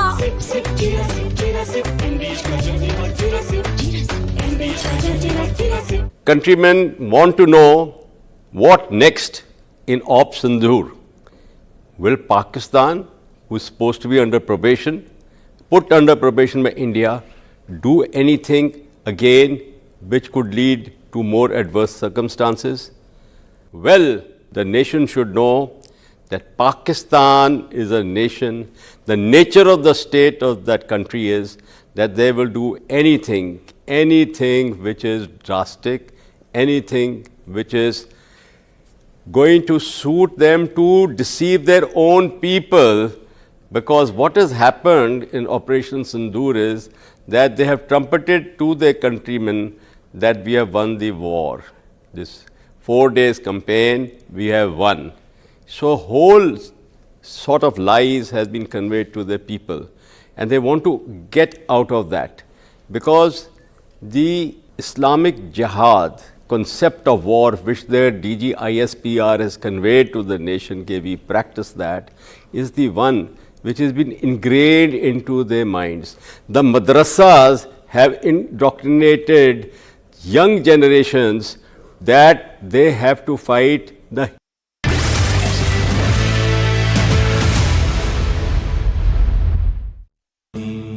Amity has been ranked India's #1 private university for the 11th year by India Today, a testimony to Amity's world-class education whilst imbibing values and sanskars in students. पैसा लगाना है तो century ply club prime पे लगाओ, डूबेगा नहीं, जलेगा भी नहीं, कोई खा नहीं जाएगा, धोखा नहीं देगा, ऊपर नीचे भी नहीं होगा, सेफ रहेगा, सिक्योर्ड, मिनिमम 30 साल का रिटर्न देगा। अब इससे बेटर इन्वेस्टमेंट है तो बताओ। सेंचुरी प्लाई क्लब प्राइम, रहो बेफिक्र। अब छोलिया हो या लोबिया, सफेद चने या काले चने, सब कुछ मजेदार बने। विमल में गुलिस्तां के ये कुछ लजीज फरिश्ते जब साथ घुले तो जी ललचाए और दिल कहे कि स्वाद की जुबां में खुद को ऐसे डुबाऊं कि निकल ना पाऊं। विमल की जुबां कुछ है ही ऐसी, मानते हैं? विमल, बोलो जुबां कैसी? दादी के हाथों का जादू और खुशबू से महकता घर, माँ की मुस्कुराहट और खाने की सुगंध। MDH गरम मसाला, क्योंकि हर रिश्ता है स्वाद से जुड़ा।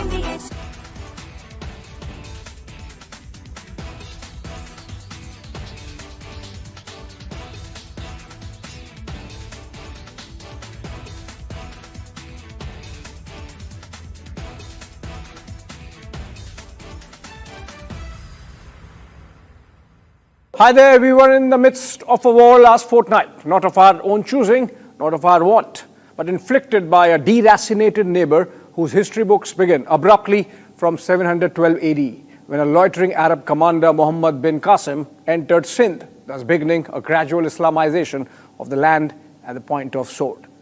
Pahalgam terror attack was not the first, is not going to be the last, I am afraid. Any amount of pounding of Pakistani air bases is not going to change that psyche which governs the actions of a beggar of a terrorist state. The Americans have tried and failed, carrying out drone bombings on Pakistan. Congress takes completely anti-Operation Sindoor line. Congress suggests bizarre theories on prior intimation. Why is Congress desperate to downplay Operation Sindoor? Debating tonight at 9 p.m. पैसा लगाना है तो century ply club prime पे लगाओ, डूबेगा नहीं, जलेगा भी नहीं, कोई खा नहीं जाएगा, धोखा नहीं देगा, ऊपर नीचे भी नहीं होगा, सेफ रहेगा, सिक्योर्ड, मिनिमम 30 साल का रिटर्न देगा। अब इससे बेटर इन्वेस्टमेंट है तो बताओ। सेंचुरी प्लाई क्लब प्राइम, रहो बेफिक्र। ये है सीक्रेट रेसिपी MDH का जीरा सिर्फ जल जीरा मसाला।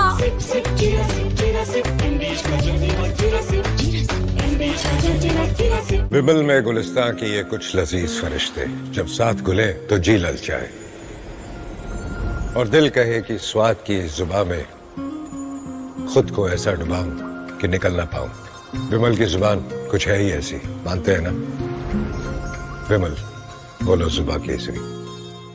आधे बाउल दही में 4 चम्मच MDH चटनी पुदीना मसाला डाला, स्टर करो, पुदीना चटनी तैयार। MDH चटनी पुदीना मसाला। Today I am here standing for discussing and sharing one of my best stories of time.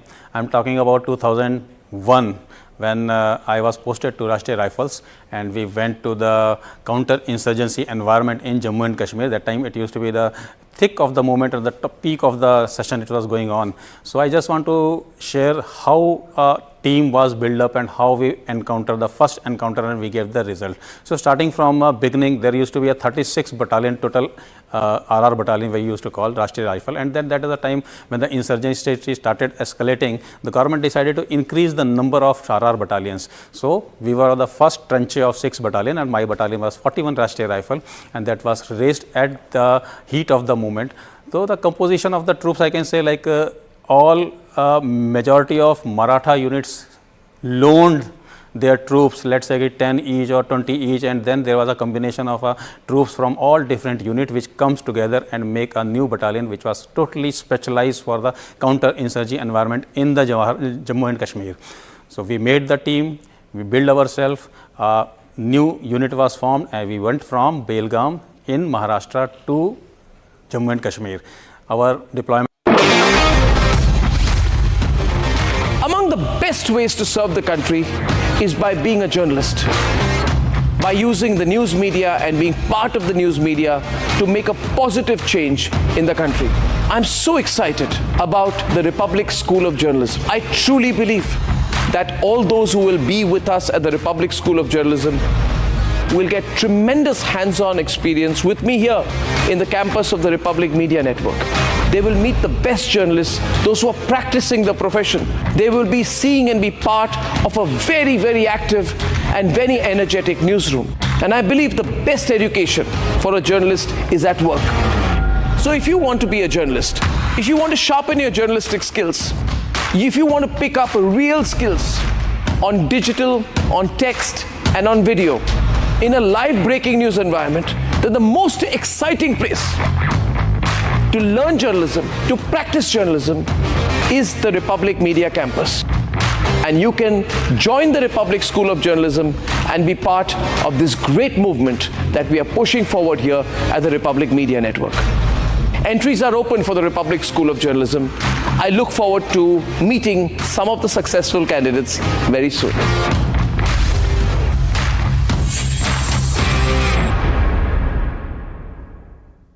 I am delighted to be part of this nationalist collective. It is being part of consciousness. It is not like being a member, paying subscription and things like that. That you are part of the larger idea of India, Indian consciousness, and you register yourself in some way. It can be through a next platform which you can create, by which millions should join this movement. So there is a huge scope for it, and Republic has the wherewithal and the infrastructure to do it, and the idea which Arnab expounded is very powerful. It aligns with the philosophy of Republic, so I am happy to be part of this.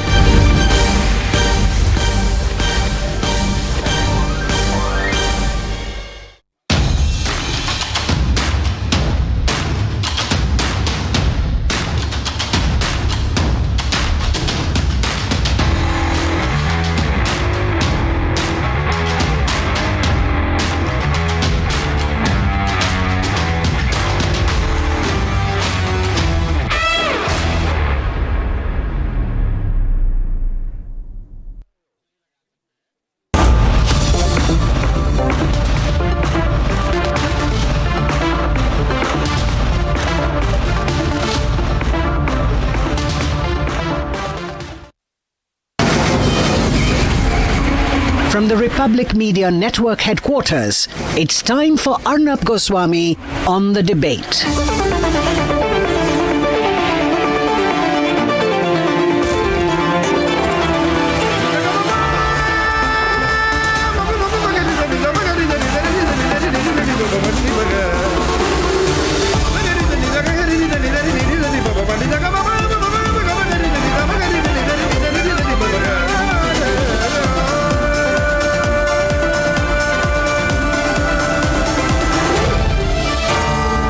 Arnab Goswami on The Debate. On the show tonight, why I think Asif Munir being promoted to Field Marshal sets the stage for a coup. At 8:30 p.m. tonight, it's nationalists versus the Congress Party, as the Congress Party belittles the Indian forces, calls Operation Sindoor a chut-put yudh. And at 9 p.m. tonight, the nation is puzzled as the Congress Party takes a completely anti-Operation Sindoor line, in fact, and makes a determined attempt yet again to run down the forces and their achievement.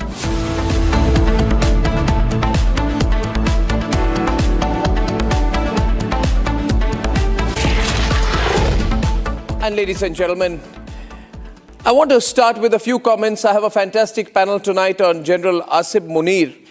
being made Field Marshal. Now, Field Marshal in the Pakistan Army is a 5-star and highest rank awarded by the government of Pakistan to the Chief of Army Staff.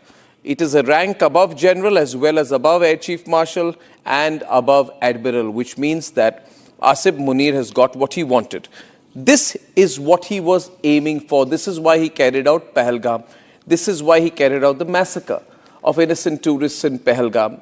This is why he made those dog-whistling comments towards Hindus. This is why he said Hindus and Muslims will always be different.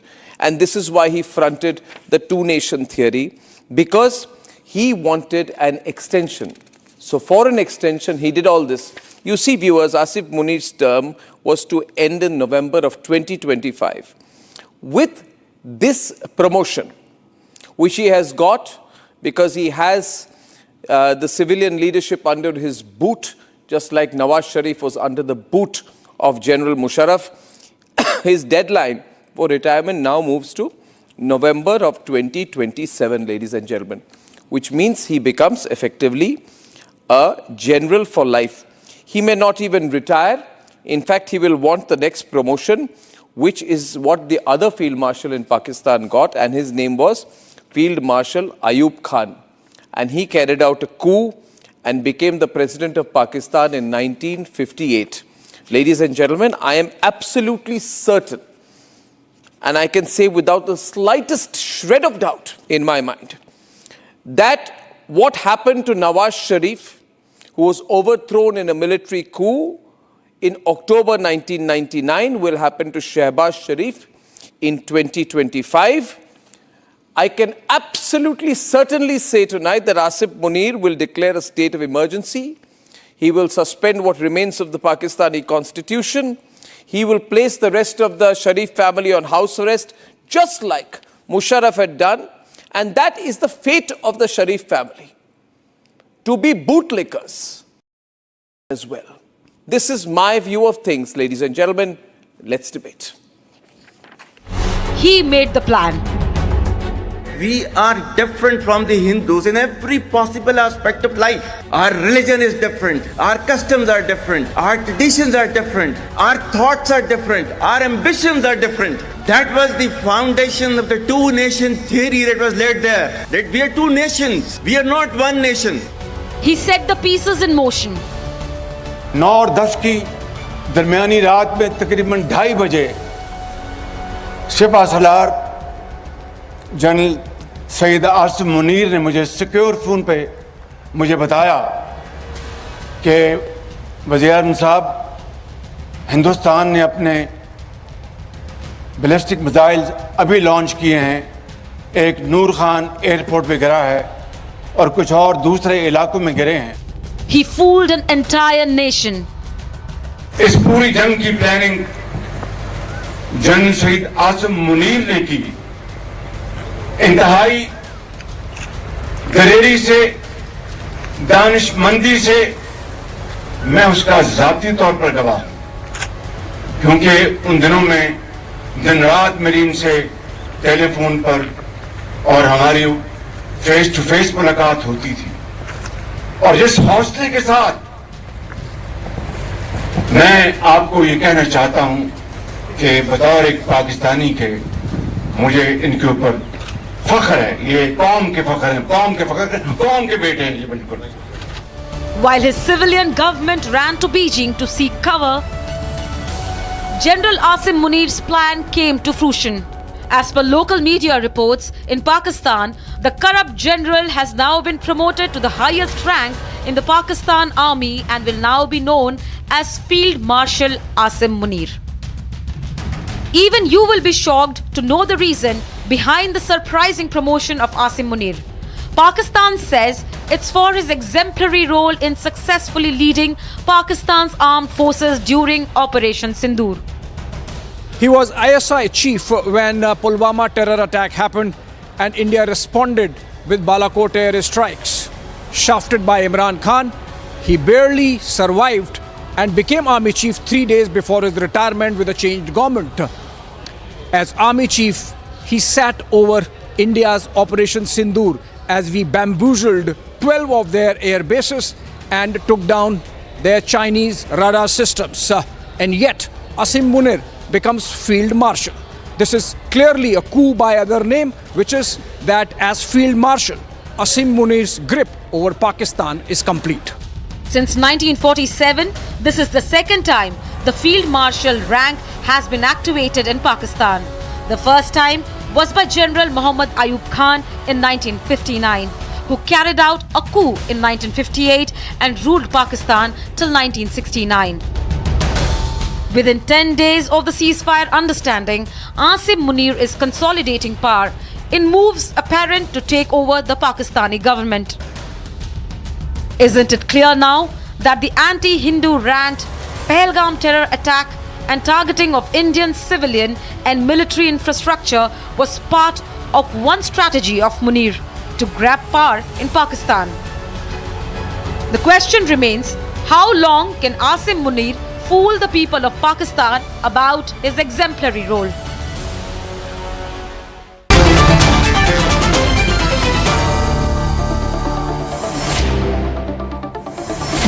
We have a great panel to discuss this tonight. I have Christine Fair, who's a very senior political scientist, and she's joining us from Washington this evening, Carol Christine Fair.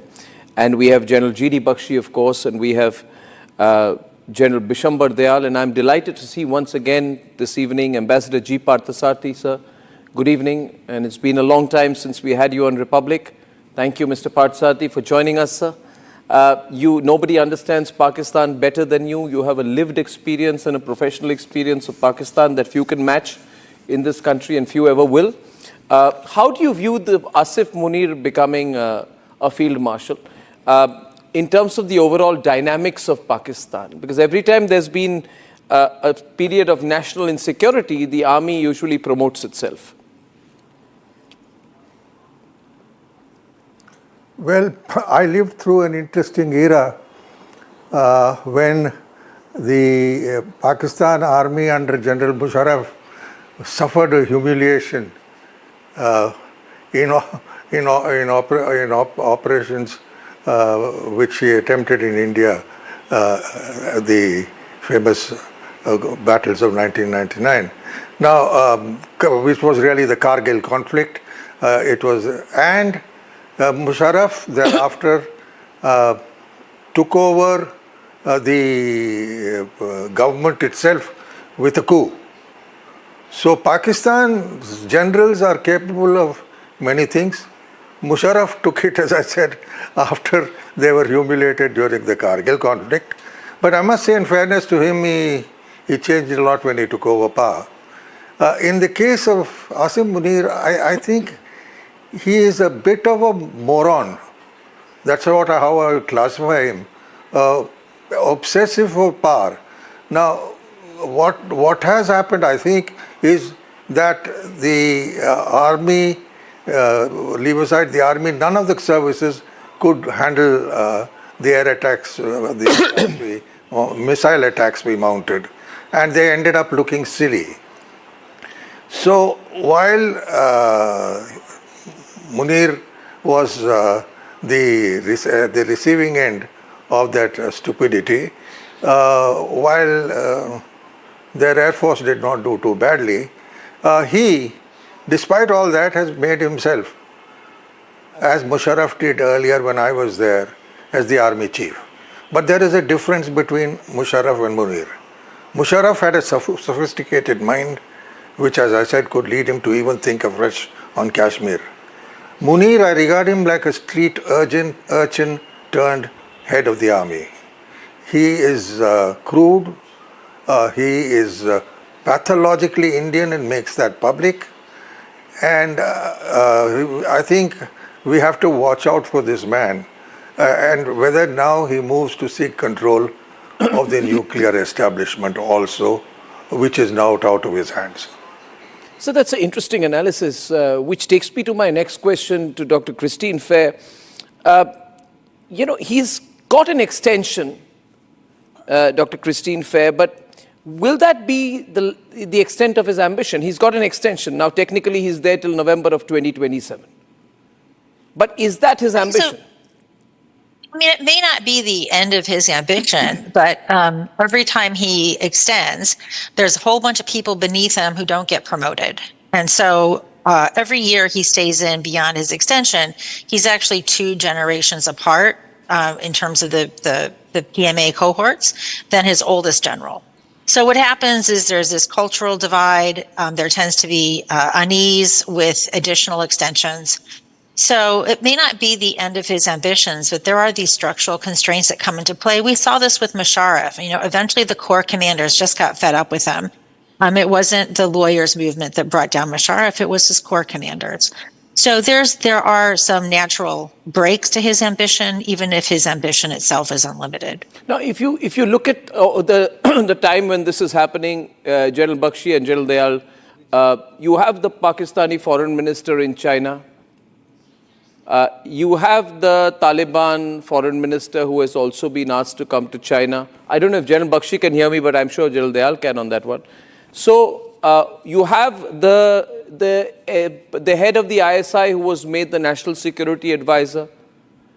And then now you have the Chief of Army Staff being made the Field Marshal. Is it a deliberate, maybe Chinese sidestepping of the civilian leadership? Because China was very unhappy with the way the ceasefire got announced by Donald Trump. So is China really playing its hand to promote the military, do business with them, to defend their own economic interests?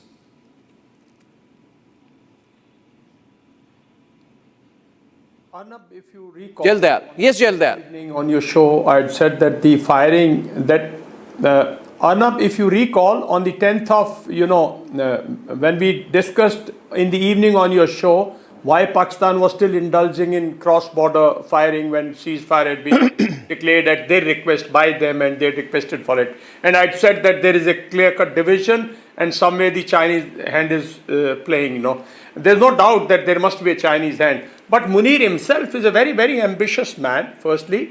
Munir is a hardliner. Thirdly, Munir himself already controls. Constitutionally, he may be, as a chief of army staff, he may have been equal to the other 2 chiefs.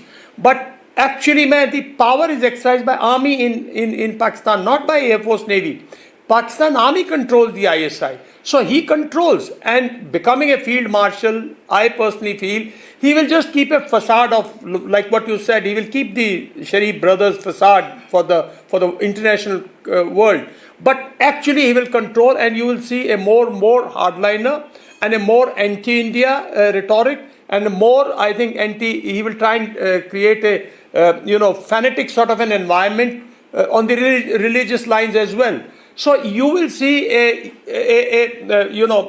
time when Ziaul Haq was creating armed forces totally based on religion, totally based on anti-India sentiment. So you will see that more catching up with the Pakistan Army. This will also give a cover to whatever failures they've had. So this is well thought out by the army chief himself, and the civilian leadership is just playing into its end. It is now for us to see how to again undermine him.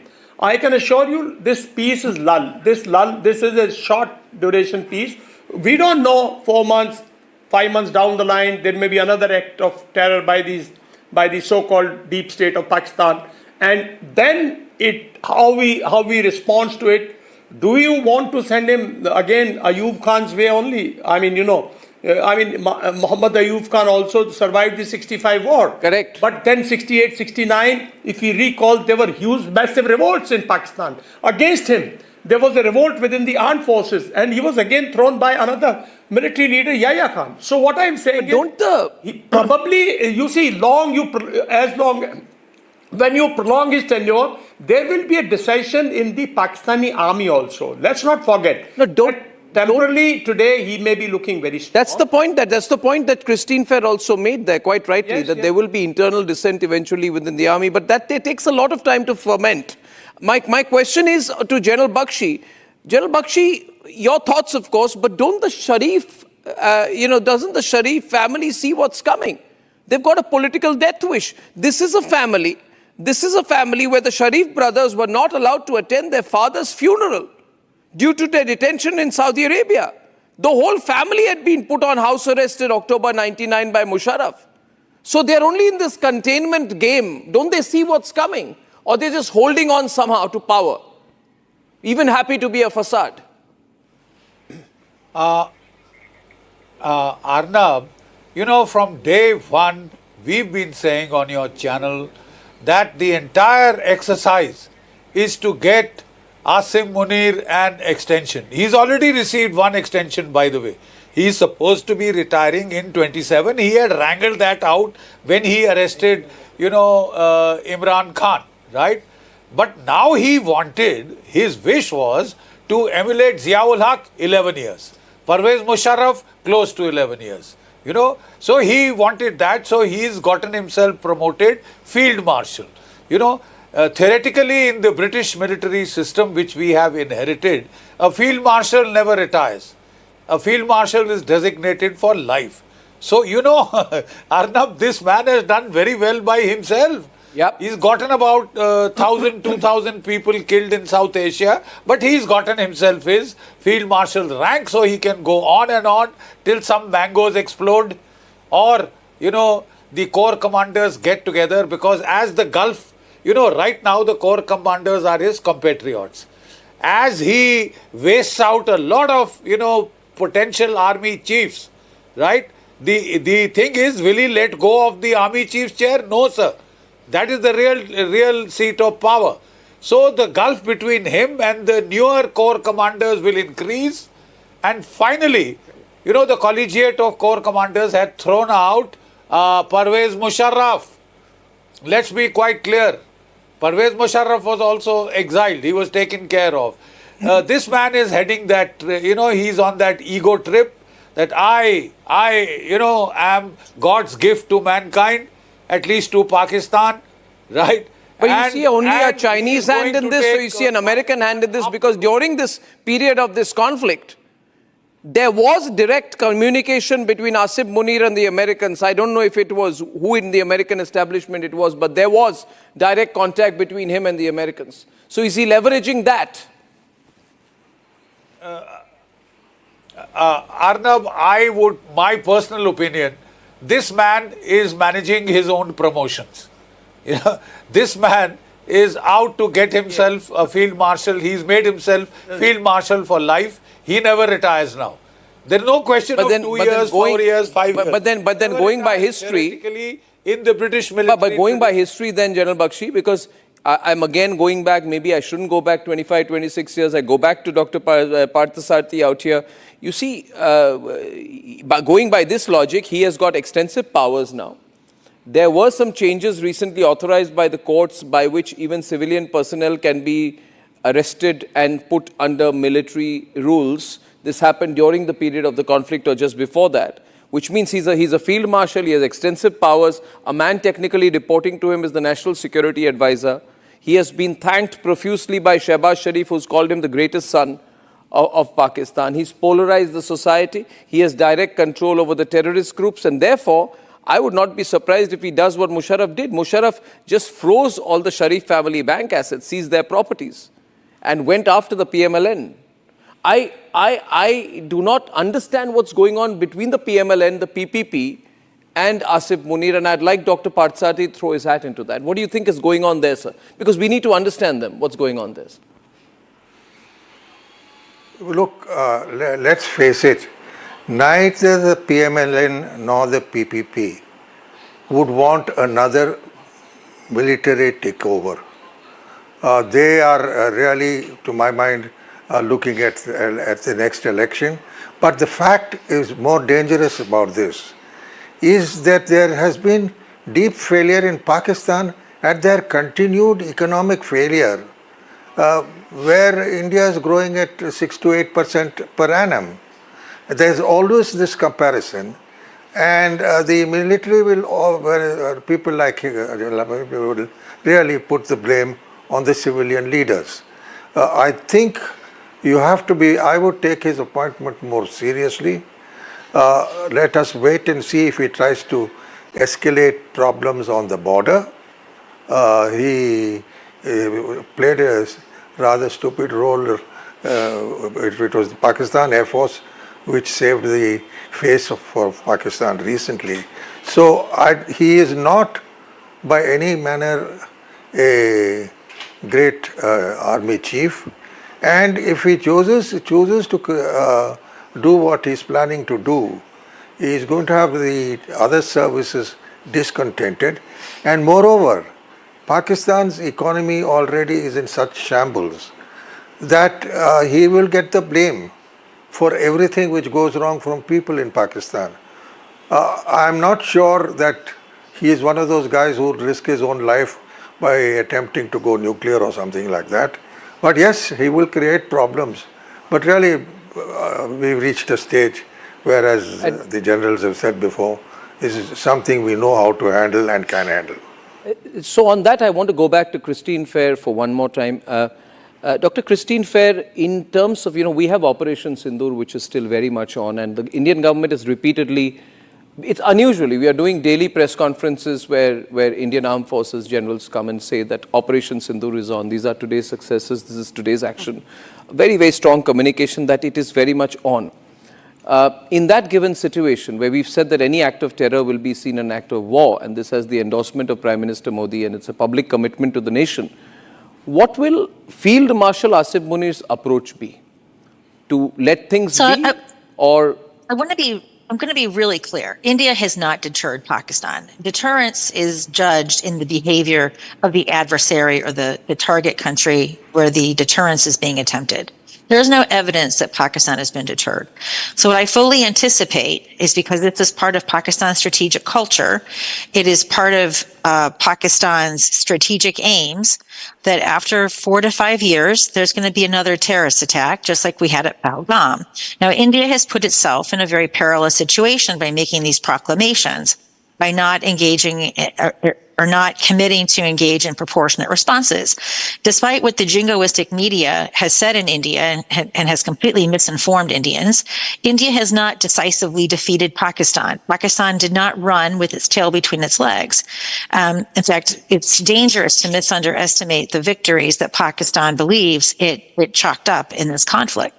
So this conflict escalated faster than India had anticipated. And make no mistake, India also wanted someone to help find an off-ramp to de-escalate the conflict. So unfortunately, with the jingoistic media, it creates political expectations amongst the people that then generate military requirements that become increasingly implausible. So the next crisis is going to be even more dangerous than this one, is what's going to happen. But rest assured, there's going to be another crisis. Yeah, I take what you're saying about Pakistan's, approach to things.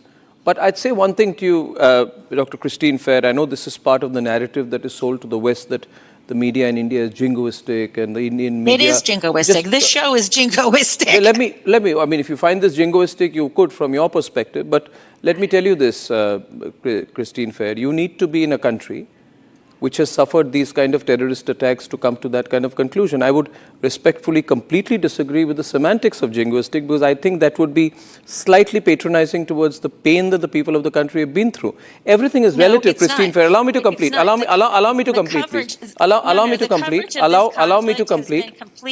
Since you said something, I'm giving you my perspective. I'm not intending to get into a debate with you, but I must not let that be unqualified.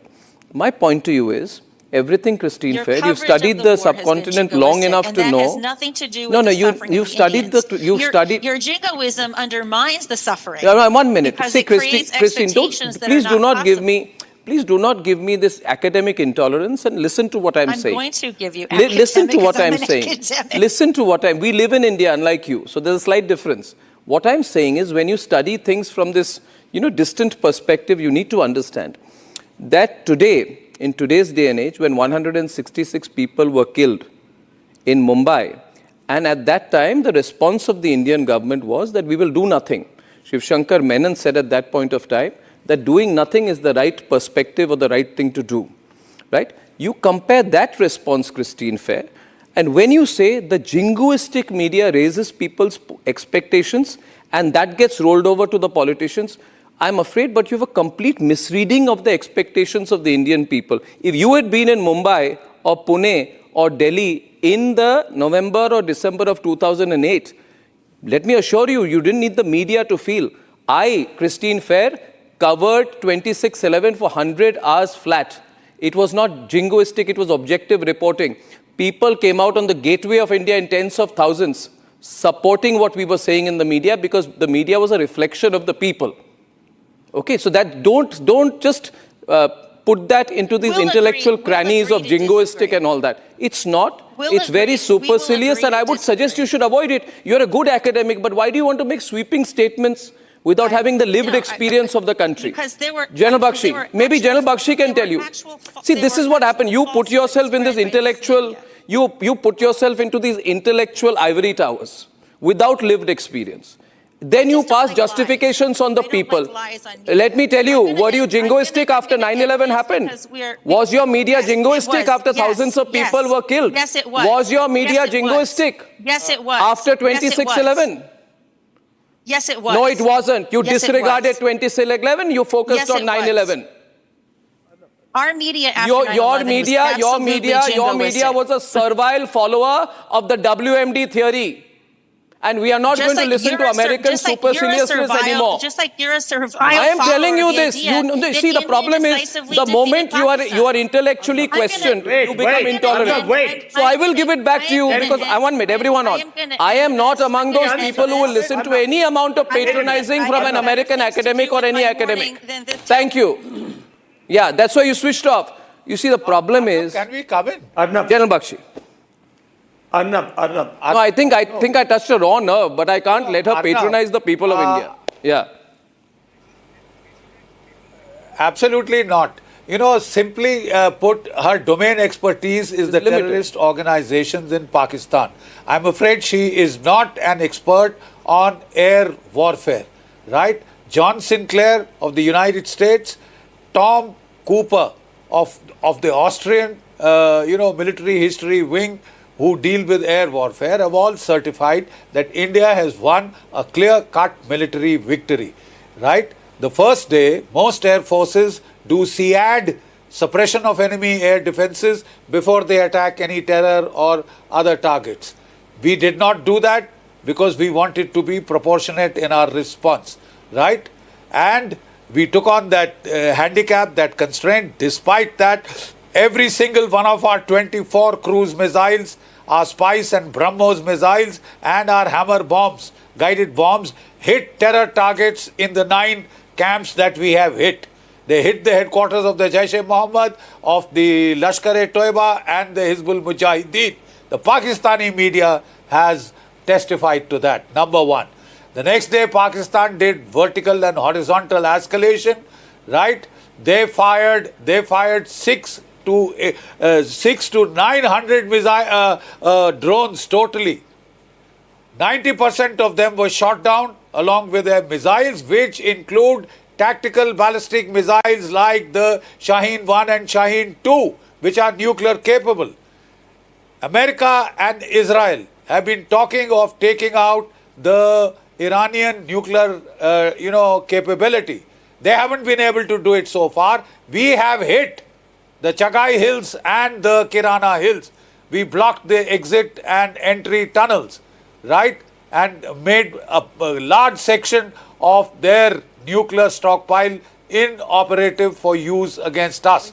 So I think she might as well like to consult some of our colleagues in the American Air Force. I have perspective. I have respect for academics, but the problem is when they make sweeping statements about the people, saying people of India are not angry, you are making them angry. This is the kind of sweeping comment I would not expect from any person of experience. But since I have Partha with us, I want to ask him one question before I move on to the next subject. Partha, you wanted to add something, of course. What can one expect in this conflict situation, in a short window or a medium-term window? Look, firstly, it was a mistake to invite Christine Fair. She's insufferable. But I think we are missing the point. What we won yesterday was a scientific victory. They were expecting aircraft, army, and we hit them with missiles in places we tore them to pieces. That is why we won yesterday. We used our brains. We used our technology for a change, and they didn't know how to fight a technological warfare. That is what India is achieving. It may lose an odd aircraft here or there. But this attack, Pakistan never expected would be so ruthlessly by Indian artillery and missiles. We have never fought a war with Pakistan in which we've knocked the hell out of them with missiles. So this was a different form of warfare, and yes, we have old practices to follow, but I think where we are going to take the lead in bashing them is in science and technology and in our ability to bring in new categories of arms and really bash them. I mean, they can't afford it. If you read what is happening in Pakistan, they have been shaken by the way we have hit their cities, every building, and pinpoint targeting of terrorist houses. So let's not, get these Christine Fairs and others. If you get a clinical military alliance, it is change of military technology and development of new technology by India, which led to the result we got yesterday. I think that's very well put. Partha, it's great to have you. We've been missing you a lot. One last comment. Okay, General Dayal wants to come in on that. Yeah, go on, General Dayal. See, you let her go honestly. She needs to understand that you are not only dealing with Pakistani army, but you are dealing with a state which has been lying. It's a state for 70 years, it has been lying, fooling the world, deceiving the world with a propaganda. See, what we need to break is their propaganda. They're lying. So the point also, General Dayal, you are men of much more experience than me. In fact, I consider it a privilege to be among three of you today, especially with Partha, General Bakshi. But what only thing I find different, sir, from my experience... Like this. I wanted to tell her... No, my experience, what I feel, sir, she left our people's aspiration, see... Sir, one line, sir, then I'll hand over. Okay. Sir, difference I feel from 2008 to now... Our people had aspirations. No, sir, difference is from 2008 from now. I'm telling you, sir, as a journalist, I felt the anger of people after 26/11, but the government was not angry. The system was not angry. I'm sure individuals were angry. But the media was angry. This time the media is angry. The people are angry. The government is angry. The army is angry. So, there is complete complementarity between all parts of our state. So, I think that is what the world outside is not accepting. They feel, media is provoking people. Who's provoking people? Who are we to provoke people? People are as angry as us. We are only a reflection. Our people are very nationalist, very patriotic. Sir. They propel. And let me tell you, they want Pakistan to be sorted out once for all. Completely. Bakshi have been talking. And it will be, sir. That look, Pakistan needs to be sorted out once for all. Sir, it will be, sir. It has to be. Otherwise, they'll keep telling lies. They'll keep fooling their people. Sir. And they spend money. And see, they will never change the civilian administration, because who will get them the IMF next? So we broad-based it a bit. Because I have to go to the second debate, I'll wrap this one. And a thank you to Partha and a promise from Partha that he will visit our studio and do a lovely interview and podcast with us. He hasn't visited yet. But ladies and gentlemen, General Bakshi, just coming to you. The other point I wanted to pick up today was it's the third consecutive time today in the last few days that the Congress has repeated an openly pro-Pakistan line vis-a-vis Operation Sindoor. Today, no less than the Congress president himself, Mallikarjun Kharge, has deliberately belittled the valor of our forces by calling Operation Sindoor a chut-put operation or an insignificant event, an unimportant event. These are his words, ladies and gentlemen. Let's debate. The Indian Army, Air Force and Indian Navy launched a highly synchronized, a never-seen-before operation to eliminate terror infrastructure. Precision strikes were launched from the Indian soil. Terror training institutes were wiped out from the map of Pakistan. Pakistan's critical air bases damaged extensively, and more than 100 terrorists were eliminated. The death of 26 innocent Indians avenged under Operation Sindoor. But for Congress, it is a chut-put war.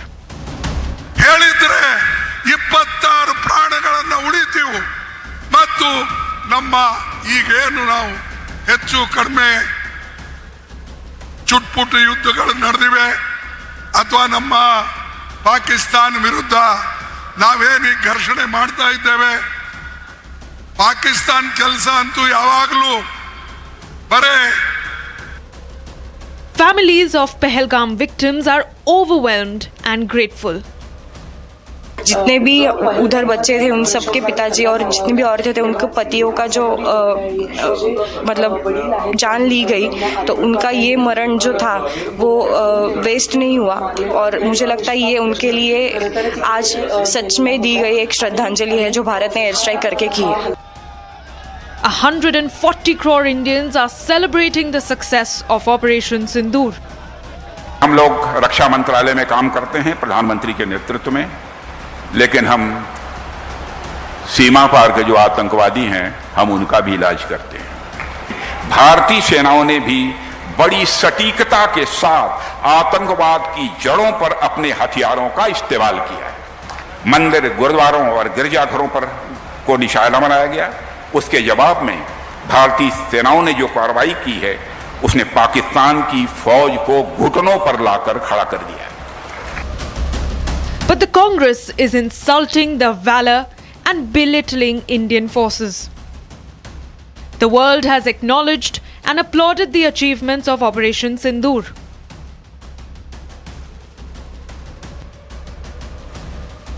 But a party claiming to be principal opposition of India is openly running down the might of Indian forces by calling India's Operation Sindoor a chut-put war. Kharge जी कह रहे हैं कि operation सिंदूर एक छोटी सी लड़ाई है, स्वाभाविक है।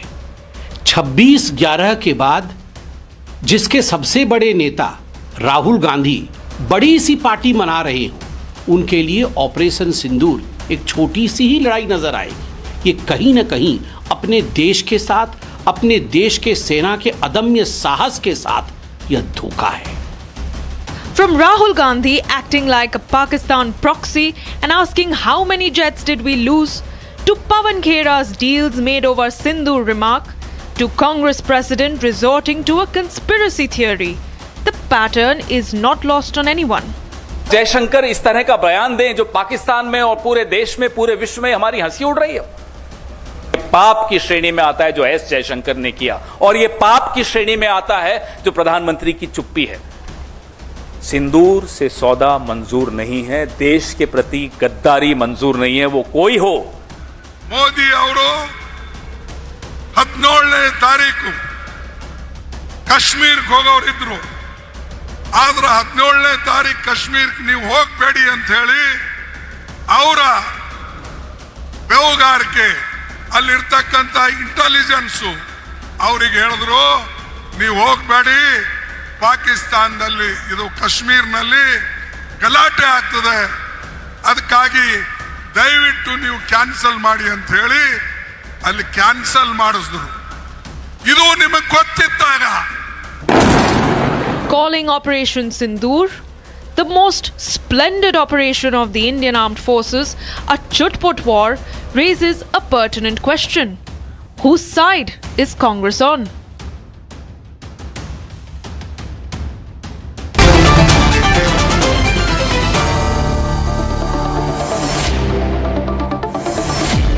My phone lines are buzzing on this because I'll start with General KK Sinha, who's joining us, and then Samar. General KK Sinha, Congress party says that we have hit all these Noor Khan base, we have destroyed their air bases, we've had precision strikes, we have destroyed their nuclear arsenal, we have called out their nuclear bluff, and we have attacked the Lashkar-e-Taiba, Jaish and Hizbul main targets and killed hundreds of terrorists. Congress party says this is a chut-put thing. Insignificant. Congress says it's insignificant, unimportant. He says the chut-put yudh, unimportant. These are the words, and I want your reaction to this, General Sinha. Jai Hind, Arnav. Good evening. See, Arnav, chut-put, Sindoor ka sauda, see, what I want to, tell these people who is making this statement, Operation Sindoor is only paused. It is going on. You've been hearing. We are just shaping the world environment. We are shaping the battlefield. Phase 1, retribution, 4 days, 98 hours, which we established that we crossed all red line of Pakistan, demolished the nuclear bogey of Pakistan, demolished the Chinese, that is invincible, all their weapons equipment, 82% which they have given. We have fought 2.5 front in these 4 days. It is not in one front we have fought. We fought so successfully that globally we are getting applaud. And then you make a statement, chutput, Sindoor ka sauda. See, when the things are paused, when we are already taking on your river war, the water war is on, then you make a statement like this. This, statement is not going to demoralize anyone. That I can assure you. It is just exposing you. No, but which side you are. But I'm amazed which planet they are in. Is the use of a BrahMos, is Samar not used in chutput wars or chutput events? Look at the words used. Look at the sentiment, people of India. Just look at the sentiment of the Congress party. For the last 2 weeks, we've been cheering on our forces. And Congress party said some chutput war. I mean, I would have liked to see if Rahul Gandhi would have taken on the uniform and gone to a war, or risked his life, or been part of an air defense unit, or served the country in any comprehensible way. But this is an official party line, Samar. And it cannot go uncountered. It cannot and should not go uncountered. Especially when the person pushing the line is leader of opposition in the country. Samar.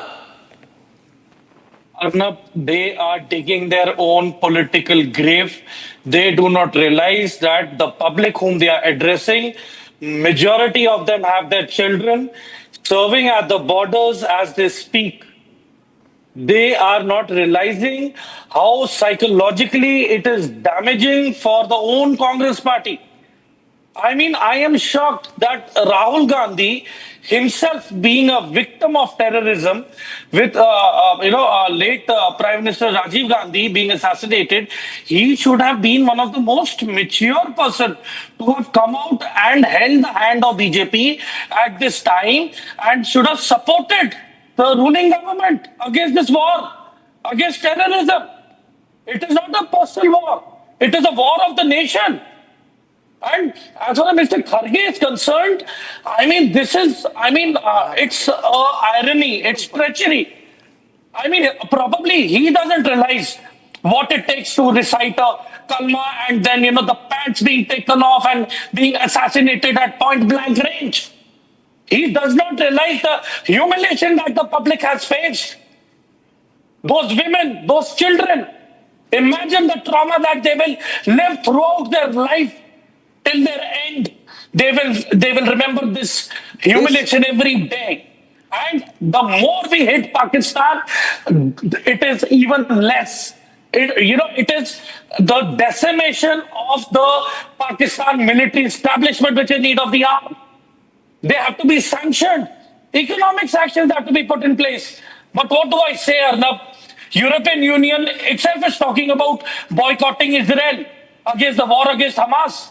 I mean, people have lost all sense of morality, sanity. They are not able to get a grip. Why? Because they want personal benefits. They want to be in power. But they do not realize that an opposition is only effective when at the time of crisis, it encourages the ruling government that we are one and together in this. Sadly, it is not happening. I agree with one point of yours, Samar. The vote banks will give them the reply. I agree with one point of yours, Samar, and is that this is also denigrating what happened to the innocent people who were killed in Pahalgam. When you're saying, General Bakshi, this is a chut-put war, it's a small incident. You're also saying Pahalgam is a small incident. You're saying the whole episode from 22nd to 10th is all small. You're saying that killing 10 relatives of Masood Azhar is a small thing. You're saying using the BrahMos supersonic cruise missile, high impact, which is used for decisive operations, is a small thing. You are also underplaying the, the last, on Friday, General Bakshi, we had one of the scientists who made the Akash. You're underplaying the scientists who have deployed the Akash, the technologists who are putting these drones, all the non-contact, you're just playing everything down. You're taking a Pakistani line, General Bakshi. This is the same line you took after Balakot, when you said, what is the proof? Now, because there is proof, you're trying to play it down. But the pattern, General Bakshi, is it not the same pattern? And why should we, you and I, say that, okay, Congress party is like this only, ignore them? Why should we ignore them? Why should we sit and say, okay, they are like this only, leave them be? General Bakshi. Arnab, this is a bizarre line of thought. I mean, amazing. Like I said, in any mature democracy, the job of the opposition is to oppose. But when the nation is at war, then all parties sink their differences, come together, speak in one voice. There is one national narrative that goes out, and not, idiotic narratives like this being spun around, which are used by the enemy to discomfort us. You see, Pakistan thinks it is such a great war that they have promoted their army chief to field marshal. So they are not even agreeing with their Pakistani mentors, from whom they draw inspiration to cock a snook at the Indian armed forces. The Pakistanis whom you follow so closely, whom you parrot so closely, have said, oh, it is such a big thing, big deal, that our army chief has become Field Marshal Asim Munir. Mullah Asim Munir has just been promoted to Field Marshal. At least follow the Pakistani line to be consistent now. If you want to parrot the Pakistani line, be consistent. Pakistan is telling you it is such a great deal, such a big victory, that they have promoted their army chief to Field Marshal. Right? We did such a thing only in 1971. When Field Marshal General Sam Manekshaw, SHFJ Manekshaw, was promoted to Field Marshal at the end of the war. But then, Arnab, he had broken Pakistan in two. 93,000 prisoners of war had surrendered. Right? Now, don't forget one thing, Arnab. That was not against a nuclear backdrop. The 71 victory was gained when there was no nuclear overhang, which has materially changed or, hamstrung us in our conventional operations. There is no denying that. What did you do after 26/11? I would say yes, you are justified in saying this is small time stuff. We did much better. What did you do after 26/11? What did you do after 26/11? Sweet Fanny Adams, man. Correct. Sent kilotons of dossiers. You thought that was a more powerful response? It was the idiotic response of cowardice. Absolute rank, abject cowardice. You could not even dream of doing something military after Pakistan had gone nuclear, and it thought it had you where it wanted, and it could now escalate at the sub-conventional level to wherever it wanted. You did nothing. Once, twice, thrice, 4 times. You did sweet Fanny Adams. Right? And now you wax eloquent about how much more should have been done. At least they reacted, man. And they reacted pretty hard. This is an outright insult to our armed forces. We're clamoring for a few days more. This is an outright insult to our armed forces. This is an outrightly pro-Pakistan line. And however much the Congress party may cry, they can't be left unquestioned or unrebutted on this one. Which is why I will open the phone lines at 9 o'clock tonight on why, for God's sake, which thought of political suicide has led the Congress party to take an openly anti-Operation Sindoor line. When I'm back. Time for a quick breather. Arnab will be right back with the debate. Co-powered by best internationally recognized hospitality education brand in India. Amity has been ranked India's #1 private university for the 11th year by India Today, a testimony to Amity's world-class education whilst imbibing values and sanskars in students. दादी के हाथों का जादू और खुशबू से महकता घर, माँ की मुस्कुराहट और खाने की सुगंध, MDH गरम मसाला, क्योंकि हर रिश्ता है स्वाद से जुड़ा।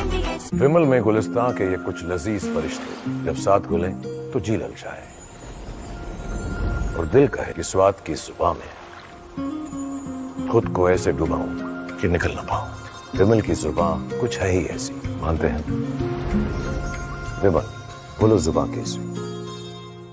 Hi, this is Chef Ranveer Brar and I'm here to tell you that also gives me the license to guarantee you brilliance on behalf of IIHM. Join International Institute of Hotel Management. MDH की हल्दी मिर्ची धनिया करे कमाल, ये रंग दे, ये खुशबू दे, ये तीखा, ये कम पड़े, क्या निराला MDH masala. Where the software engineer meets the gifted content writer to create the big dream. The world comes together at Sharda University.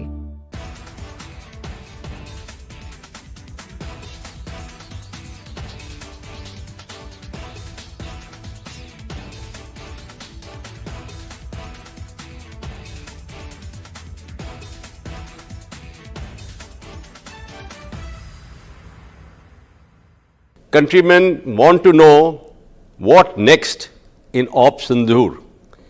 Will Pakistan, who is supposed to be under probation, put under probation by India, do anything again which could lead to more adverse circumstances?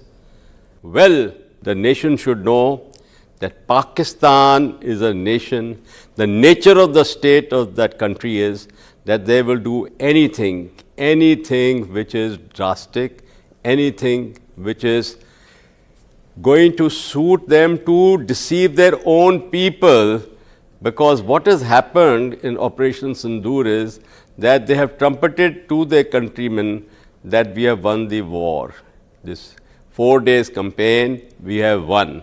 So whole sort of lies has been conveyed to the people, and they want to get out of that, because the Islamic Jihad concept of war which their DG ISPR has conveyed to the nation, we practice that, is the one which has been ingrained into their minds.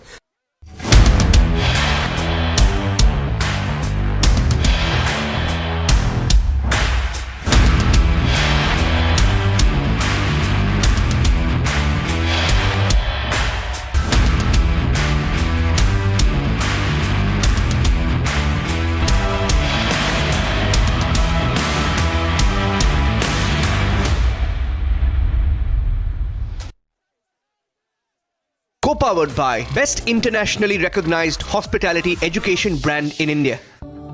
Where the software engineer meets the talented photographer to create the big dream. The world comes together at Sharda University. ये है secret recipe MDH का जीरा सिर्फ जलजीरा मसाला।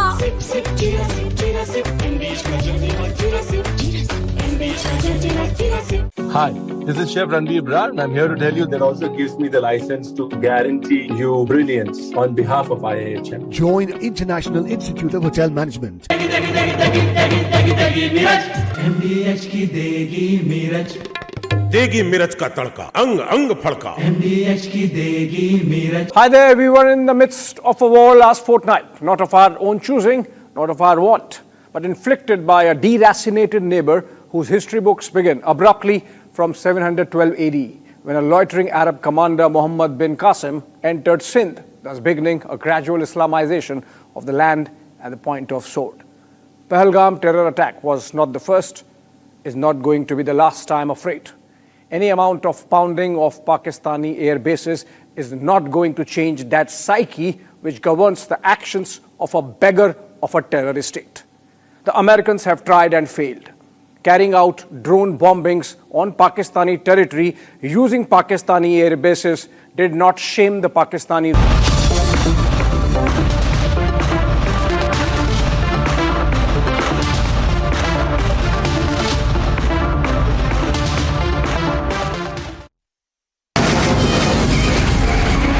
From the Republic Media Network headquarters, it's time for Arnab Goswami on the debate.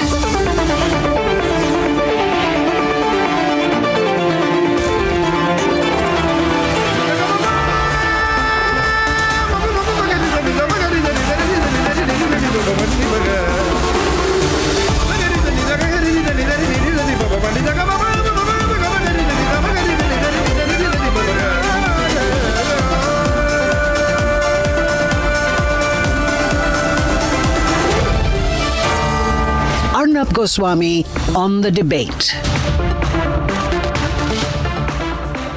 Ladies and gentlemen, welcome back, and time now for the nation's sharpest opinion. Sometimes when people make comments which are anti-national, tukde, urban Naxal, against the army, against the nation, pro-Afzal Guru, pro-Pakistan, then there is a group which says, let them be. We must tolerate them. Live and let live. You need all kinds of people, they say, in a democracy for a democracy to be vibrant. Well, who put that rule? Who said that we need people who are anti-national in their thinking, anti-forces in their opinion, and pro-Pakistan in their outlook to make our democracy vibrant? I do not believe so. So when Mallikarjun Kharge comes and insults the armed forces, as the president of the Congress party, he says, what did the army do? What did the army do? He says, this is a chutput yudh. Ladies and gentlemen, he says, this is a chutput yudh. In other words, an insignificant event. The Congress party then officially says on a public platform